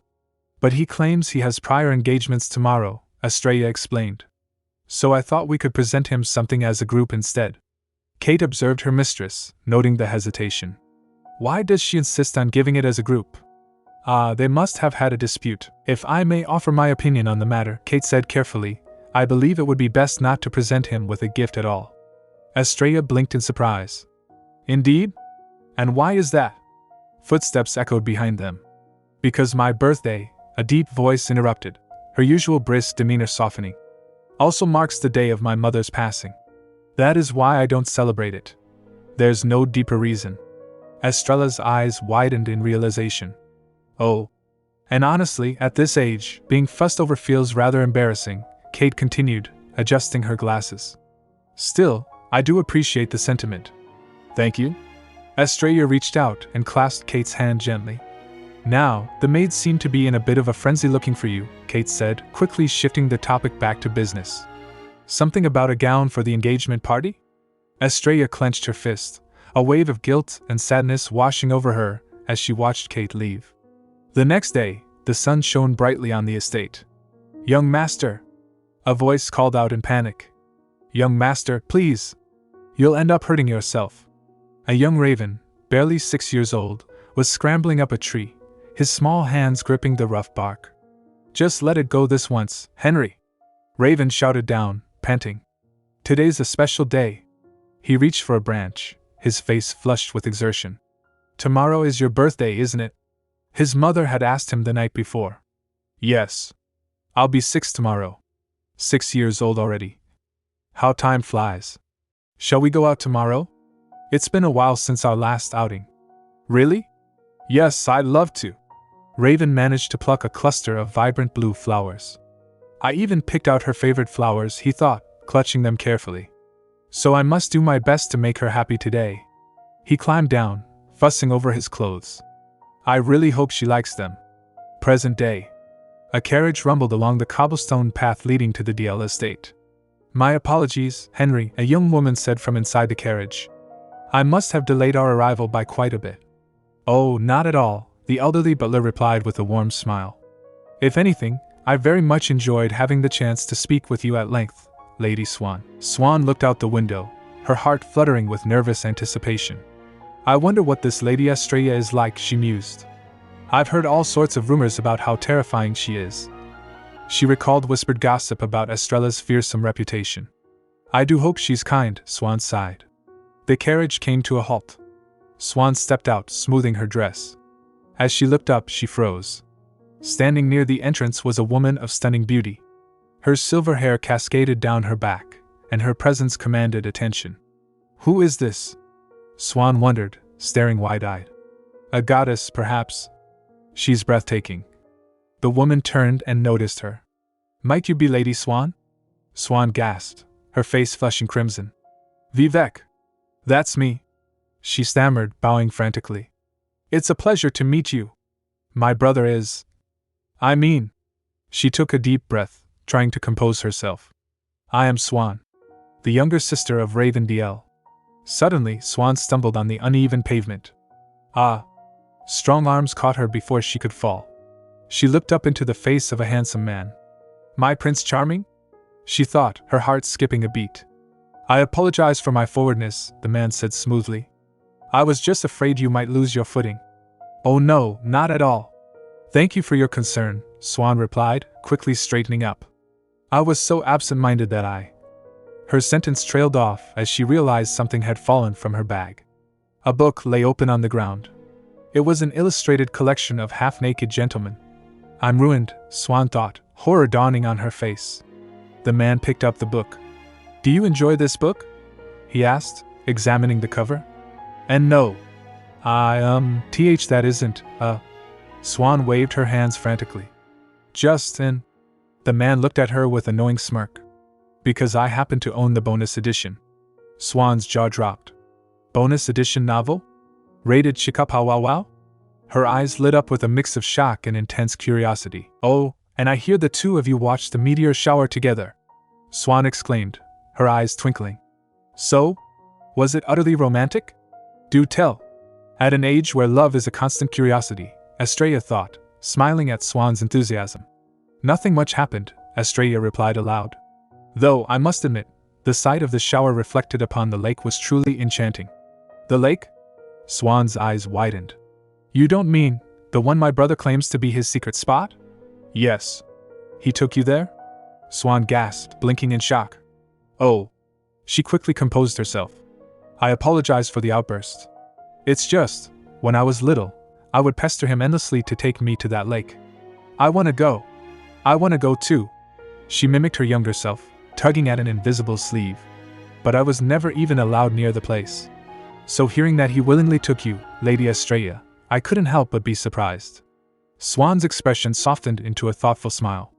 That place is so dear to Raven, a sanctuary known only to him. For him to take Lady Estrella there, of all people, must mean. She let out a relieved breath. What a relief. I had my concerns, but at last I can let them go. Concerns? Estrella asked. It's rather embarrassing to admit, but. Swan hesitated, then continued. Our parents never had a happy marriage. So my brother has always seemed convinced that love and marriage bring nothing but misery. Estrella's mind flashed back to Raven's words. I'm vehemently against marrying anyone who claims to be interested in me. It's a matter of principle, you see. Are you certain you won't regret marrying a man like me, someone who could very well make you miserable? So that's why he said those things, Estrella realized. They were never just excuses to push me away. Did something happen between you and my? Swan began, but a knock at the door interrupted her. My apologies for the intrusion, a servant said, entering. But Master Raven has returned. Right, Swan said, standing up. May I step away for a moment to greet my brother? Of course. Please take your time. Swan curtsied and left the room. In the hallway, Raven was walking with Kate. It seems my schedule ran longer than I anticipated, Raven noted. I assume you'll be joining me in greeting Swan? Kate kept walking, staring straight ahead. Really? Raven raised an eyebrow. She's finally here now, and you won't even spare her a glance? Ha! For heaven's sake, Kate, you can't act all stoic now after waiting all that time. Say another word, and I'll make you regret it, Kate hissed, her cheeks slightly flushed. Raven chuckled as she stormed off. Feign indifference, are we? How rich, considering he still wears that ribbon she gave him. Just then, the door opened. Swan! Raven called out, a genuine smile breaking across his face. Raven! Swan rushed forward and embraced him. Have you gotten even smaller since I last saw you? You are eating your fill, aren't you? Raven fussed, patting her head. Oh, for heaven's sake, Raven! Swan pulled back, pouting. I'm a grown woman now. Stop treating me like I'm 5. She looked past him. Ah, right. Kate is here too? The day of the engagement party. Raven stood in his office, briefing his most trusted knights, Daniel and Theo. As always, there is a possibility that assassins have been sent by those who seek to dismantle the barrier, or those who harbor grudges against House DL, Raven stated seriously. Daniel and Theo are securing the outer perimeter. But we are still short on manpower within the estate. I'll need the two of you to see to that. Understood, Commander, they replied in unison. Beyond that, the only guest requiring our attention would be the daughter of Marquis Strainier, I presume? Daniel asked. That is correct, Raven confirmed.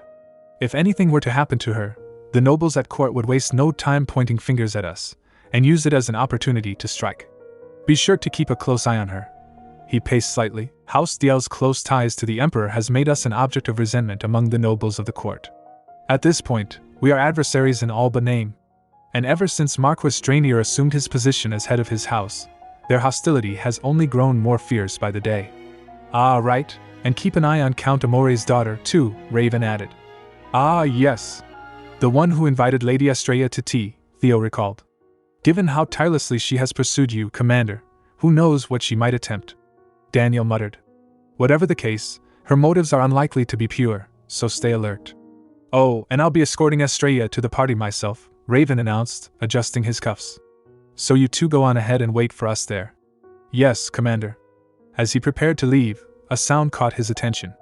Creak flinch. Lady Estrella, you are a vision!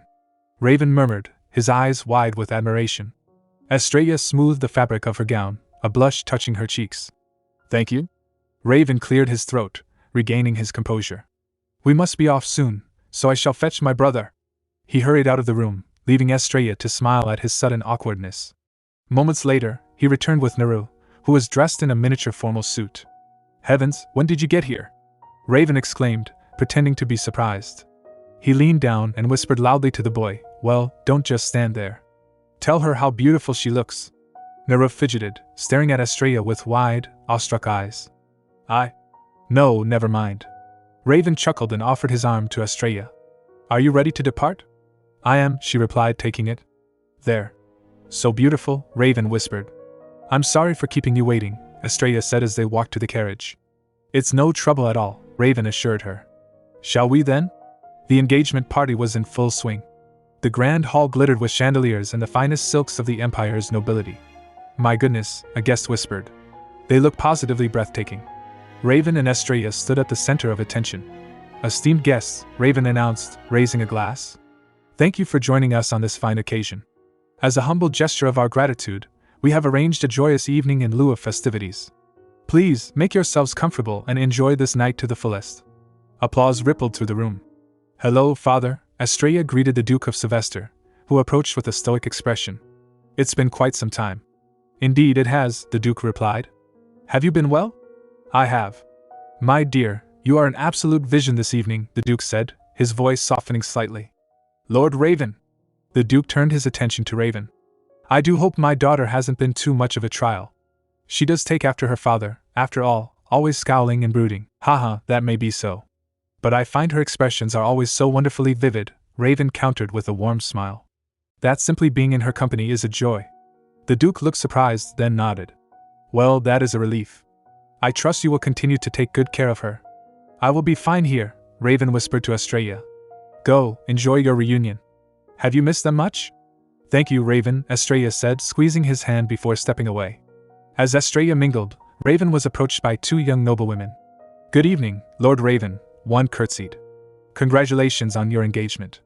Yes, my sincerest congratulations, the other added, blushing. It's a pleasure to see you both. Thank you for making the journey here, Raven replied politely. But of course. Such an occasion could not be missed, the First Lady gushed. My brother had intended to join us this evening, but alas, he was feeling rather unwell. A pity truly, as he was so looking forward to it. We've hardly crossed paths since our days at the academy, Raven noted. I shall have to invite him to dinner sometime. Meanwhile, Swan had cornered the two ladies. My, your gowns are truly exquisite. You simply must tell me where you had them tailored. Oh, you flatter us, Lady Swan. One giggled. This dress was actually... I'll take it from here. Swan interjected, steering them away from Raven. I've been looking for them. Suddenly, a commotion erupted near the entrance. What absurdity is this? A voice roared. Raven turned to see the Duke of Sylvester gripping Estrella's arm. As far as I am concerned, this engagement is over. Come with me at once. What seems to be the issue here? Raven asked, stepping forward, his voice calm but firm. Lady Estrella appeared to be in distress. The issue, you ask? The Duke spat. Well, your timing is impeccable. Answer me this. My daughter claims she is to accompany you on a monster hunt. Is this true? The room fell silent. Raven looked at the Duke, then at Estrella. Yes, Raven admitted, it is indeed true. Slap! The sound echoed through the hall. Raven's head snapped to the side. That was uncalled for, Estrella cried, rushing to him. Raven! Uncalled for? The Duke bellowed. Am I simply to stand aside as my only daughter is sent to fight monsters? It is clear now that this marriage will lead to nothing but her misery. Do you truly think I would ever accept such a fate for her? Raven touched his cheek, then bowed his head. Your concerns are entirely understandable, Your Grace. I have been careless in my judgment. I promise to explain myself fully when next we meet. But for now, I ask that you set aside your anger, if only for the night. The Duke glared at him, trembling with rage, but eventually turned and stormed off. I'm sorry. This is my fault, Estrella whispered, tears in her eyes. Don't be, Raven said softly. You have nothing to apologize for. The fault is entirely mine. He looked away, his inner thoughts a turmoil of guilt. I have agonized over this constantly, deliberated over and over. Yet I cannot bring myself to end things here. I claimed we should find a conclusion that satisfies us both, as if I were acting in her best interest. But it was always just an excuse, a way to avoid making the decision I should have made long ago. All the while knowing there is only one path that will truly bring her happiness. Estrella, Raven began. As His Grace has said, we must end. If anything, this is quite the turn of fortune, a whisper cut through the air. Raven and Estrella froze. Two noblewomen were gossiping nearby, unaware they were being overheard. Now that he is officially engaged, one sneered, we have every chance of securing a place as his second or even third wife. And given the unfortunate fate of all guardians, it won't be long before Lord Raven passes. When that day comes, well, the other snickered. All that power and wealth will become ours, won't it? How dare you? Estrella shouted, marching towards them. Just leave it, Estrella, Raven said, grabbing her arm. Why? Estrella demanded, shaking him off. Why would you let them speak of you like this? Does it not anger you in the slightest? Raven looked at her, his eyes filled with a profound sadness. Because they are right. Raven stood frozen, the cruel words of the gossipmongers echoing in his mind, validating the dark truth he had carried alone for so long. I cannot reveal the truth of my fate, that I am bound to upholding the barrier, only to perish in its service. But it is true that guardians often meet an early demise while hunting monsters. And I fear I will be no exception. He looked down, his fists clenching at his sides, the weight of his inevitable death pressing against his chest like a physical stone. Across from him, Estrella watched the resignation settle over his features. Her heart ached, not just for the man standing before her now, but for the memories that surged from a past life. There was a time when I resented you for embracing death in my place, she thought bitterly. Divine Silith, why did you take him so soon? Why did you burden him with the Guardian's power? If not for that cursed fate, then he would still. She remembered his face from that previous life, smiling as he faded away. I never wanted his sacrifice. I never once asked to be saved. So why? Why did he leave me behind without so much as a word? But of course, he couldn't have told me. All I ever did was push him away. And yet I still long for him to take the first step. How wretchedly selfish I am. The one who led you to your death was none other than me. And yet, despite everything, one question haunted her still. Why? Estrella's voice trembled, breaking the silence. Why did he not fight harder for his own life? Raven looked up, startled by the intensity in her eyes. Why is it? Estrella stepped closer, tears streaming down her face, that you always surrender so easily? She grabbed his lapels, shaking him slightly. For once, stop accepting your sacrifice as if it were inevitable. And fight for yourself, for your life. Raven gently removed her hands, turning his back to her. He could not look at her while saying what he had to say. It is both my calling as a guardian and House Diel's sworn purpose to protect the people, he stated, his voice hollow but firm. Even if it should cost me my life, I wish to see that duty through to the end. He paused, looking over his shoulder with eyes devoid of hope. But this burden was never yours to bear. And I won't drag you into it any further. So please, let us put an end to this now. Why you cannot mean that, Estrella stammered, stepping forward again. Your title, your purpose, a guardian's duty. She gripped his arm, her desperation mounting. None of it matters to me. I need to know, Raven. What do you want? Raven froze. The question pierced through his defenses, dragging him back to the days of his childhood. The guardian's sacrifice is an unavoidable necessity to sustain the barrier of protection. Thus, guardians are born destined for short lives. He remembered reading those words in the ancient texts, realizing that no means of escape from this fate had been discovered to this day. So this is my fate. To die young. He remembered the relief he felt when he looked at his younger sister. Still, at least it wasn't Swan who was born a guardian. Yes, this is for the best. If I am the only one who has to be sacrificed, then everyone else can be happy, right? If the barrier were ever to fall, then everyone would suffer and be trapped in a life of misery. I'll be fine, the young raven had told himself, trembling in the dark. They all say it's a good thing, after all. He heard the voices of the elders and his family echoing through the years. By the heavens, he bears the mark of the guardian. What a most glorious honor! May he wield his sacred power to protect us all. We are all so very proud of you, young master. As a son of House Diel, it's my duty to protect them all. I should be honored to fulfill my purpose and meet my fate as a guardian. Truly. Raven closed his eyes tightly in the present moment, the facade cracking. Do I truly believe that? Is this really for the best? Because the truth is, I'm afraid to die. No. I'm fine. Really. The people need a guardian, so I must be the one to protect them. There's nothing to be afraid of. Still, I would have liked to stay with everyone for just a little longer. Raven opened his eyes, the pain raw and undisguised. But that was nothing more than wishful thinking. To love another, knowing full well that my days are numbered, would be a cruelty beyond measure. If one never loves, one never has to suffer its loss. He turned to face Estrella, his expression agonizingly tender. But if you were to know, even a fleeting moment of happiness by my side, the pain of losing me would push you into despair. When I am gone, you would be left with nothing but sorrow. And I could never do that to you. Estrella stared at him, her chest heaving with emotion. And what makes you so certain that I would be left in despair? She reached out, cupping his face with both hands, forcing him to look at her.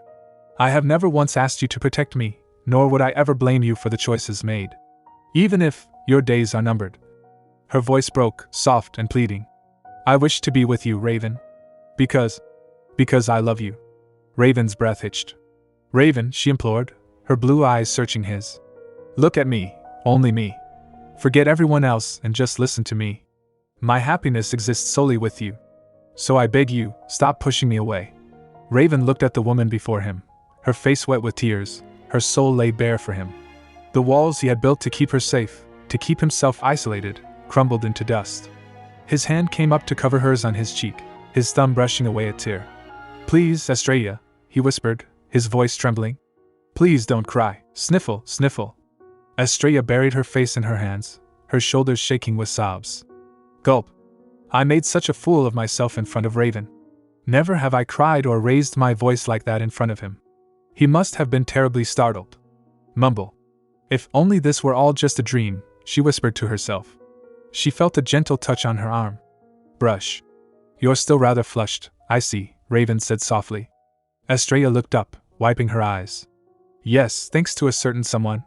Now, how exactly do you plan to make it up to me? She pouted. Raven seemed flustered. Sweat, sweat. Suddenly, he leaned in. Lean. Peck. He kissed her cheek lightly. Estrella blinked, stunned. Oh. Do you recall how as children, we were told that a little breath of air could make the pain go away? Raven asked, looking away shyly. Huh. Well, I couldn't very well blow on your face. So I thought I'd try a different approach. He glanced back at her, looking concerned. Did I perhaps overstep? Droop. Estrella stared at him, her heart racing. How does this man manage to be so maddeningly alluring simply by existing? She sighed, regaining her composure. Raven. I meant every word I said earlier. She took a deep breath. The truth is, I proposed our contract marriage, because I had feelings for you from the very beginning. Raven froze. I read records at the Sharen estate, she continued, that every guardian before you had perished in the battle against monsters. It was then that I swore I would protect you. Because I love you. Raven looked at her, his eyes wide with shock. If anyone so much as dared to lay a finger on you, I would strike them down myself, Estrella declared fiercely. And even if the gods themselves sought to take you, I would stand against fate to keep you here. She stepped closer, her gaze intense. I know you only push me away to shield me, to spare me from pain. But please, Raven. Just this once, give me a chance to fight for you. Raven stood silently, processing her words. Raven has lived his entire life in service of others. I know all too well how difficult it must be for him to accept this. There was once a time when I might have wished him well and walked away, afraid of being yet another weight upon his shoulders. But not anymore. No matter what lays ahead, I refuse to lose him again. From now on, I will bare my heart to him completely. If my company is truly such a burden to you, Estrella said, raising her chin defiantly, then you are free to turn me away. But mark my words, you will come to regret ever letting me go. She pointed a finger at him. And soon enough, you will be the one claiming you cannot bear to be without me. By the time our contract is through, I intend to have you besotted with me. So consider this fair warning. Raven stared at her for a moment, then let out a breath he didn't know he was holding. Very well. I. Each time the image of her tear-stained face comes to mind, my chest tightens with an unbearable ache, Raven thought later, alone in his room. The sight of her reddened eyes, and the flushed tip of her nose, fills me with an unshakable remorse. But I know this ache I feel is not born of guilt alone. No. It is because, despite everything, I am falling for her. Well? Let's hear your excuse then, Duke Sylvester demanded, crossing his arms. Estrella stood before her father in the training hall. No words I can say will be enough to make him see reason. Then perhaps, she said, raising her hand, why not see for yourself, father? Judge with your own eyes whether I am capable of joining the hunt. What on earth are you? The Duke started to ask, but stopped as a brilliant light erupted from Estrella's palm. Wow! A massive surge of divine energy blasted a training dummy into oblivion. Impossible! The Duke gasped. When did you come to possess such strength? It has been a year now, Estrella explained calmly, and as you've just seen, there is no one else on this continent who wields the divine power of purification as I do. The Duke stroked his chin, impressed despite himself. The one I cherish most in this world is set to braving unspeakable dangers, Estrella said, her voice filled with conviction. How then, could I be expected to stand by and do nothing? To keep my power hidden simply because others might not approve? Would that not be a grave injustice? Very well. I see your point, the Duke conceded with a sigh. If your power is truly as extraordinary as you claim, I will no longer stand in your way then. Estrella narrowed her eyes. No. He would never concede this easily. He must have another motive. So you will allow me to join the hunt? She asked cautiously. Yes. And what prompted this sudden change of heart? Well. Just then, a knock interrupted them. Forgive my intrusion, Your Grace, Raven said, entering the room. Regarding our last discussion. There is no need for apologies, the Duke interrupted. I have been informed of the circumstances. Given all that you have done for Nera, I am already in your debt. And now that I have witnessed my daughter's capabilities for myself, I see no further reason to oppose her wishes. Raven looked relieved. However, the Duke's tone shifted. If I am to grant this union my blessing, I must first ensure your affections for Estrella are sincere. Prove to me here and now that you are not merely using her for your own ends. He smirked. If the two of you are truly in love, then surely, sharing a kiss would pose no issue. Raven and Estrella froze. Gulp. Well? What's the matter? The Duke taunted. You can't? No man of dignity would be so crass as to kiss a lady before her father. If you cannot manage that, then I shall be forced to assume your relationship is nothing more than mere pretense. Do I feign a kiss? Raven wondered frantically. If I am to receive his approval, I suppose I have no choice but to play along. He stepped closer to Estrella. She squeezed her eyes shut. Raven leaned in. As sorry, he whispered. He kissed her properly. The training hall was plunged into a stunned silence, broken only by the sound of Raven's ragged breathing. He stood frozen, his hand hovering near his lips, his entire frame trembling violently. His face was flushed a deep crimson, and his eyes were wide with shock. You dare. Duke Sylvester's voice started as a low growl, rising to a thunderous roar. You dare steal a kiss from my daughter? He lunged forward, shaking his fist. Why, you wretched little... Estrella watched the scene with amusement, a playful smile dancing on her lips. She leaned in closer to the paralyzed Raven. My Raven. You were certainly never one to show such restraint before. Has my father's presence left you shy? Raven could only manage a strangled noise, his trembling intensifying. The Duke huffed, straightening his coat as he attempted to regain his dignity. I almost forgot to mention, he said, pivoting to a new topic with jarring abruptness. Once the purification of the restricted zone is complete, your brother will be coming to the capital to pay you a visit." He let out a boisterous laugh. "Wahahaha." Estrella's expression soured instantly. Estrella Sharen. Estrella's twin brother, she thought with a grimace. Aloud, she said coldly, "Would you kindly inform him that I have no interest in seeing him?" "He is your brother, Estrella," the Duke chided. "It's about time you learned to get along. Regardless, your mother and I will also be staying in the capital for the time being. So do come by if you feel so inclined." With that, he turned and marched out, his footsteps echoing on the stone floor. 1 hour earlier, the atmosphere in the room had been heavy with tension. "So, you will allow me to join the hunt?" Estrella asked, searching her father's face for any sign of deception. "Yes," the Duke replied simply. "And what prompted this sudden change of heart?" The Duke sighed, his expression growing serious. "Well, since Lord Raven took Nura under his care, he has borne the full brunt of the court's outrage. For that, we owe him a considerable debt." Estrella frowned in confusion. "The court's outrage?" "Among the nobility, corporal punishment is seen not as cruelty, but merely as a means of discipline," the Duke explained. "Had House Diel not intervened, reclaiming Nura would have been an impossibility. And yet, in their urgency to bring him to safety, they acted without first securing the court's favor. That is what drew the ire of the nobles at court." Estrella felt a pang of guilt strike her chest. "So, because of my own selfish request." She clenched her fists. "And I never even realized." So, she was never told the full extent of it. "Estrella," the Duke said firmly, cutting through her self-reproach. "There is no use in regretting matters of the past. What you must do now is learn how House Diel wages its battles, and lend your strength to their cause." "How they wage their battles?" Estrella asked. "Indeed." The Duke smirked, a dangerous glint in his eyes. "We may prefer to take a more hands-on approach." He gestured vaguely, invoking the image of the notorious Sharen gang, a reputation built on intimidation and brute force. But at worst, it would merely fuel whispers that House Sharen has once again stirred scandal. There is little left to salvage of our own standing. But House Diel has never once resorted to coercion or brute force, he continued, his tone filled with respect. Instead, they wield the unwavering loyalty of the people. And with it, they have dismantled countless enemies. He paced slowly. Moreover, House Diel has always held considerable power as the sole keepers of the continent's protective barrier.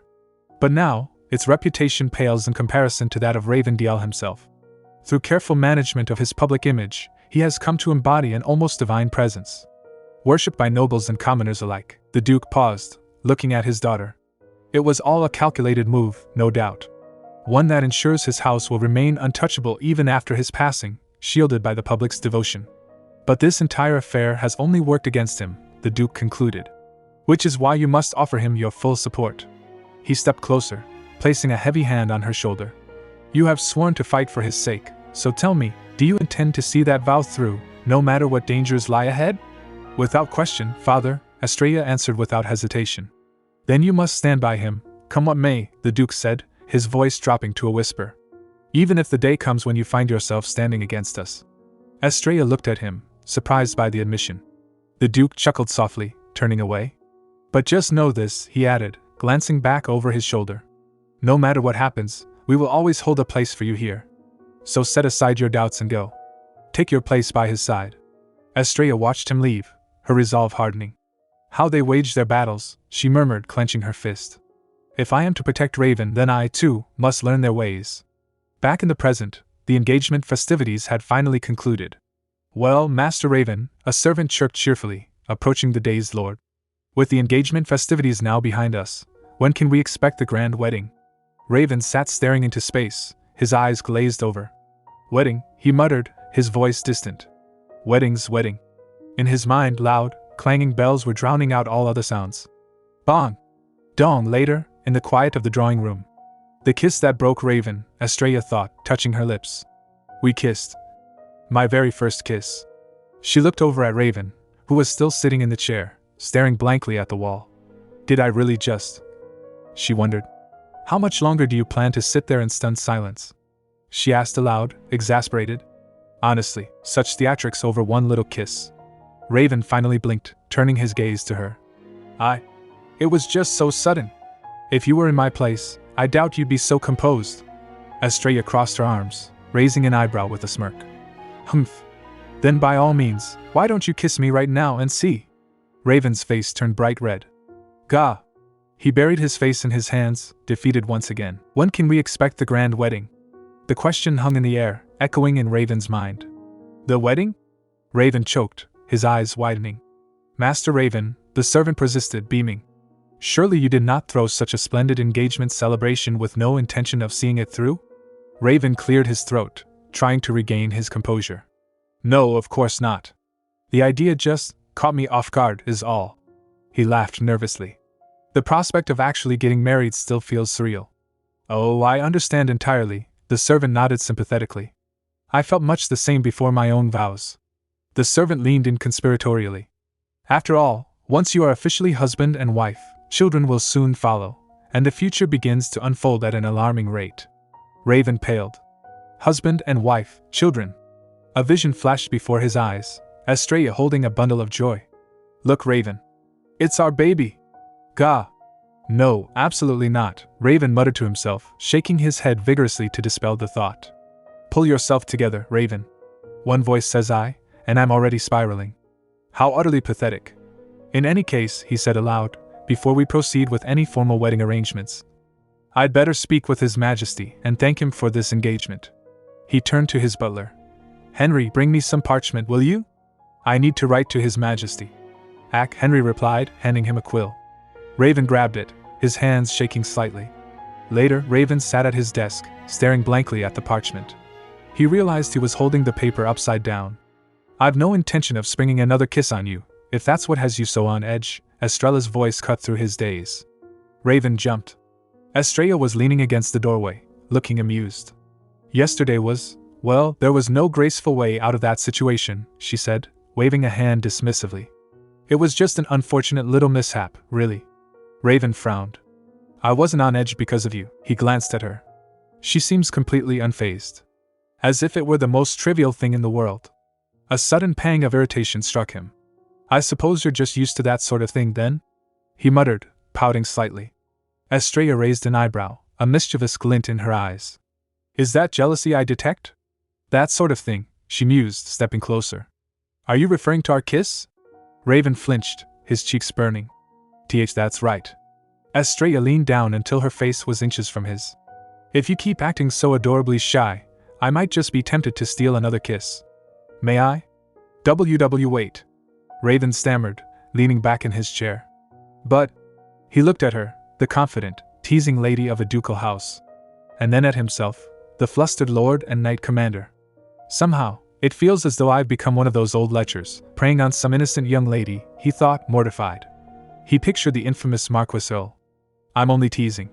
I wouldn't do such a thing. Phew, he sighed in relief as Estrella pulled back, laughing.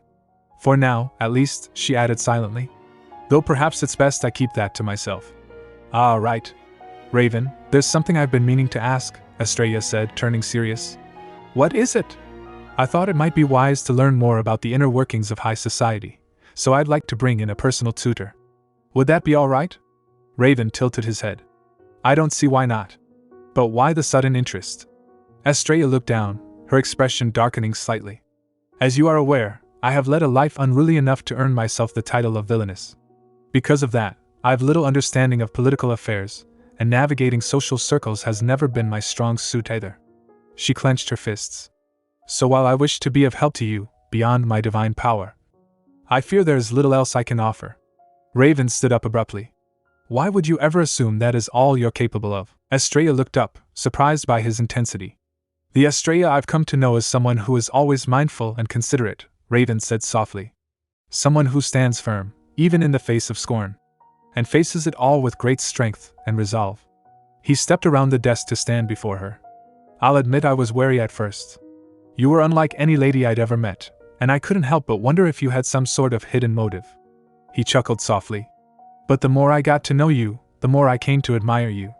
And your unwavering sincerity gave me courage. Estrella felt her heart skip a beat. Ba-bump. And I know I'm not the only one who feels this way, Raven continued. The attendants who once feared you for your reputation all admire you now. They follow you not out of duty, but genuine affection. And they take great pride in doing so. He smiled warmly. It was you, Estrella, who won their hearts. He placed a hand on her shoulder. So never forget that you are already quite extraordinary just as you are. Do you hear me? Estrella felt tears prickling her eyes. Yes. I hear you. Raven watched her for a moment, then thoughtful expression crossed his face. Still, she has a point. It wouldn't hurt to keep track of the palace's affairs.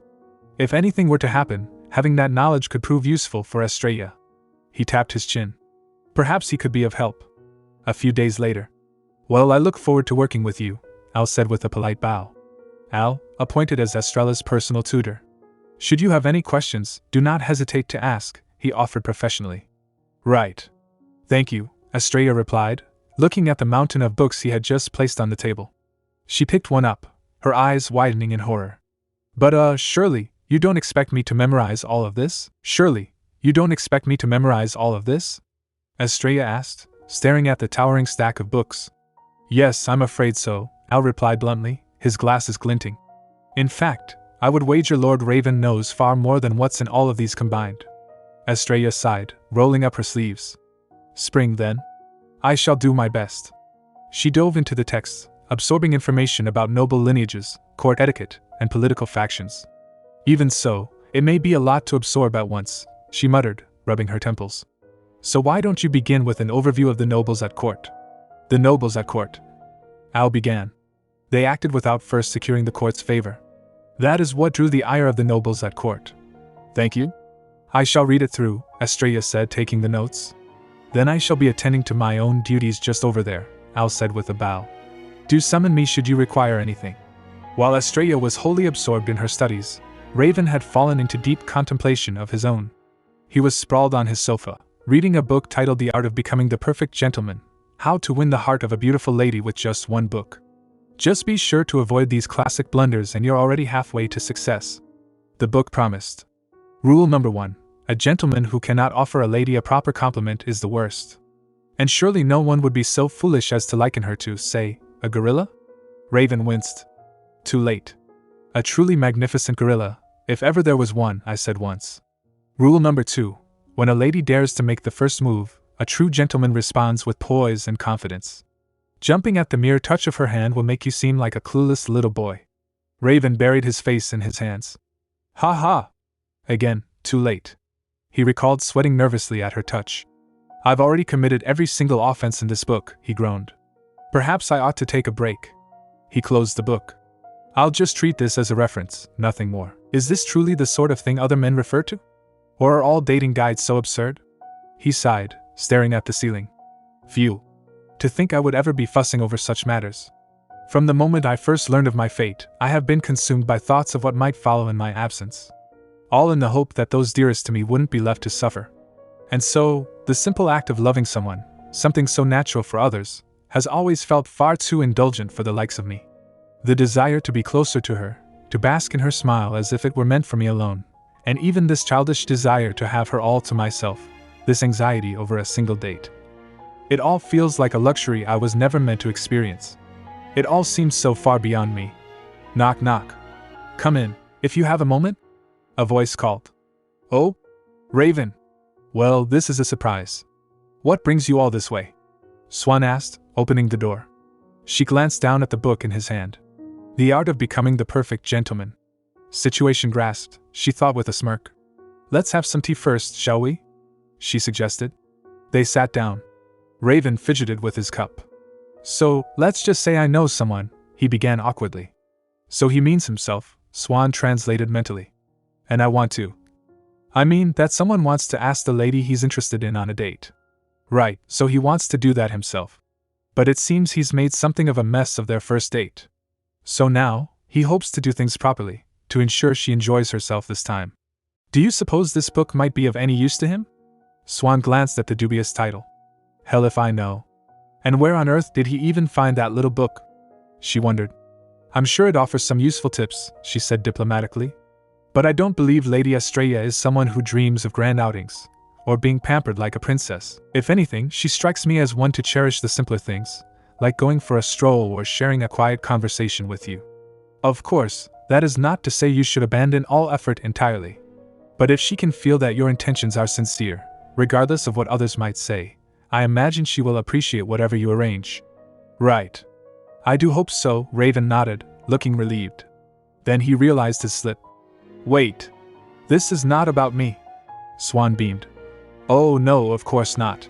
She took a sip of tea. To be perfectly honest, before I arrived, I thought you were only going through with this marriage for my sake. Ahaha. Raven looked confused. Whatever made you think that? Henry told me. He said father threatened to marry me off instead if you didn't accept the engagement. Swan smiled gently. But seeing you now, I'm truly glad. You don't seem to have been forced into it at all. I see, Raven chuckled. I was quite taken aback at the time. But knowing father, I soon realized it was nothing more than an empty threat. He does love you, after all. He leaned back. And as you already know, as a guardian, I would have been exempt from such obligations anyway, provided we have another heir within the family. Long ago, the death of the very first guardian was followed by a most harrowing tragedy, Raven explained somberly. His wife and child were taken by enemy forces and killed.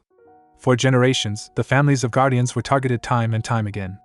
Until at last, the Special Exemption Act was established to protect them. In any case, that gave me cause to inform His Majesty that I would not be marrying. So rest assured, this wasn't a decision made solely for your sake. If anything, now I consider myself truly fortunate to have met Estrella. Swan grinned teasingly. Then I suppose this means you'll finally get to experience a woman's touch. Raven nearly choked on his tea. The next day, the Imperial Palace. Is that truly how you feel? The Emperor asked, his voice low and dangerous. It is, Raven replied, bowing his head. Raven, the Emperor said, leaning forward on his throne. It sounds to me as though you mean to challenge your Emperor. Greetings, Your Majesty, Raven said, bowing deeply. Our sovereign and light of the Empire. I sought this audience to express my gratitude for your boundless favor, he continued formally. I remain ever thankful for the generosity Your Majesty bestowed during the engagement festivities. The Emperor waved a hand dismissively. That's quite enough with the formalities. I am simply glad to hear you were pleased with everything. He leaned forward, a glint in his eye. Now, Raven, I presume you did not come here merely to offer your thanks? I beg your pardon? Raven asked, feigning innocence. Do you not feel even the faintest hint of remorse, the Emperor pressed, after holding your engagement celebration in my absence? None whatsoever, Your Majesty, Raven replied flatly. The Emperor stared at him for a moment, then slumped back in his throne with a dramatic sigh. His Majesty has been sulking alone, detailing every perceived slight uttered by you. Raven sighed internally. The most exhausting man alive when he's sulking. 5 seconds away from a full-blown tantrum. My dear Raven, the Emperor bemoaned, it sounds to me as though you mean to challenge your Emperor. Raven rubbed his temples. Heaven help me if I ever turn out like this. All right, I concede, Raven said, his patience wearing thin. Now, would Your Majesty please get up? Please refrain from behaving this way. Imagine how baffled anyone else would be if they saw you like this.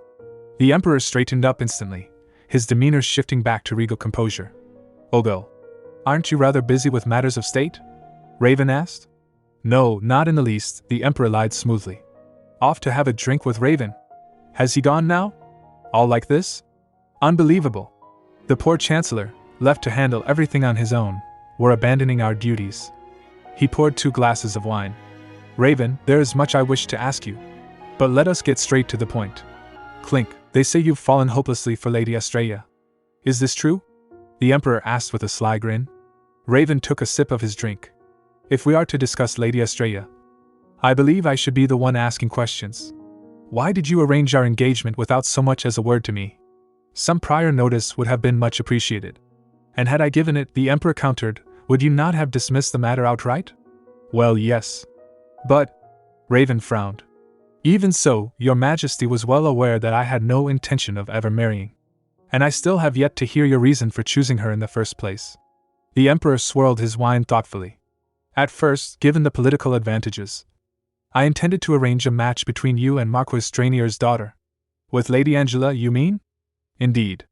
As you well know, the Marquis has long made his opposition toward House DL painfully clear.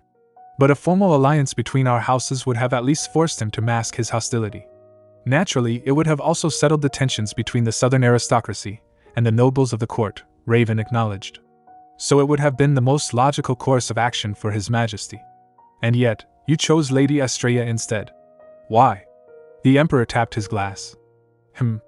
Well, 1 year ago. The Empire's founding ball. Raven listened as the Emperor recounted the night. Ah, so he actually deigned to attend this time, the Emperor had thought, spotting Raven across the ballroom. A fine opportunity to pester the boy.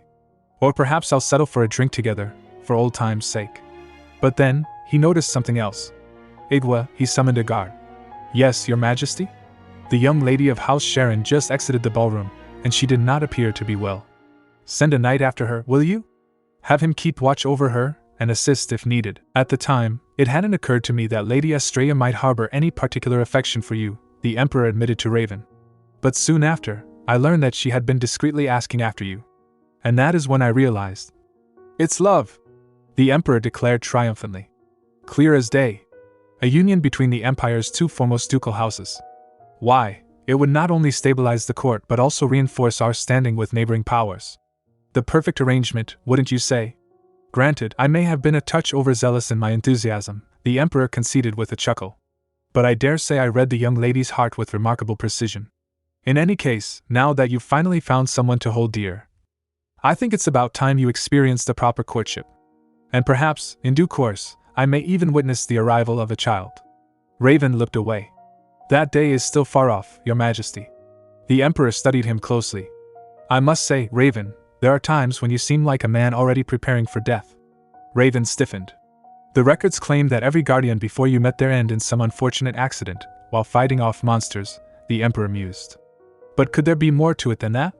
Something we have yet to uncover? Raven's heart pounded against his ribs. The archives list only the official causes of death. Only the guardians, who are granted access to the complete records, know that each of those deaths was a sacrifice made to uphold the barrier. If I could just reveal the truth, the Emperor and my comrades would no doubt seek a way to overturn my fate. He clenched his fist under the table. But since I cannot, I must find a way to survive on my own. No, your majesty, Raven lied smoothly, meeting the Emperor's gaze. There is nothing more to it. It is simply that monster hunts are perilous by nature, so I've come to live with a greater sense of caution. I see, the Emperor said, though a shadow of doubt remained in his eyes. Well, that aside, the Emperor said, lightening the mood.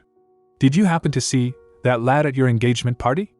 I mean that younger peer of yours, Lydia.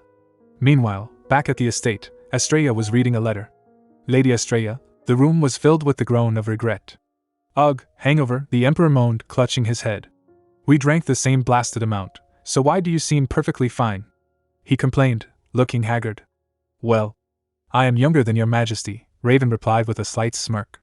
The Emperor pouted like a petulant child. You really should start minding your health. I suggest you pace yourself next time. Scoff. The Emperor narrowed his eyes. Insolent brat. Spare me the lecture. I suggest you finish your meal and prepare to depart. And take the beans. I detest beans. Raven ate his soup, the sound of swish swish filling the silence. I believe I just advise your majesty to be mindful of your health, he thought. If I stay here much longer, the Chancellor might be coming after me, too. I'd better finish up and get going, Raven decided. Oh, he said, standing up. Your majesty. As part of the official marriage registration, we will be holding a rite of blessing at the church soon. Is the registration all that has been arranged? The Emperor asked. When do you intend to hold the wedding itself? This is a union of the Empire's two most distinguished ducal houses. It ought to be a grand affair, something befitting its significance. Ding dong. The wedding bells from his nightmare rang in Raven's head again. Flinch. That's not exactly a matter I can decide on my own, Raven deflected. So I shall discuss it with Lady Estrella. Very well, the Emperor conceded. I imagine preparations will take no less than half a year regardless. So see to it that the two of you handle it together. Yes, your majesty. Thank you. Raven left the audience chamber and walked down the corridor. Lord Raven. A young knight with a warm smile approached him. Lydia, captain of the 2nd Company of the Imperial Knights, and Raven's former junior at the academy. Lydia. Raven greeted him warmly. It's been far too long. Indeed. I believe we last saw each other at the graduation party, Lydia recalled, and you've clearly aged since then. Raven raised an eyebrow. We're only 2 years apart, aren't we? In any case, since you are here at the palace, I assume you've come to see His Majesty? That's right. I've just concluded my business and was about to head back, actually, Lydia beamed. Then allow me to escort you to your carriage. As they walked, Raven nudged him playfully. Since when did you start calling me Lord Raven, by the way? You've gotten awfully proper. Lydia chuckled. Then I shall drop the formalities. You haven't changed a bit. So how does life at the palace suit you? Quite well, Lydia replied with a dark glint in his eye. I made sure to settle every score thoroughly, just as you taught me. And before I knew it, I'd been promoted to captain. Crack. He cracked his knuckles ominously. I taught you such a thing? Raven asked, puzzled. Oh, you most certainly did. What to do if someone dares provoke you? Why, that's simple. Just knock them down so hard they never get a chance to bother you again. Raven scratched his head. So I feel like I recall. Huh. I suppose I might have said something along those lines. They reached the courtyard. Raven! A voice called out. Estrella. Raven turned, surprised.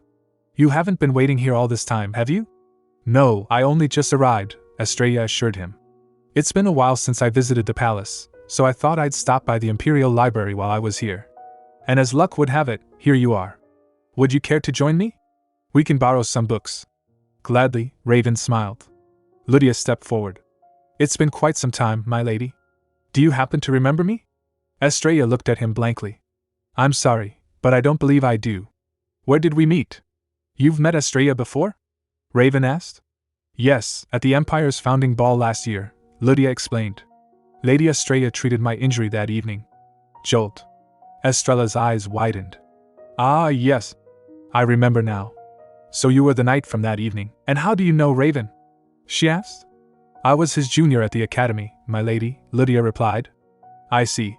Well, I look forward to becoming better acquainted. We'll be on our way now, Raven said, taking Estrella's arm. I'll be staying in the capital a while longer, so perhaps we can arrange a gathering with the others if time permits, Lydia called after them. Raven waved back. I'll meet you at our usual place in the courtyard once I've changed. All right, I'll wait for you there. As Estrella waited alone, a group of maids approached her. My lady, one said hesitantly. There is something we've been meaning to say to you, my lady, there is something we've been meaning to say to you. Estrella looked at the group of maids gathered before her, bewildered. What's this all about? Thank you, from the depths of our hearts, for showing us mercy. The maids knelt in unison, tears streaming down their faces. From now on, you have our full trust and devotion, my lady. We pledge ourselves to your service for as long as we live. Estrella blinked, utterly confused. What on earth is going on here? Please forgive our outburst, my lady, one maid sobbed. We were simply overcome with emotion. It's fine. Please continue, Estrella said gently. As you may know, the knights who dared to speak ill of your ladyship and Lord Naru were all expelled from the estate, the maid explained. Lord Raven made the fact known to everyone himself. It appears he has resolved to use this opportunity to remove anyone spreading malicious rumors or conducting themselves dishonorably. As for us, we, too, were swept up in the scandal and placed under disciplinary review, another added, her voice trembling. We feared we would be dismissed without so much as a letter of reference. But then we heard from Master Henry that it was you, my lady, who urged Lord Raven to give us another chance. Estrella frowned slightly. I have no recollection of this. If not for your kindness, the maid sniffled, we would have been cast out with nothing to our names, condemned to a lifetime of drudgery. Though we were foolish enough to believe those awful rumors, you still granted us the grace of a second chance. And for that, we are truly grateful. I don't recall doing anything of the sort, Estrella thought. But Raven must have arranged all this for my sake. So I suppose I should play along for now.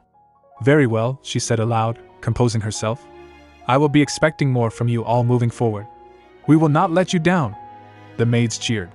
Later, Estrella found Raven in his study. I think we need to have a word, she said, closing the door behind her. Ah, yes. If you're referring to that matter, Raven began without looking up from his papers.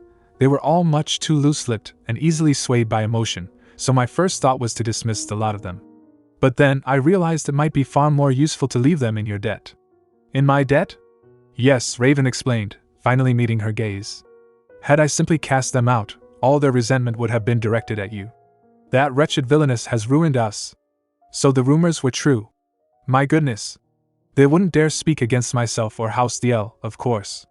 But with your reputation as a villainess, you would have made for a most convenient scapegoat. He leaned back in his chair with a satisfied smile. Now, however, they will sing your praises instead, and you will be known as the gracious lady who showed mercy where none was owed. Simply put, you've just acquired yourself some very lively heralds, all in your favor. Estrella beamed at him. You're much more ruthless than you look. That's a compliment, yes? Raven chuckled. Regardless. Thank you, Estrella said softly. for going to such lengths for me. Is this what father meant by learning how House Diel wages its battles? A valuable lesson indeed. I believe I told you the day you arrived that this sort of thing ought to be a given, Raven said, his expression softening. It is simply the right thing to do. I'm sorry? Raven turned slightly, looking embarrassed. What I mean is, even if this is just a contractual arrangement, we are still to be wed. So, it is only right that I look after you. I want nothing more than for my family to be happy, after all. He cleared his throat. And, well, if the woman set to become my wife might be harmed, it would be simply absurd for me not to act. Estrella stared at him for a moment, her heart pounding. All right, she declared suddenly. Let's get married. Right now. All right now, Raven sputtered. Isn't that rather sudden? Tomorrow then. Heir. I'm not quite sure that's much better. Estrella narrowed her eyes dangerously. Are you saying you don't wish to marry me? The glare intensified. Well. Raven gulped. Let's check with the church first, shall we? The church has already approved, Master Raven. Henry popped up from behind a curtain, holding a scroll. House Diel's rather generous donations saw to that. Yes. Estrella pumped her fist. She grabbed Raven by the lapels. If you try to run tomorrow, I will hunt you down. Roger that, Raven squeaked. The next morning. Are you awake, Raven? I'm coming in, Estrella called, knocking lightly before opening the door. Raven was fast asleep in his bed, sprawled out messily. There are precisely two things Raven is hopeless at, Estrella thought fondly. The first is the art of courtship, and the second is early mornings. She walked over to the bed. Raven, wake up. It's morning. She shook him gently. Shake, shake. Raven groaned, his eyelids fluttering open. Blink dazed. Estrella? You couldn't sleep? He mumbled, his voice thick with sleep. He's still half asleep, Estrella realized. No, Raven. I came to wake you. Raven reached out sleepily and grabbed her arm. Come here, Estrella. He pulled her down onto the bed with him. The morning sun filtered through the grand windows of the bedroom, casting a soft, golden glow over the sheets, and in the haze of waking, a deep voice murmured, Come here, Estrella. Before Estrella could process the command, the world tilted, and she found herself pulled down into the warmth of the bed with a soft thud, a contented hum resonating from the chest beneath her. Moments later, clarity returned. Estrella blinked, her cheeks flushing as she realized her predicament. Well? I concede, she whispered to herself, staring at the ceiling. To think I came to wake him, and now I am lying in bed with him. Beside her, Raven shifted, his eyes fluttering open, and he looked down at Estrella with an expression that was a mix of confusion and amusement. Wait, but why is she in my bed? Estrella sat up, flustered, as Raven propped himself up on one elbow, a mischievous glint in his lavender eyes. Why? Because you seduced me, of course. Estrella froze. I did. You did, Raven affirmed with a straight face, lowering his voice to mimic a sultry whisper. Come here, Estrella. That is what you whispered to me, all soft and sultry, and when I tried to resist, a lie, you pounced on me. Estrella covered her mouth, horrified tears pricking her eyes. Are you saying I actually did such a thing? Seeing her genuine distress, Raven's composure cracked. Perhaps I took that a bit far, he admitted, his gaze softening. Well, I did resist, but no, it is not as though you forced me or anything. He gestured to his own broad chest and muscular arms. You do remember how strong I am, don't you? Estrella looked at him, relief washing over her. I am glad to hear that. Raven chuckled, sitting up fully. We are running a little behind schedule, but there is still plenty of time. Shall we have breakfast, then head to the temple together? Yes, let's, Estrella agreed. As they prepared for the day, a comfortable silence settled between them, though a shadow of contemplation lingered on Raven's face as he watched Estrella, his expression turning serious. Now, don't go feeling sorry for me, or weighing yourself down with guilt just because you are feeling uncertain, Raven said quietly. We both entered this as a contractual arrangement, did we not? Estrella paused, meeting his gaze. That is true, but so much has changed since then. Raven stepped closer, searching her eyes. Are you sure you won't come to regret this?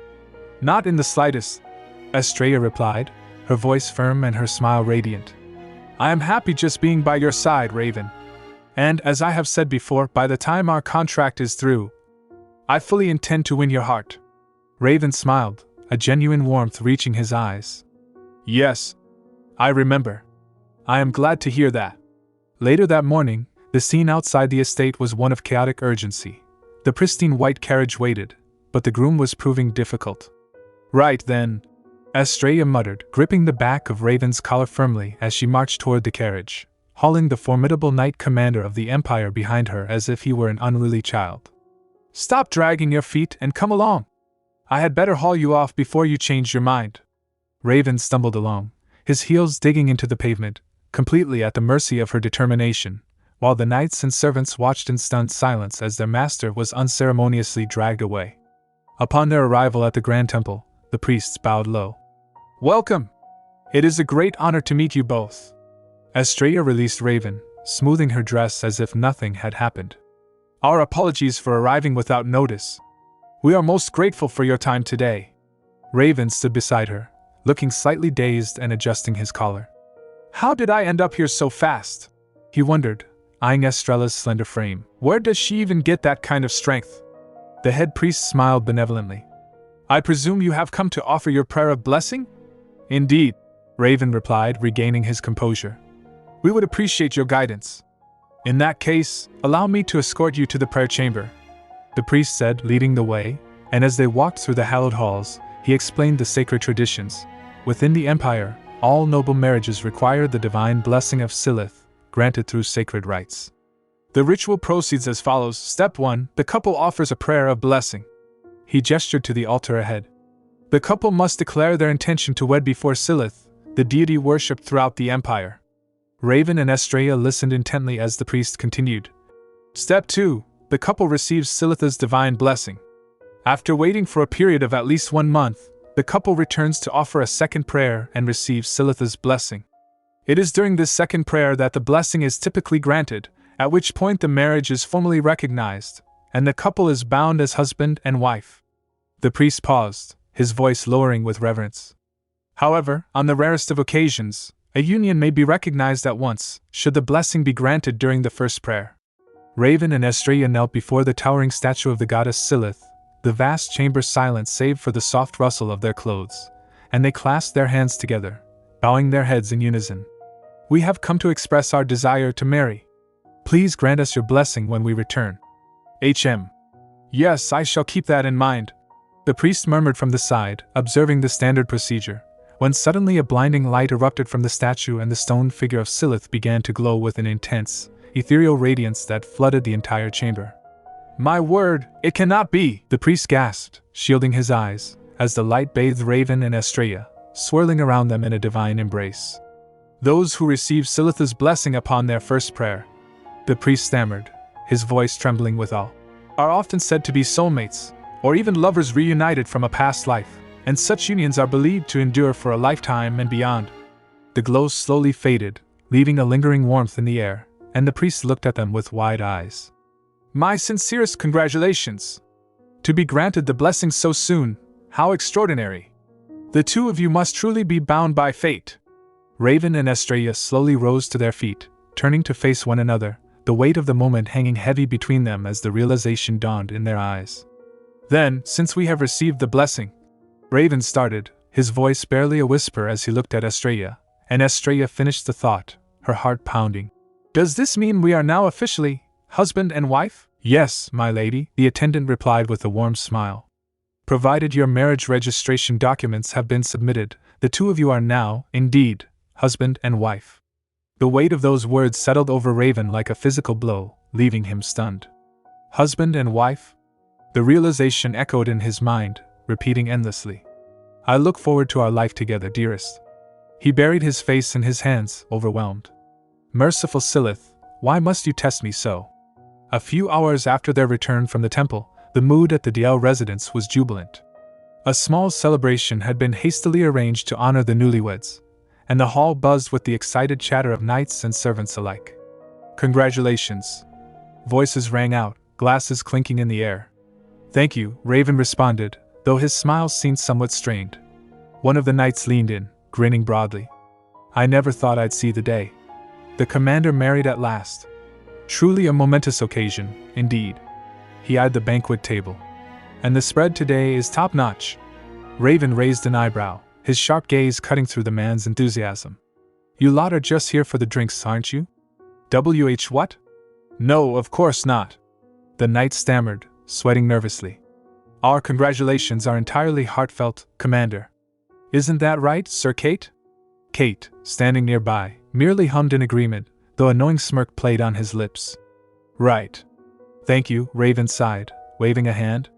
All of you, enjoy yourselves tonight. As the festivities continued, Raven stepped away from the crowd, finding a quiet moment on the terrace. The night air was cool, but it did little to ease the turmoil in his chest. You seem troubled, a voice said from behind him. Raven turned to see Estrella approaching, the click of her heels soft against the stone floor. What is it? She asked, tilting her head. Do you regret marrying me? No, of course not. Raven denied instantly. Then what is weighing on your mind? Raven hesitated, looking out into the darkness. It's just, I hadn't expected to receive the blessing so quickly. There was no time to plan, no time to prepare. And I feel as though I failed to give you anything special to remember this day by. His shoulders slumped in defeat. Estrella laughed softly. I don't need anything special.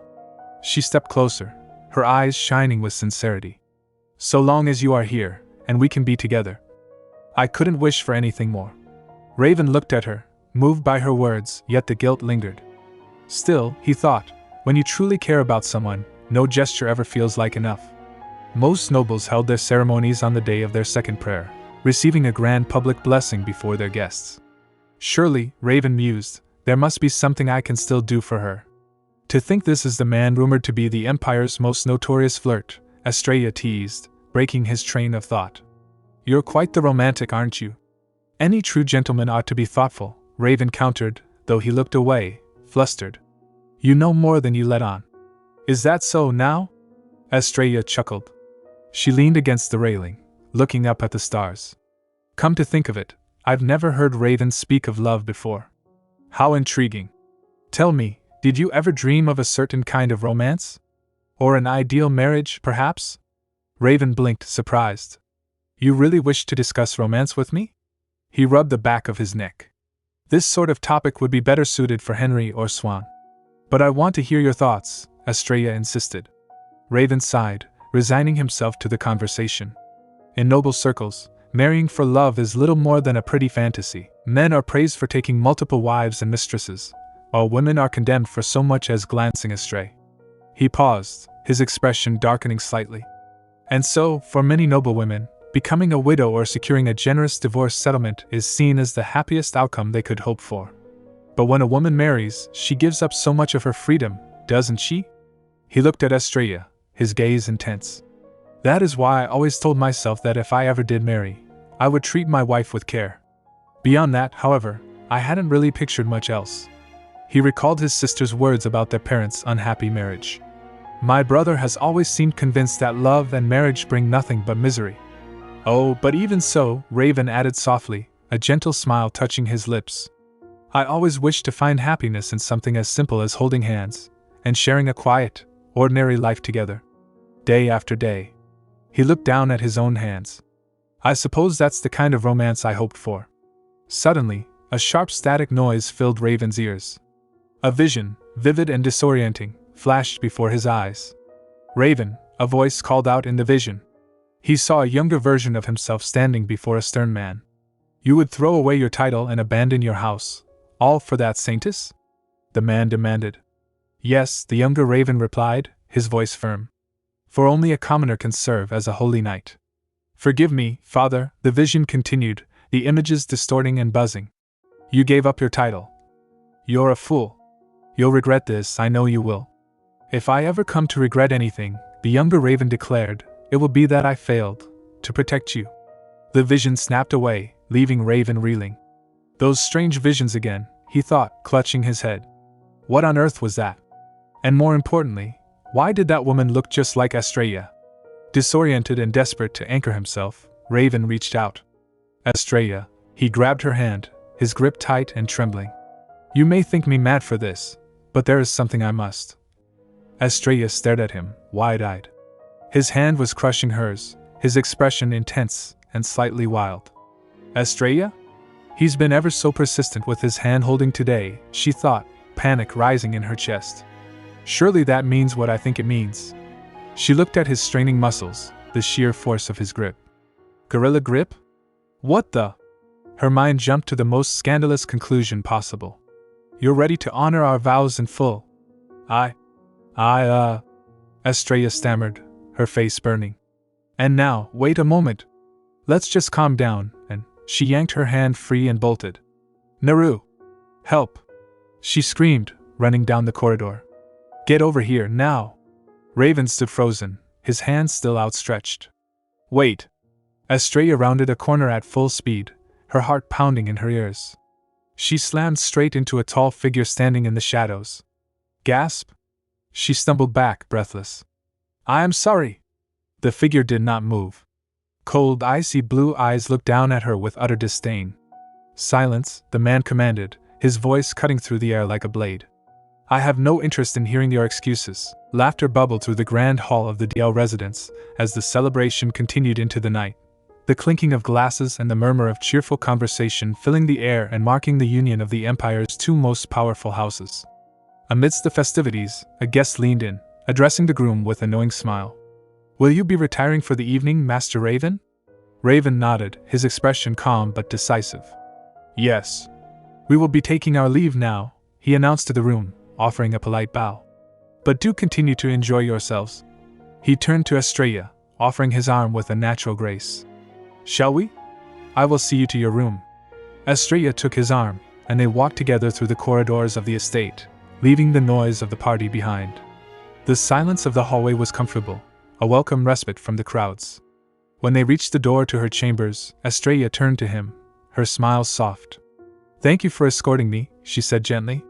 Good night, Raven. She reached for the door handle, but Raven's voice stopped her. Estrella.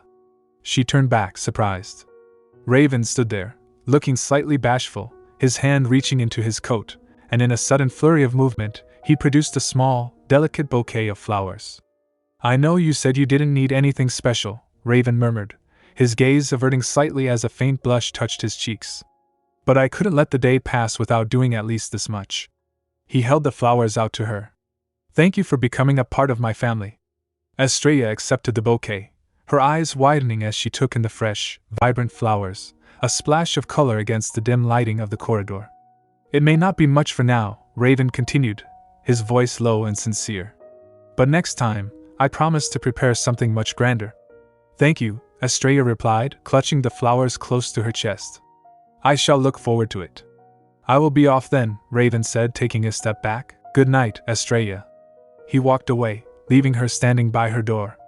Estrella watched him go, then slipped inside her room, hugging the bouquet tightly and burying her face in the sweet fragrance as a profound sense of warmth spread through her chest. To have found a family in you, she thought, her heart swelling with emotion. It brings me so much joy. The following morning, the news of the union swept through the capital like wildfire, newspapers emblazoned with headlines declaring a miracle. Fated from a past life? One read. A love blessed by the heavens. Another proclaimed. The story of Lord Raven of House DL and Lady Estrella of House Sharen officially wedding, and receiving the goddess Silitha's blessing on their very first prayer, a rarity that signaled true soulmates, was on the lips of every citizen. However, not everyone received the news with joy. In the dimly lit study of the Amore estate, the atmosphere was suffocating with rage. To have lost the position of Duchess DL to a girl with no sense nor standing, Count Amore seethed, his voice trembling with fury. It is a humiliation beyond compare. He turned his glare upon his daughter, Grace Amore, who stood with her head bowed. Grace. You were there at the engagement party, weren't you? You should have done whatever it took to win him over. The Count slammed his hand onto his desk. And yet you failed to establish even the slightest connection? How could you let this happen? I'm sorry, Father, Grace whispered, tears welling in her eyes. I had thought that even a useless little girl like you might prove her worth with some guidance. The Count spat, his disdain palpable. But clearly, it was all in vain. Grace flinched, biting her lip. Now listen well, the Count commanded, his eyes narrowing dangerously. The position of Duchess may be lost to you, but you will secure your place as his second wife by any means necessary. Grace looked up, startled. And once you do, he hissed, we will bring Lord Raven under our banner. Do not fail me again. Yes, father, Grace replied, her voice hollow. As she left her father's study, the weight of the command pressed down on her, but beneath the fear lay a deep, festering resentment, her mind drifting back 3 years to a sunny afternoon that had sparked her hatred for Estrella Sharen. It had been a tea party for nobles newly come of age, the garden filled with the chatter of young ladies admiring each other's lace and embroidery. What exquisite lace work! One lady had exclaimed. You must show me how you do it next time. Of course, I'd be delighted, Grace had replied with a bright smile, before noticing a figure sitting apart from the group. Oh my, isn't that Lady Estrella of House Sharen over there? The other ladies whispered among themselves. That's her. The one everyone has been whispering about. My word, how could anyone be so beautiful? I'd like to invite Lady Estrella to sit with us, Grace had suggested cheerfully. What do you all think? Her friends hesitated. Oh, that may prove rather difficult. I've heard she rarely deigns to engage with company. And well, rumor has it she's got quite the temper. Undeterred, Grace had stood up. Perhaps that's why she always seems to be alone. Still, it must get awfully lonely, being on her own all the time. I will go ask her myself. Grace approached the solitary table where Estrella sat, sipping tea with an air of icy detachment. Excuse me, Lady Estrella, Grace chirped. I do hope I'm not imposing. It's a pleasure to make your acquaintance. I am Grace Amore, daughter of Count Amore. Estrella glanced up, her expression unreadable. Yes. And? Grace faltered but pressed on. If it pleases you, would you care to join us for a bit of needlework?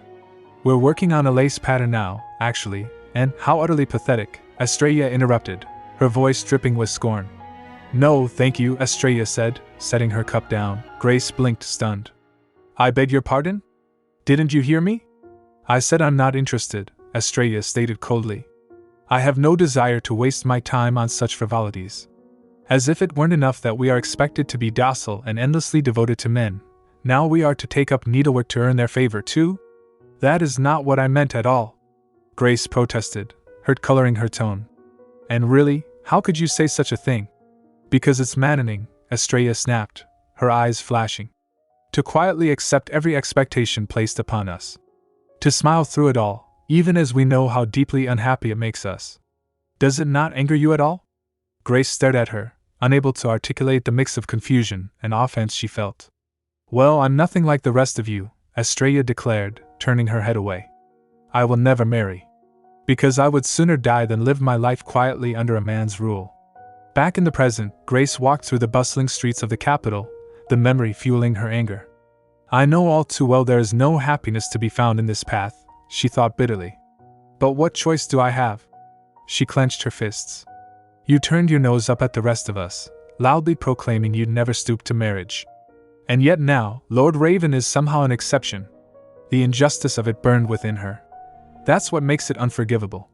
She is already so loved, so cherished by her family, and now she's gone and claimed the heart of the man everyone dreams of. It's just not fair.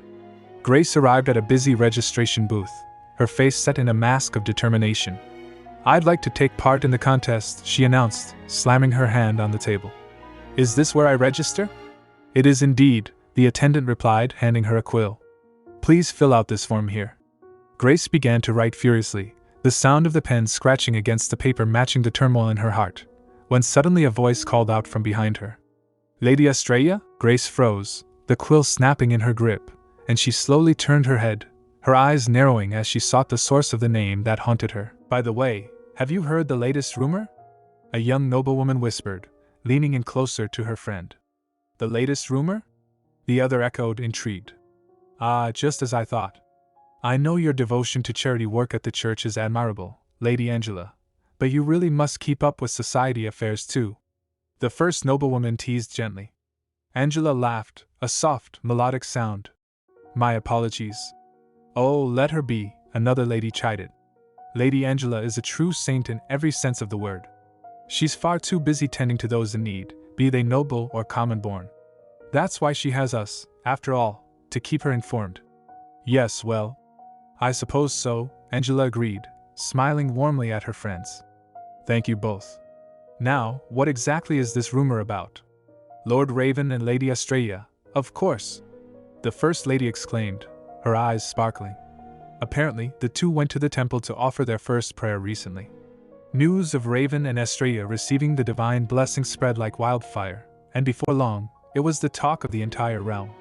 Meanwhile, at the Imperial Knights training grounds, the gossip had reached even the ears of the seasoned warriors. Sir Lydia, have you heard the news? A young knight shouted, running up to his superior. Lord Raven and Lady Estrella have received Silitha's blessing.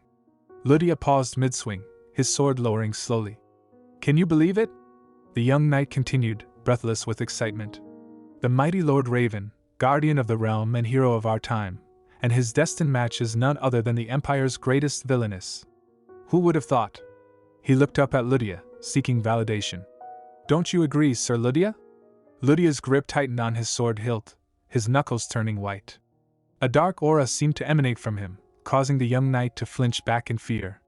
Without a word, Lydia turned and marched away, leaving his bewildered subordinate trembling. I think I'll go for a walk, Lydia muttered, his voice dangerously low. Oh, why yes, of course. The knight stammered, watching him go.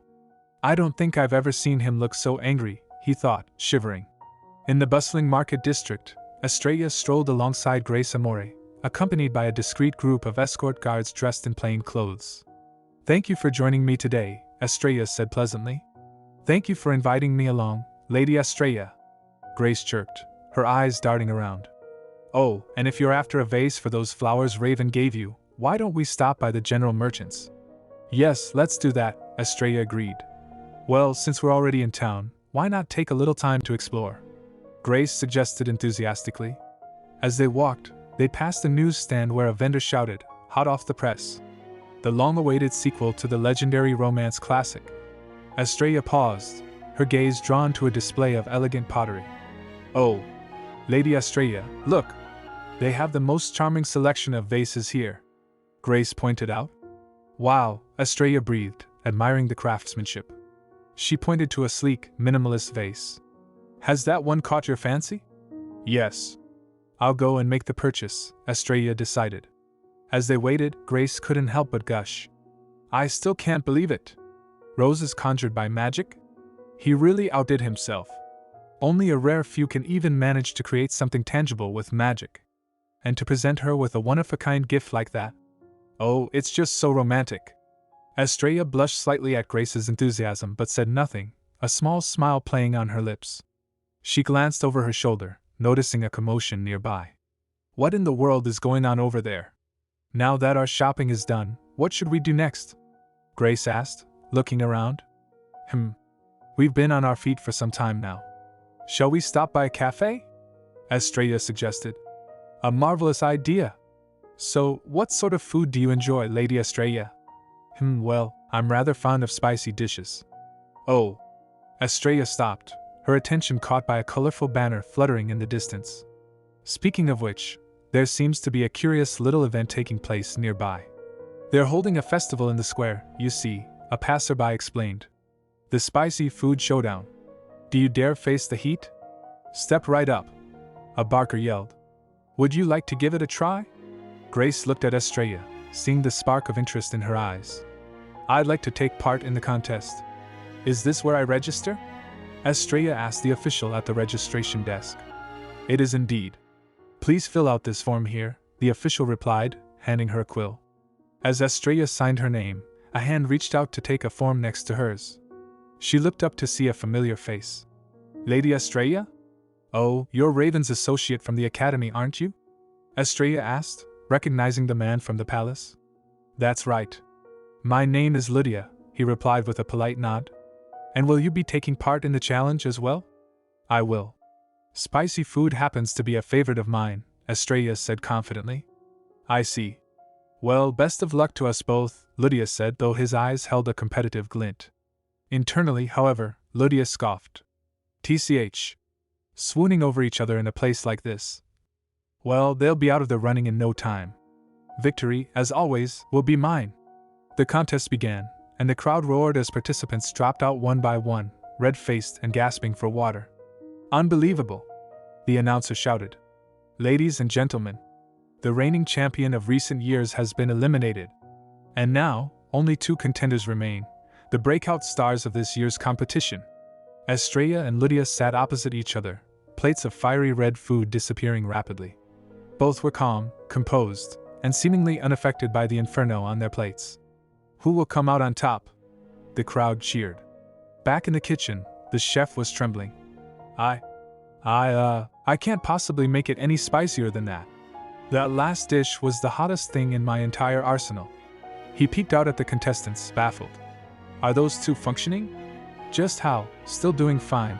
Terrifying. Utterly. Host, have faith. Your spice, chef.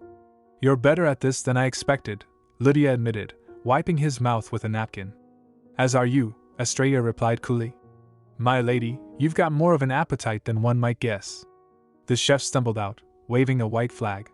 No more. I told you I can't go any hotter. While the spicy showdown reached its climax, a different kind of tension was brewing at the DL Manor. Raven sat in his office, his expression stern as he looked up at the unexpected visitor standing before him. So, Raven said, his voice devoid of warmth. What is it that calls you here today? Standing before him was Count Akudo, the head of House Akudo, accompanied by his trembling son, the knight who had been expelled for slandering Estrella. I have come to apologize, the Count declared, puffing out his chest, for the disgraceful behavior my foolish son showed Lady Estrella. He turned sharply to the young man beside him. Well? What are you waiting for? Apologize at once. The son flinched violently. Why yes, father, he stammered, bowing low, his body shaking with fear.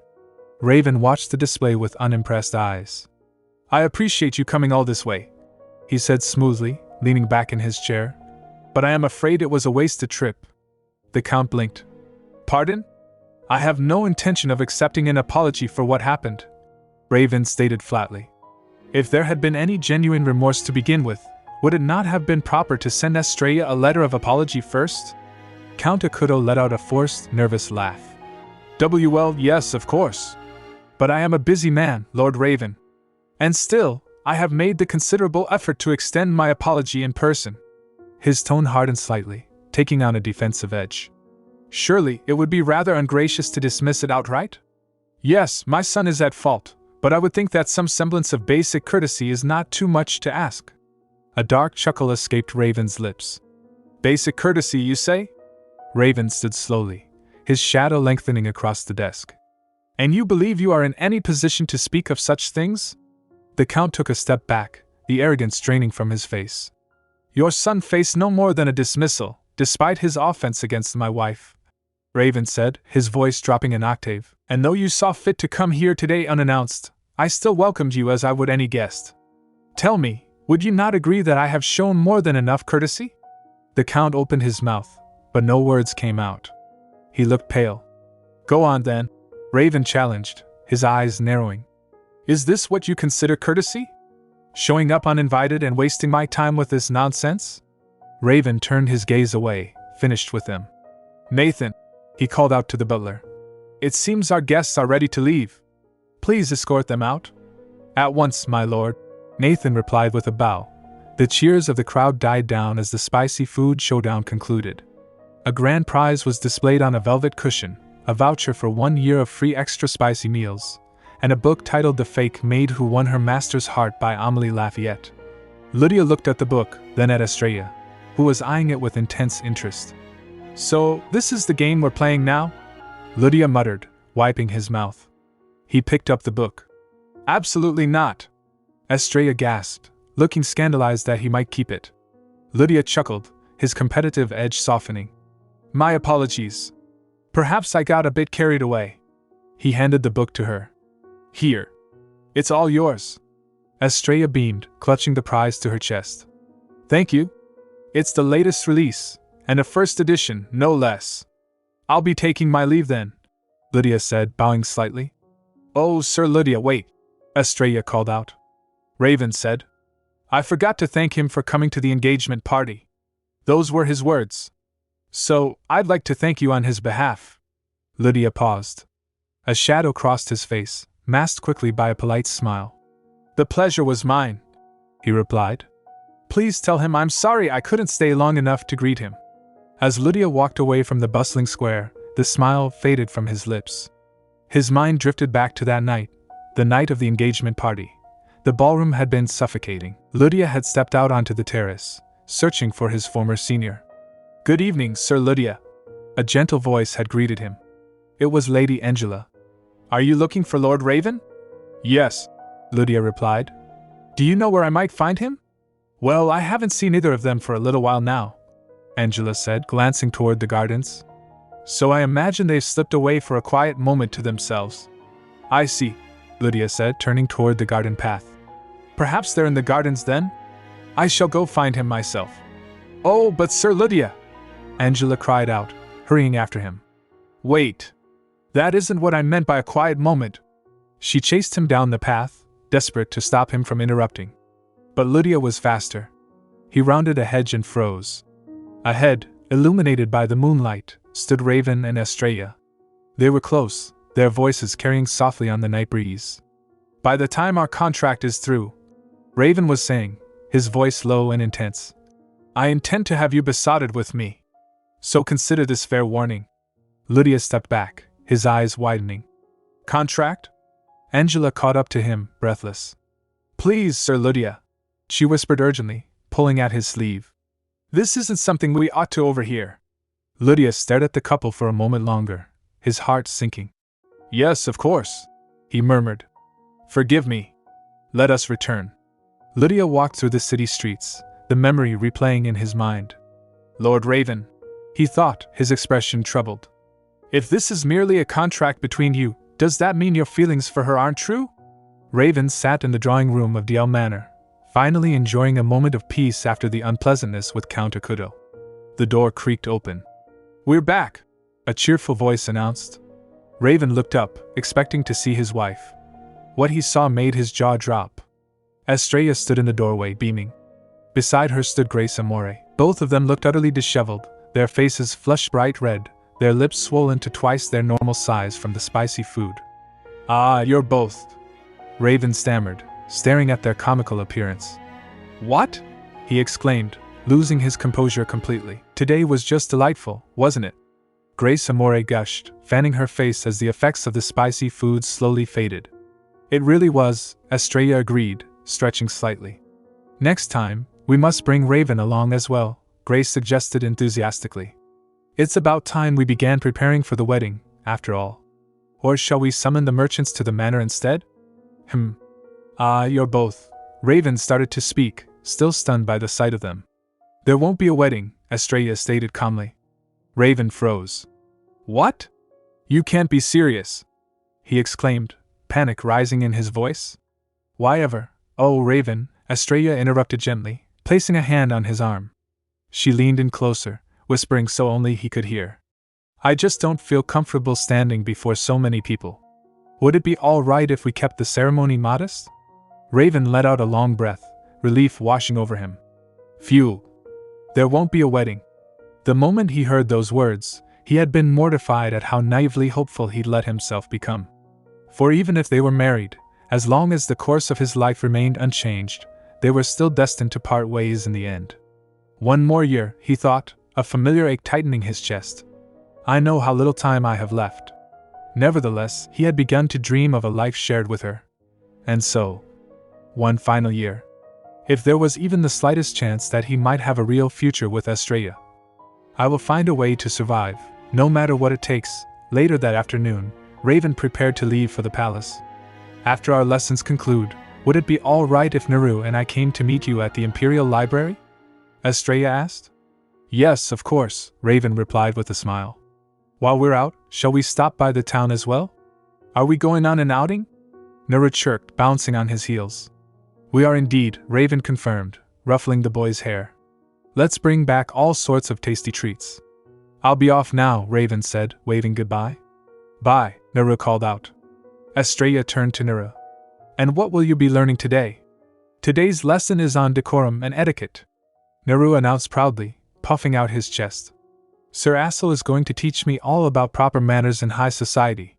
"That's wonderful, Naru," Estrella praised, patting his head. "You truly are impressive, working so diligently each day." I ought to follow your example and try my best as well. 1 hour later, Estrella sat in the library, surrounded by stacks of books on political history and noble lineages. Her tutor, Al, watched her with mild concern. Would you care to take a break? Al offered politely. No, I should like to press on, Estrella replied without looking up, flipping a page. But thank you for the tea. Al sighed internally. She'd get far more out of this if she just asked questions rather than burying herself in all that reading. My lady, Al ventured, do you recall the ladies of House Drainier and House Amore? They were both present at your engagement celebration. Estrella paused, her mind flashing back to vague memories of faces she had barely registered. Yes, she lied smoothly. Bold-faced lie. There are 2 houses that hold particular sway over the imperial court's noble circles, and the 2 ladies I mentioned belong to them, Al explained. House Drainier is a distinguished family that has long served His Majesty, while House Amore has always stood closely by their side. The current heads of both houses are also brothers, making their alliance all the stronger. He sketched a quick family tree on a piece of paper. Brothers. Head of House Drainier. Head of House Amore. Daughter Lady Angela. Daughter Lady Grace. Cousins. Their daughters were also raised as though they were sisters, so the 2 are known to be exceptionally close. So that's why, Estrella mused.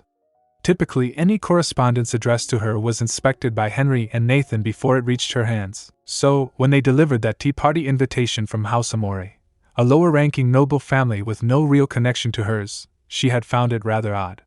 But I see now. Lady Grace's letter was forwarded to me because her family holds influence and maintains close ties with House Drainier. Yes, Al confirmed. And there is one final detail of note. The real reason House Amore wields so much influence in the capital is because they own the most prominent merchant guild. Which is to say, Estrella trailed off. They're filthy rich, Al finished bluntly. Estrella murmured, tapping her chin. Precisely.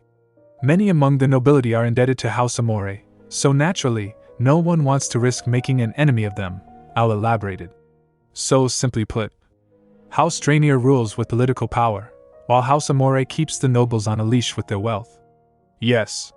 Which is why you must remember those 2 ladies and the houses they hail from, as you will surely cross paths with them often, Al advised. And above all, I would advise you to exercise particular caution around Marquis Drainier himself. Estrella gulped slightly. Thank you. Suddenly, the library door creaked open. Voices drifted in from the hallway, loud and unrestrained. Come now. We all know it was Lady Estrella's appalling character that earned her such a reputation. A man's voice sneered. Estrella froze. Ael's eyes widened in alarm. What are you looking at? The voice continued aggressively. You want to catch these hands? 1 hour prior to the events in the garden, the corridors of the DL estate were quiet. Estrella walked briskly toward the training hall, her brow furrowed in thought. Surely, Nura must be finished with his lesson by now, she murmured to herself. She rounded the corner and froze. The scene before her was one of utter devastation. Naru and Theo lay sprawled on the floor, twitching and groaning, their bodies emitting imaginary wisps of smoke from sheer exhaustion.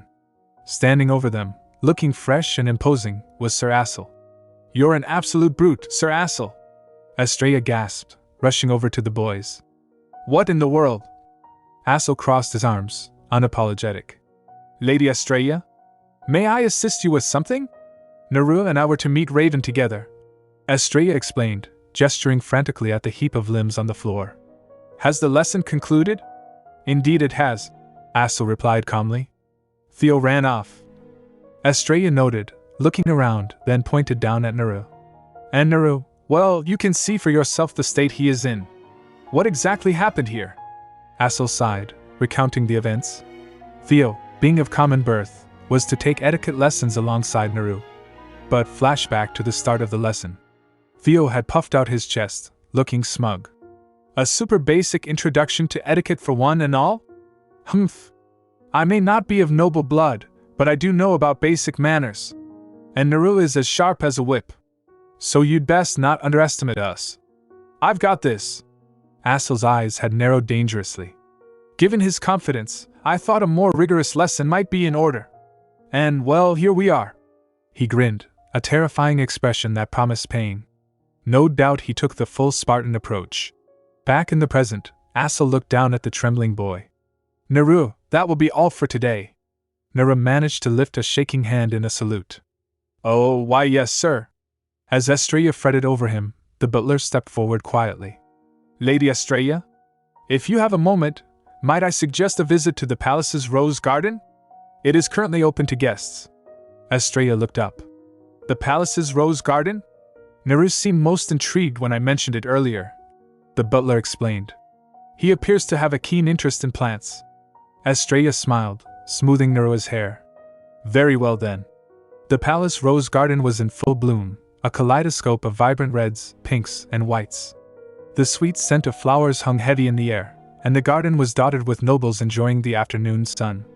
Oh, how exquisite! A voice exclaimed. It's just beautiful. Indeed, another agreed. They truly are breathtaking. In the center of the garden stood Lady Angela, surrounded by a small group of admirers. Her golden hair shone in the sunlight, her presence as gentle and radiant as the flowers themselves. Lady Angela, a noblewoman gushed. Even the roses seem to pale in your presence. Angela blushed, waving her hands. Good heavens, oh, do stop. Not again. That's quite enough teasing. The noblewoman leaned in, her expression turning conspiratorial. Lady Angela, I hear you will be hosting a soiree. May I ask if you've finalized your guest list? Angela smiled politely. It's quite all right. Was there something in particular you wished to know? Yes, well, the woman said, feigning innocence. I believe you are well acquainted with Lord Raven, no? I wondered if he might be among your invitees. Angela's smile faltered slightly. I haven't yet decided whether to invite Lord Raven. He is a close acquaintance of my brother rather than myself. As the commander of the monster hunts, I imagine he is very much occupied, and since he has only just been wed, I wouldn't want to impose on the couple's time together. The noblewoman scoffed. How very gracious of you, Lady Angela. But consider the bride in question. Even if they are newlyweds, what is there to impose on, truly? Her voice dripped with disdain.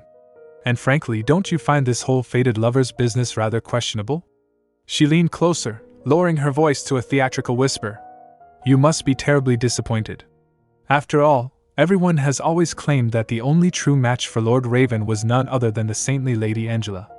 And now, to think he has been snatched away by that villainess. Angela stiffened. That remark was entirely uncalled for.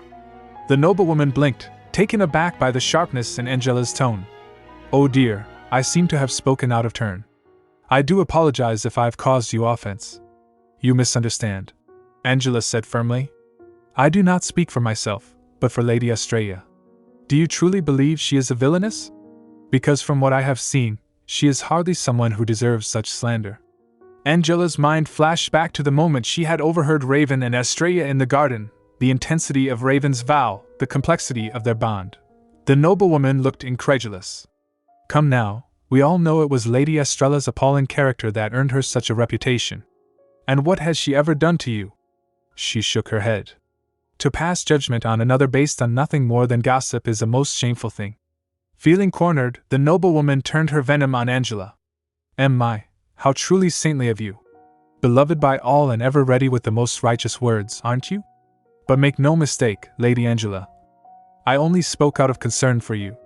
Why must I be condemned? I had every intention of letting this go. But really, a cool voice cut through the tension. This is beyond tolerable. The noblewoman froze as Estrella stepped out from behind the rose bushes, her expression icy. The air seemed to drop in temperature as she approached. Tell me, Estrella asked, her gaze piercing. Do you envy Lady Angela? The noblewoman's face flushed a deep crimson. I see I've struck a nerve, Estrella observed dryly. Instead of stewing in your bitterness, perhaps you might try earning the reputation of a saint yourself. Estrella took a step closer, looming over the woman. Offer your hand to those in need, devote yourself to prayer, and conduct yourself with grace and virtue each day. Perhaps then, others would speak of you as they do of her.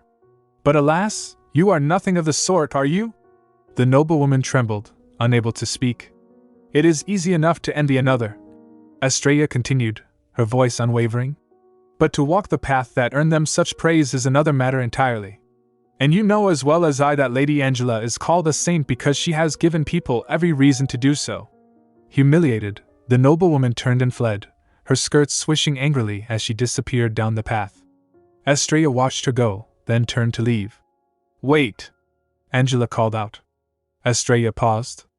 Angela hurried over to her, looking flustered but grateful.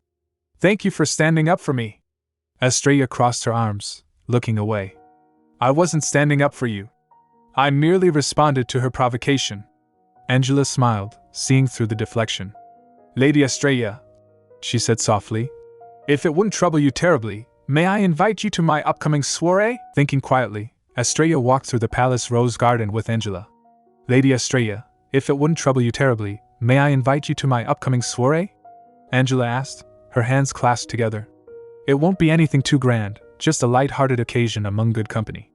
Estrella paused, considering the request. Angela looked at her with wide, hopeful eyes, practically beaming. "But I would be so delighted, if you could attend." Estrella smiled gently. "I'll have to take a look at my schedule first. Would it be all right if I let you know after?"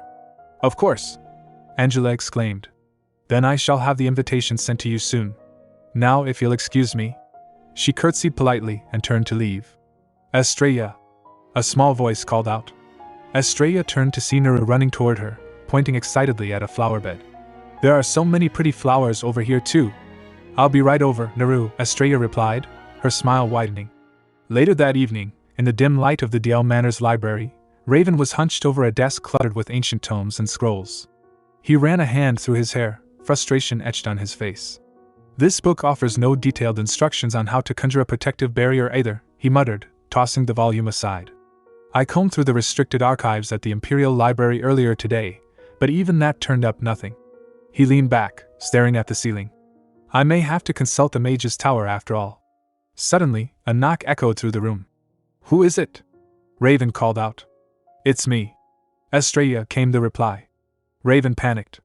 He frantically began to sweep the papers off his desk, shoving them into drawers and under books. "Estrella? What brings you here at this hour?" The door opened, and Estrella walked in. She stopped, her eyes widening as she took in the chaotic state of the room. "I believe the greater question is, what happened in here?" Raven stood awkwardly amidst the mess, trying to look casual. "Ah, well. I was just doing a bit of research, you see. I usually keep things much tidier, I assure you." He let out a nervous laugh. Estrella walked over to the desk, picking up a piece of paper that had fallen to the floor. It was titled Notes on the Saintess. "Notes on the Saintess?" she wondered. "Why is he looking into this?"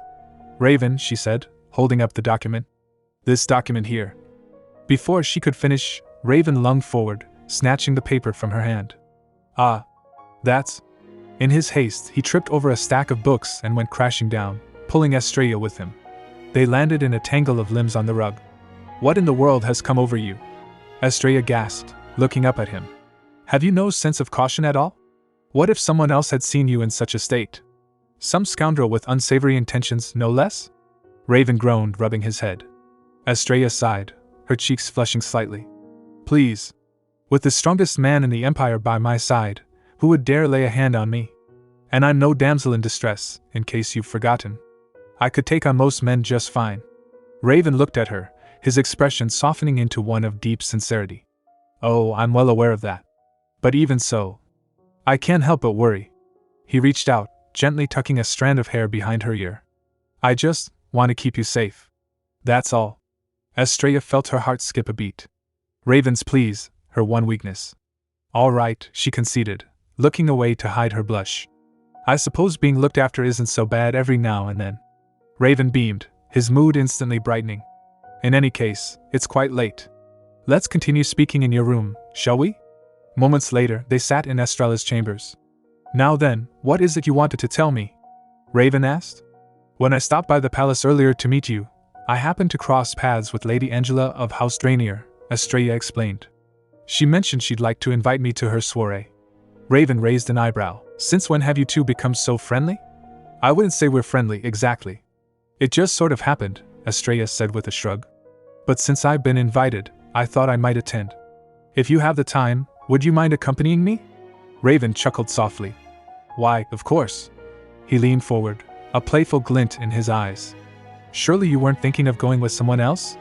"You wound me," Estrella huffed, crossing her arms. "I wasn't.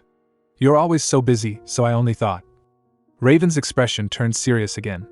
For you, Estrella. I will always make time. The sincerity in his voice left Estrella speechless. Right. Was there anything else on your mind? Raven asked gently. No, she whispered. Good. Then Raven said, rising from his chair. I shall head back to my chamber as well. Very well. Good night, Estrella replied.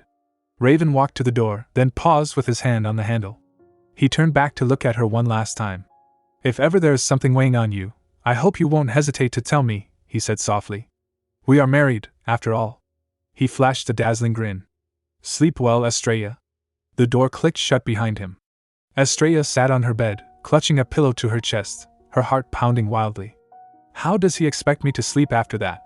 She thought, burying her face in the pillow. The day of the soiree arrived. The ballroom was filled with the cream of society, buzzing with gossip and anticipation.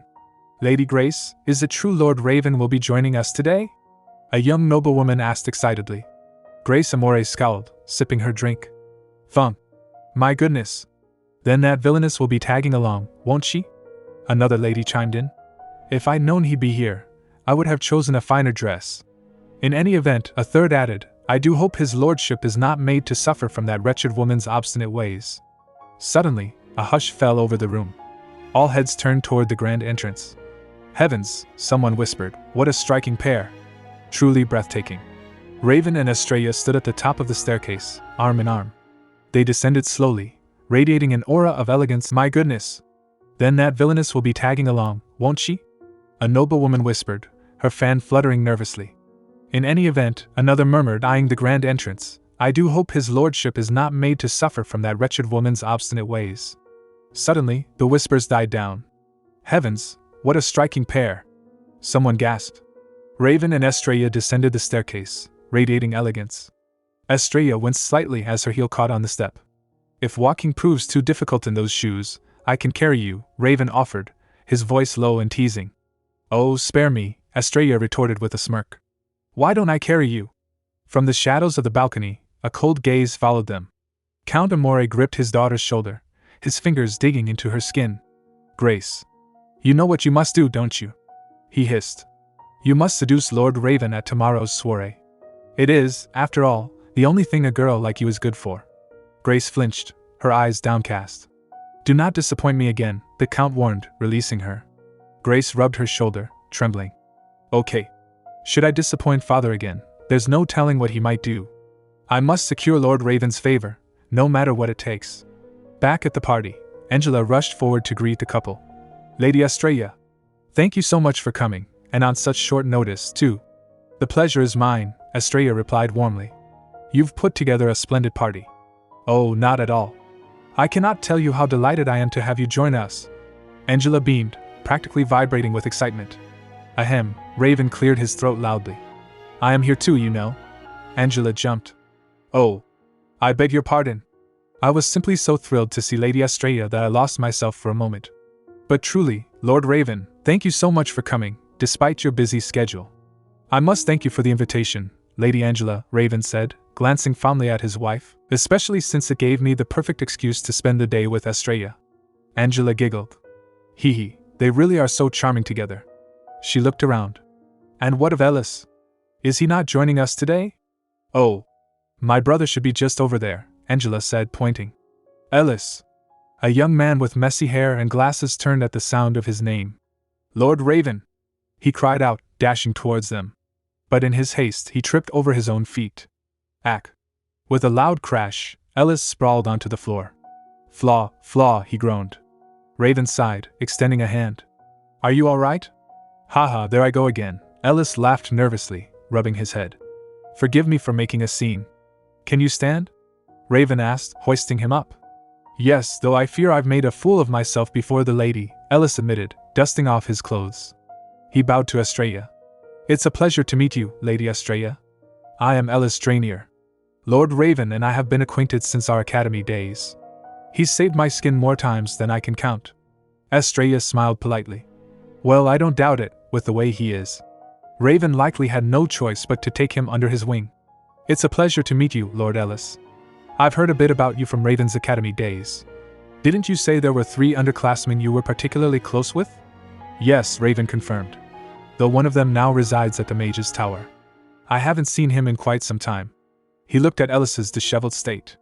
But more importantly, perhaps you should go change first, Ellis. Ellis looked down at his stained coat. Right, pardon me. I'll be back in a moment. He dashed off again. Angela turned to Estrella. Lady Estrella, if you wouldn't mind, I'd love to introduce you to a few of my dear friends. Estrella's eyes lit up. This could be my chance to build ties with the court nobility. And help Raven too. I would be honored, she said. I'll see you in a bit, she told Raven. Very well, Raven replied, watching her go. Estrella, she's certainly motivated. He chuckled softly. Well, Kate did mention how diligently she's been keeping up with her lessons on court affairs. His smile faded slightly. Still, feeling a touch lonely without her. Across the room, Angela led Estrella to a group of noblewomen. Ladies, allow me to introduce Lady Estrella Sharen. Wow! The ladies gasped. It's such a pleasure to meet you, Lady Estrella. One exclaimed. Truly, we are honored to have this chance to speak with you. After seeing you stand your ground so gracefully in the rose garden, I dare say I was quite swept away. Another gushed.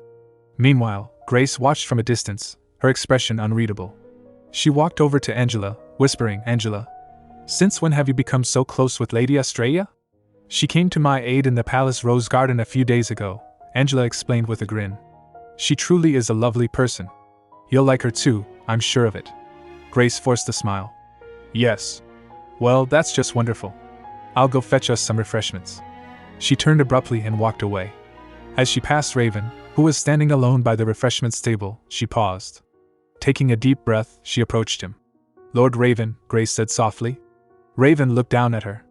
May I have a word with you, alone? Lord Raven, Grace said softly, her voice trembling slightly amidst the ambient noise of the party. May I have a word with you, alone? Raven paused, holding a glass of champagne.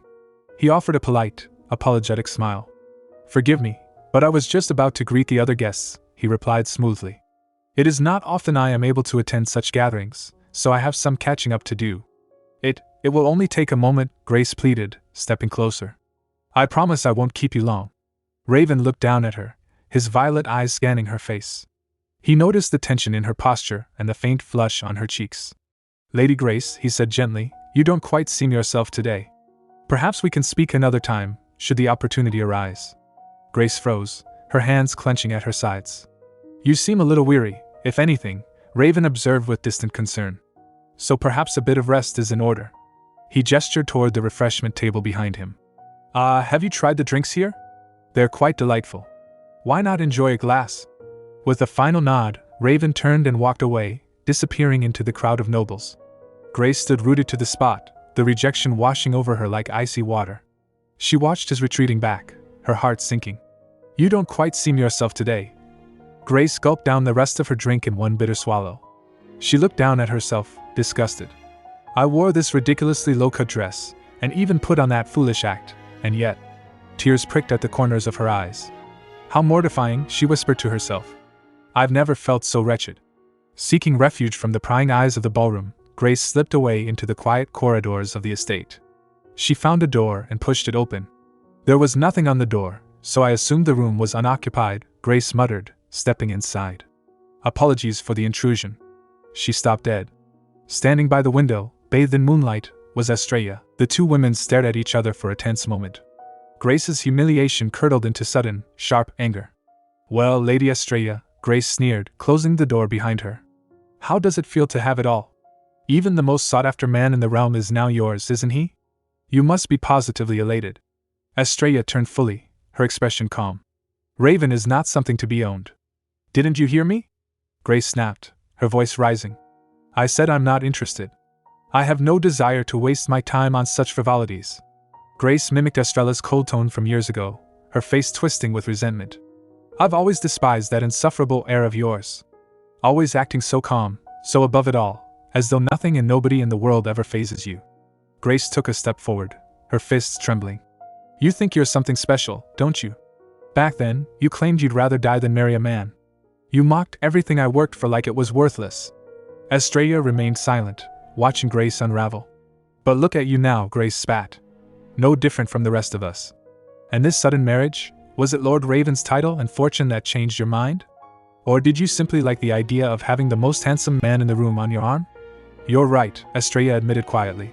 There was a time when I would loudly proclaim my disdain for men and that I had no intention of ever marrying. So I can hardly blame you for presuming as much. Estrella's gaze hardened. But Raven is different. She took a step toward Grace. So I would rather you not liken me to yourself. Grace's eyes widened. Something inside her snapped. Without thinking, her hand flew out. Slap! The sound echoed sharply in the quiet room. Estrella's head turned with the force of the blow. Almost instantly, slap! Grace stumbled back, clutching her cheek in shock. Estrella stood with her hand still raised, her expression unreadable. Wha? Grace gasped. Oh dear. Estrella lowered her hand, looking at it with feigned surprise. Goodness, do forgive me. My hand simply moved on its own. She inspected her palm. It seems I've developed something of a knack for delivering slaps. What? Grace stammered, stunned. In any case, Estrella sighed, smoothing her dress. You struck me first. So it was only fitting I returned the gesture. Estrella walked past Grace, pacing the room. And earlier you called Raven handsome. She stopped and turned back to Grace, her face serious. But I'll have you know, he has an insatiable sweet tooth and a fondness for drink. He'll grow as round as a buttered bun before long. Grace blinked, confused by the sudden pivot. He's also far too tender-hearted, constantly worrying about his men, Estrella continued, rambling purposefully. I dare say he'll lose all his hair from the stress. And since he insists on wearing the same shoes every day, it's just a matter of time before an unfortunate fungal infection sets in. Oh, pardon my rambling, Estrella said, waving a hand dismissively. Regardless, I did not choose Raven for his looks. And I've no need for his money or power, as I already have plenty of both. Estrella's demeanor softened. She looked at Grace, her eyes losing their hard edge. But I do owe you an apology, Estrella said softly. Grace looked up, surprised. It was unkind of me to belittle your feelings and dismiss your efforts, Estrella admitted. And that was my fault entirely. I'm truly sorry.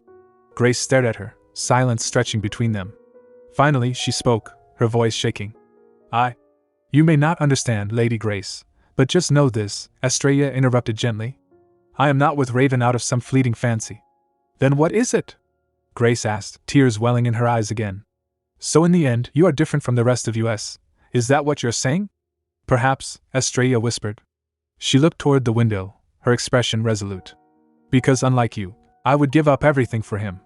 Suddenly, the door burst open with a loud crash. Estrella! Raven shouted, rushing into the room.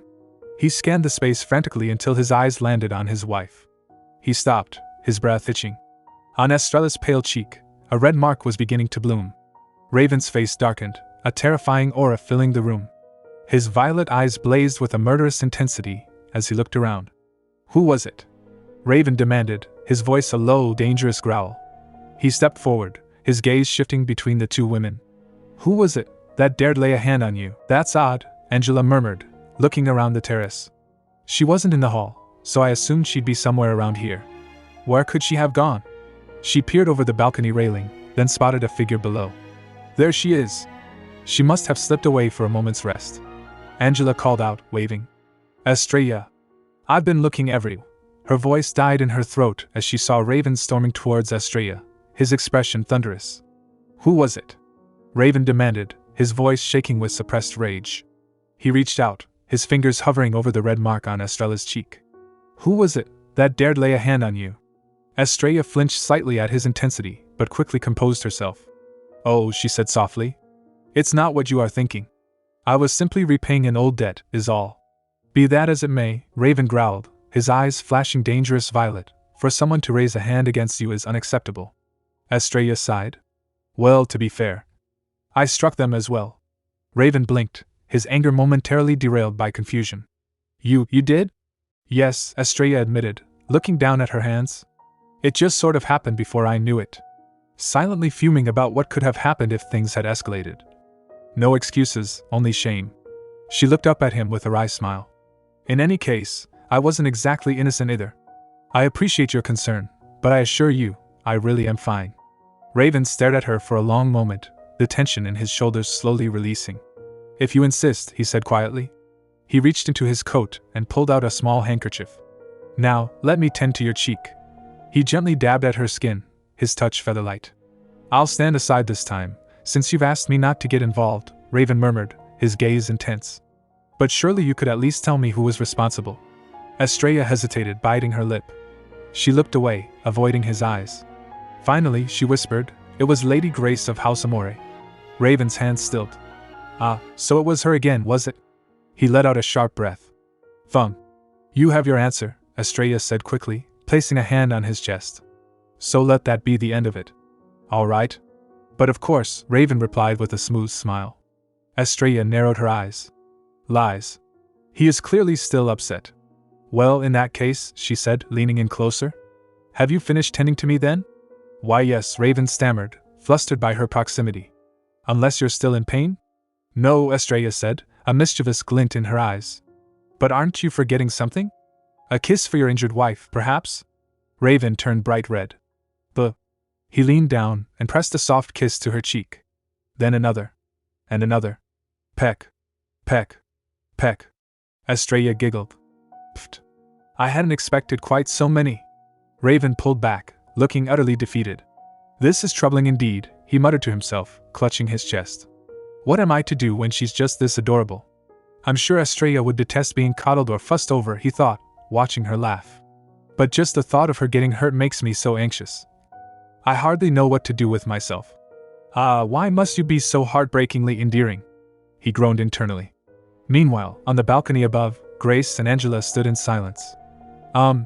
Grace?" Angela asked tentatively. "Is something on your—" "Angela," Grace interrupted, her voice hollow. "How is it that you can remain so cordial with Lady Estrella?" Angela blinked. "I'm sorry? You have feelings for Lord Raven, don't you?" Grace asked, turning to look at her friend. "So how can you bear to support their union? To smile so radiantly and wish them well, even as you harbor such feelings of your own?" Angela looked down at the couple in the garden, her expression serene but tinged with sadness. "Because I have feelings for him." She turned back to Grace, a gentle smile on her lips.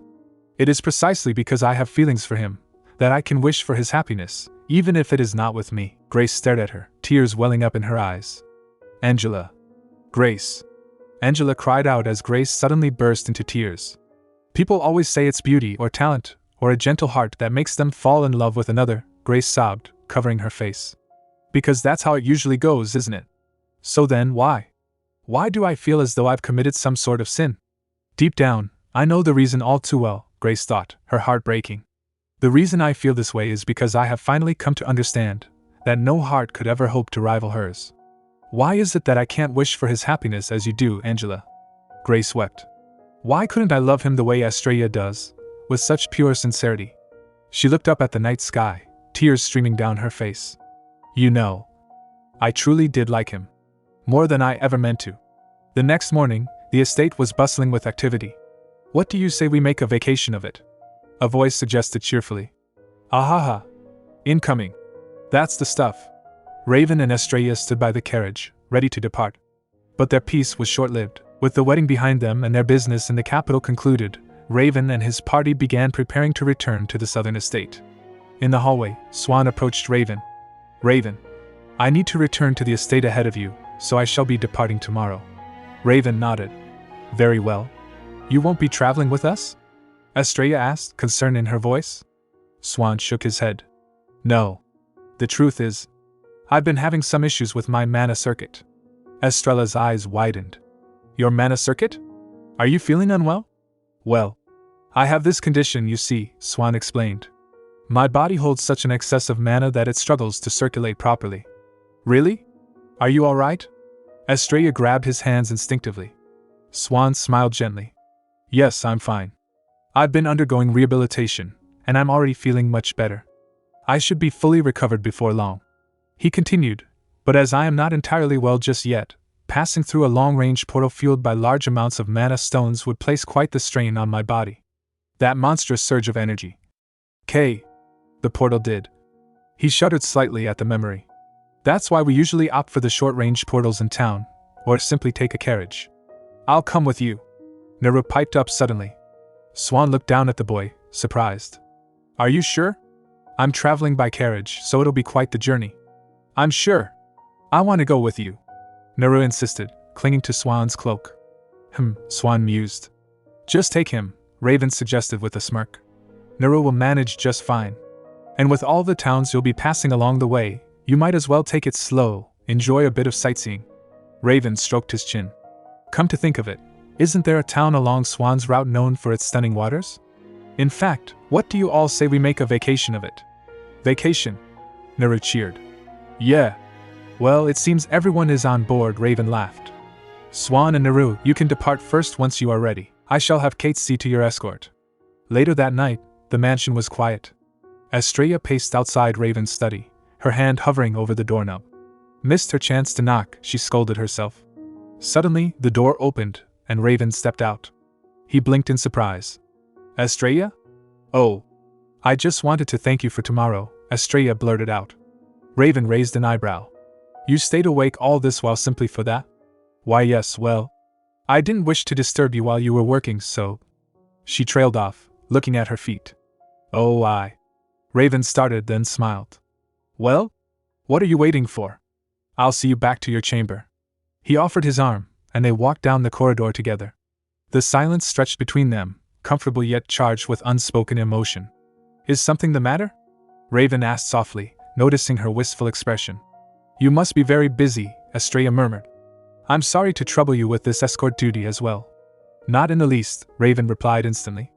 This is, after all, part of my charge. Haha, right, Estrella laughed weakly, her shoulders drooping slightly. They reached her door. This is far enough, Estrella said. Oh, thank you for accompanying me. Good night. Very well, Raven nodded. I'll take my leave then. He bowed politely and turned to go. Estrella watched him walk away. Her heart pounded in her chest. Wait. She took a step forward, then broke into a run. Wait. Raven turned just as she reached him. She grabbed his sleeve, breathless. I just. She stammered, her face flushed.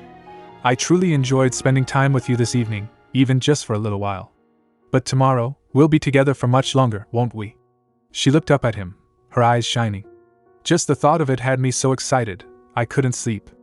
And that's what I really came to tell you earlier. Suddenly realizing how bold she sounded, she covered her burning cheeks. Oh dear, what have I done? How mortifying. Well, that's it. Thank you for indulging my ramblings, she squeaked, turning to flee. I shall see you tomorrow, then. She scurried into her room and slammed the door. Raven stood alone in the hallway, stunned. A slow smile spread across his face, and he let out a long, contented sigh. The next day, the group arrived at the seaside town. The sun was shining, the air smelled of salt, and the townspeople greeted them warmly. Welcome, welcome. The innkeeper beamed. We appreciate your hospitality over the coming days. The pleasure is ours. Please enjoy your stay, Raven replied. They settled into the inn, and soon after, Naru emerged wearing a cute little sailor outfit. Do you like it? He asked, twirling. Yes, it's just wonderful, Estrella gushed. Gah! Adorable! Raven clutched his chest. If you experience acute cardiac shock, consult a medical professional immediately, he told himself. Steady now, pull yourself together. Ahem, Raven cleared his throat. I hear there is plenty to see in town. Where should we begin? There's an old bookstore with books in all manner of foreign languages, thanks to all the visitors here, Naru suggested, his eyes twinkling. In that case, Estrella said, taking Raven's arm, I should very much like to start with the town itself. Shall we then? Raven smiled. They walked through the bustling streets, enjoying the vibrant atmosphere. As they passed a narrow alleyway, a shadow detached itself from the wall. Hello there, miss, a voice sneered. Estrella stopped, her hand tightening on Raven's arm. The reason for Raven's disguise? Just before they ventured into town. I hear there is plenty to see in town. Where should we begin? Raven asked, looking dapper in his usual noble attire. In that case, I should very much like to start with the town itself, Estrella replied. Shall we then? Raven offered his arm. Wait just a moment, Estrella said, halting him. She scrutinized his appearance, a worried frown creasing her brow. If we step out dressed like this, she murmured, people might think I'm here on official business. The crowds will gather in no time, and we won't be able to enjoy our date in peace. As a territory of House DL, Raven's occasional inspection visits to the region had made him a familiar face among locals. Is something the matter? Raven asked, noticing her hesitation. Well, truth be told, I've made a few official visits here before, so I've had some contact with the townsfolk, Raven admitted. Since we are here on vacation, I think it may be wise for me to wear something a little less conspicuous. Estrella's eyes lit up. On. Raven! Raven! She grinned mischievously. Then rather than merely changing your attire, why not opt for a full disguise? Moments later, a dark-haired Raven emerged, unlocking the dashing manservant look. He tugged at the collar of his shirt. "BH. Isn't it a touch too snug?" he complained. "I can't even fasten the buttons." "Not at all. It's perfect," Estrella insisted, her eyes wide. "In fact, it's even better this way." "Do you think so?"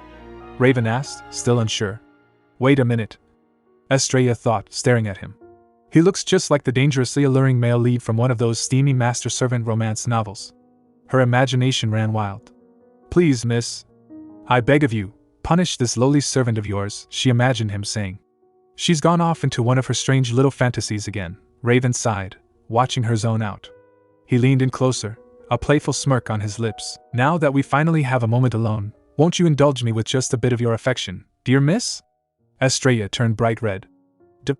Meanwhile, on a steep mountain path overlooking the sea.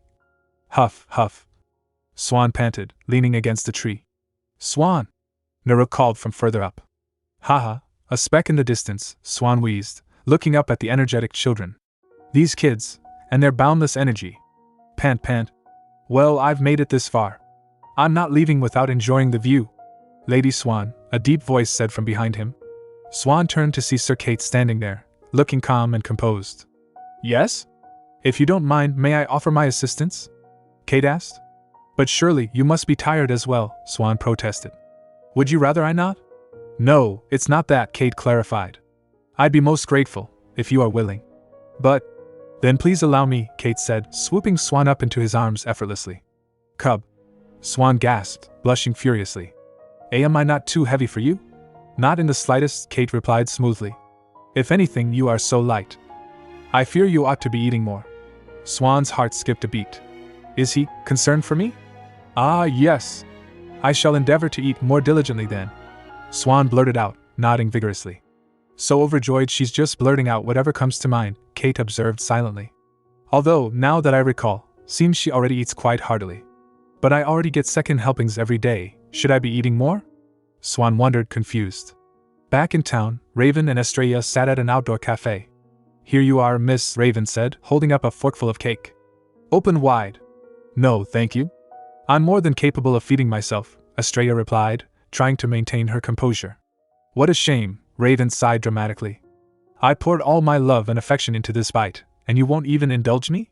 He looked at her with wide, glistening puppy dog eyes. "Does the sight of me offend you so?" Sniffle, sniffle. "Ugh. Don't look at me like that," Estrella groaned, shielding her eyes from his sparkling aura. "Raven!" Raven chuckled, dropping the act. "Forgive me. You're just too adorable, I couldn't help myself." He leaned in again, his voice soft and sincere. "But seeing as we are on a date, won't you just say ah?" Estrella hesitated, then opened her mouth. "Mole." Raven fed her the cake. "Well? Do you like it?" Estrella chewed thoughtfully, then nodded.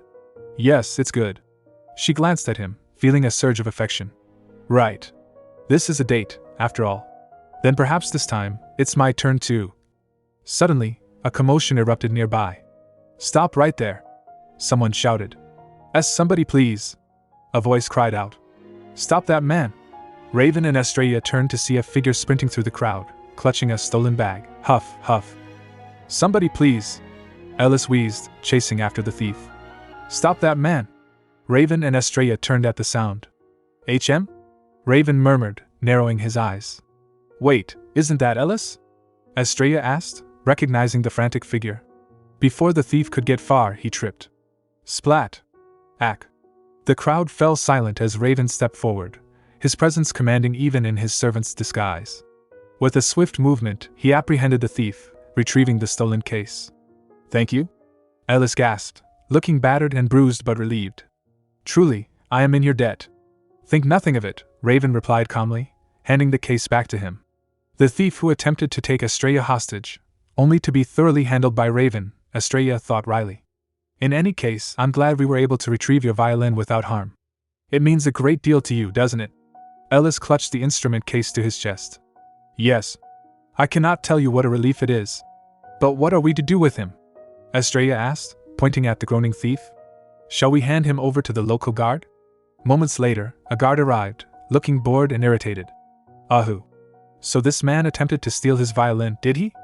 Filing a report is the last thing I wanted to do, the guard muttered, scratching his head. He glanced at Estrella, then at Raven.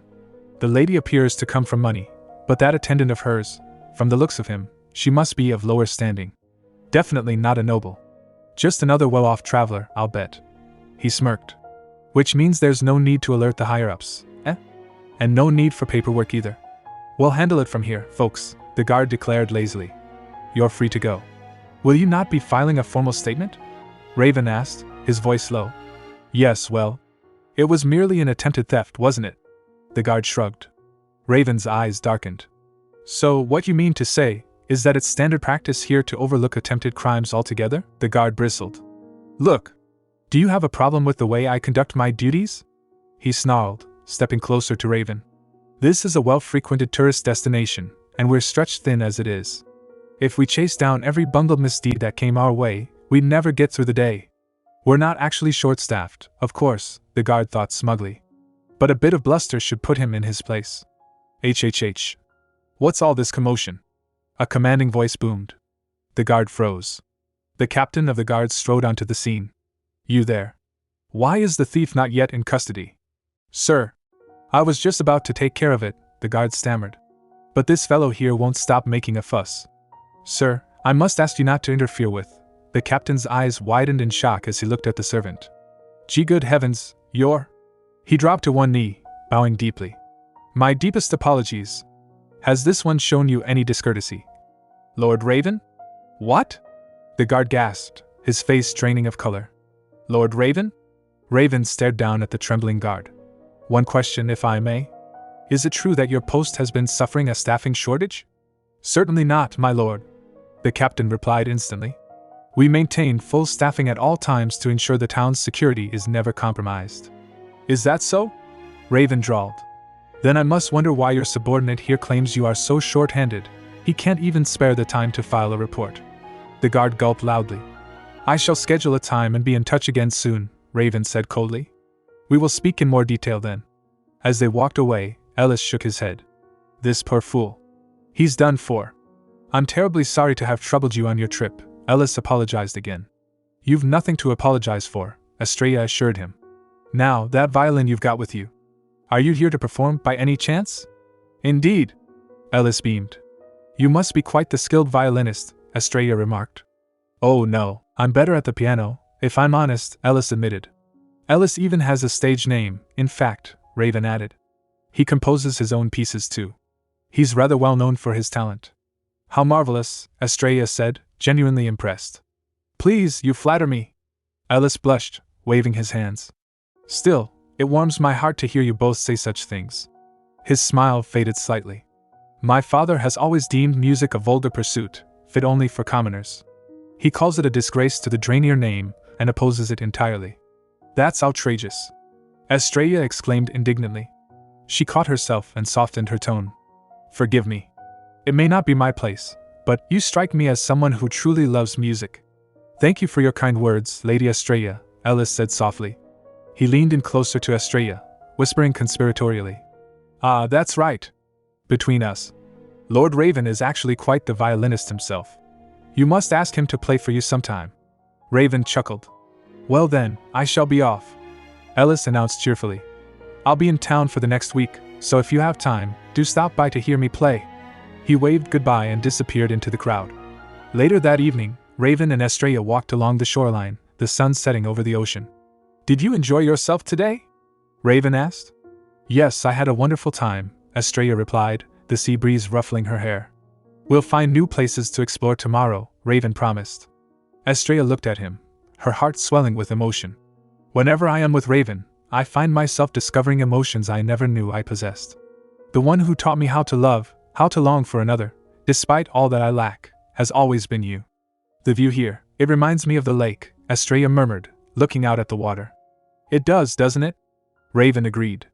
Lady Swan told me about it, Estrella continued. She said it was a place very dear to you. Raven laughed softly. There's truly nothing Swan keeps from you, is there? I rather liked it, Estrella confessed, turning to face him. It made me feel as though I'd taken one step closer to you. Raven. Raven stopped walking and looked down at her, his violet eyes filled with warmth. Thank you, Estrella whispered. Being with you makes me so very happy.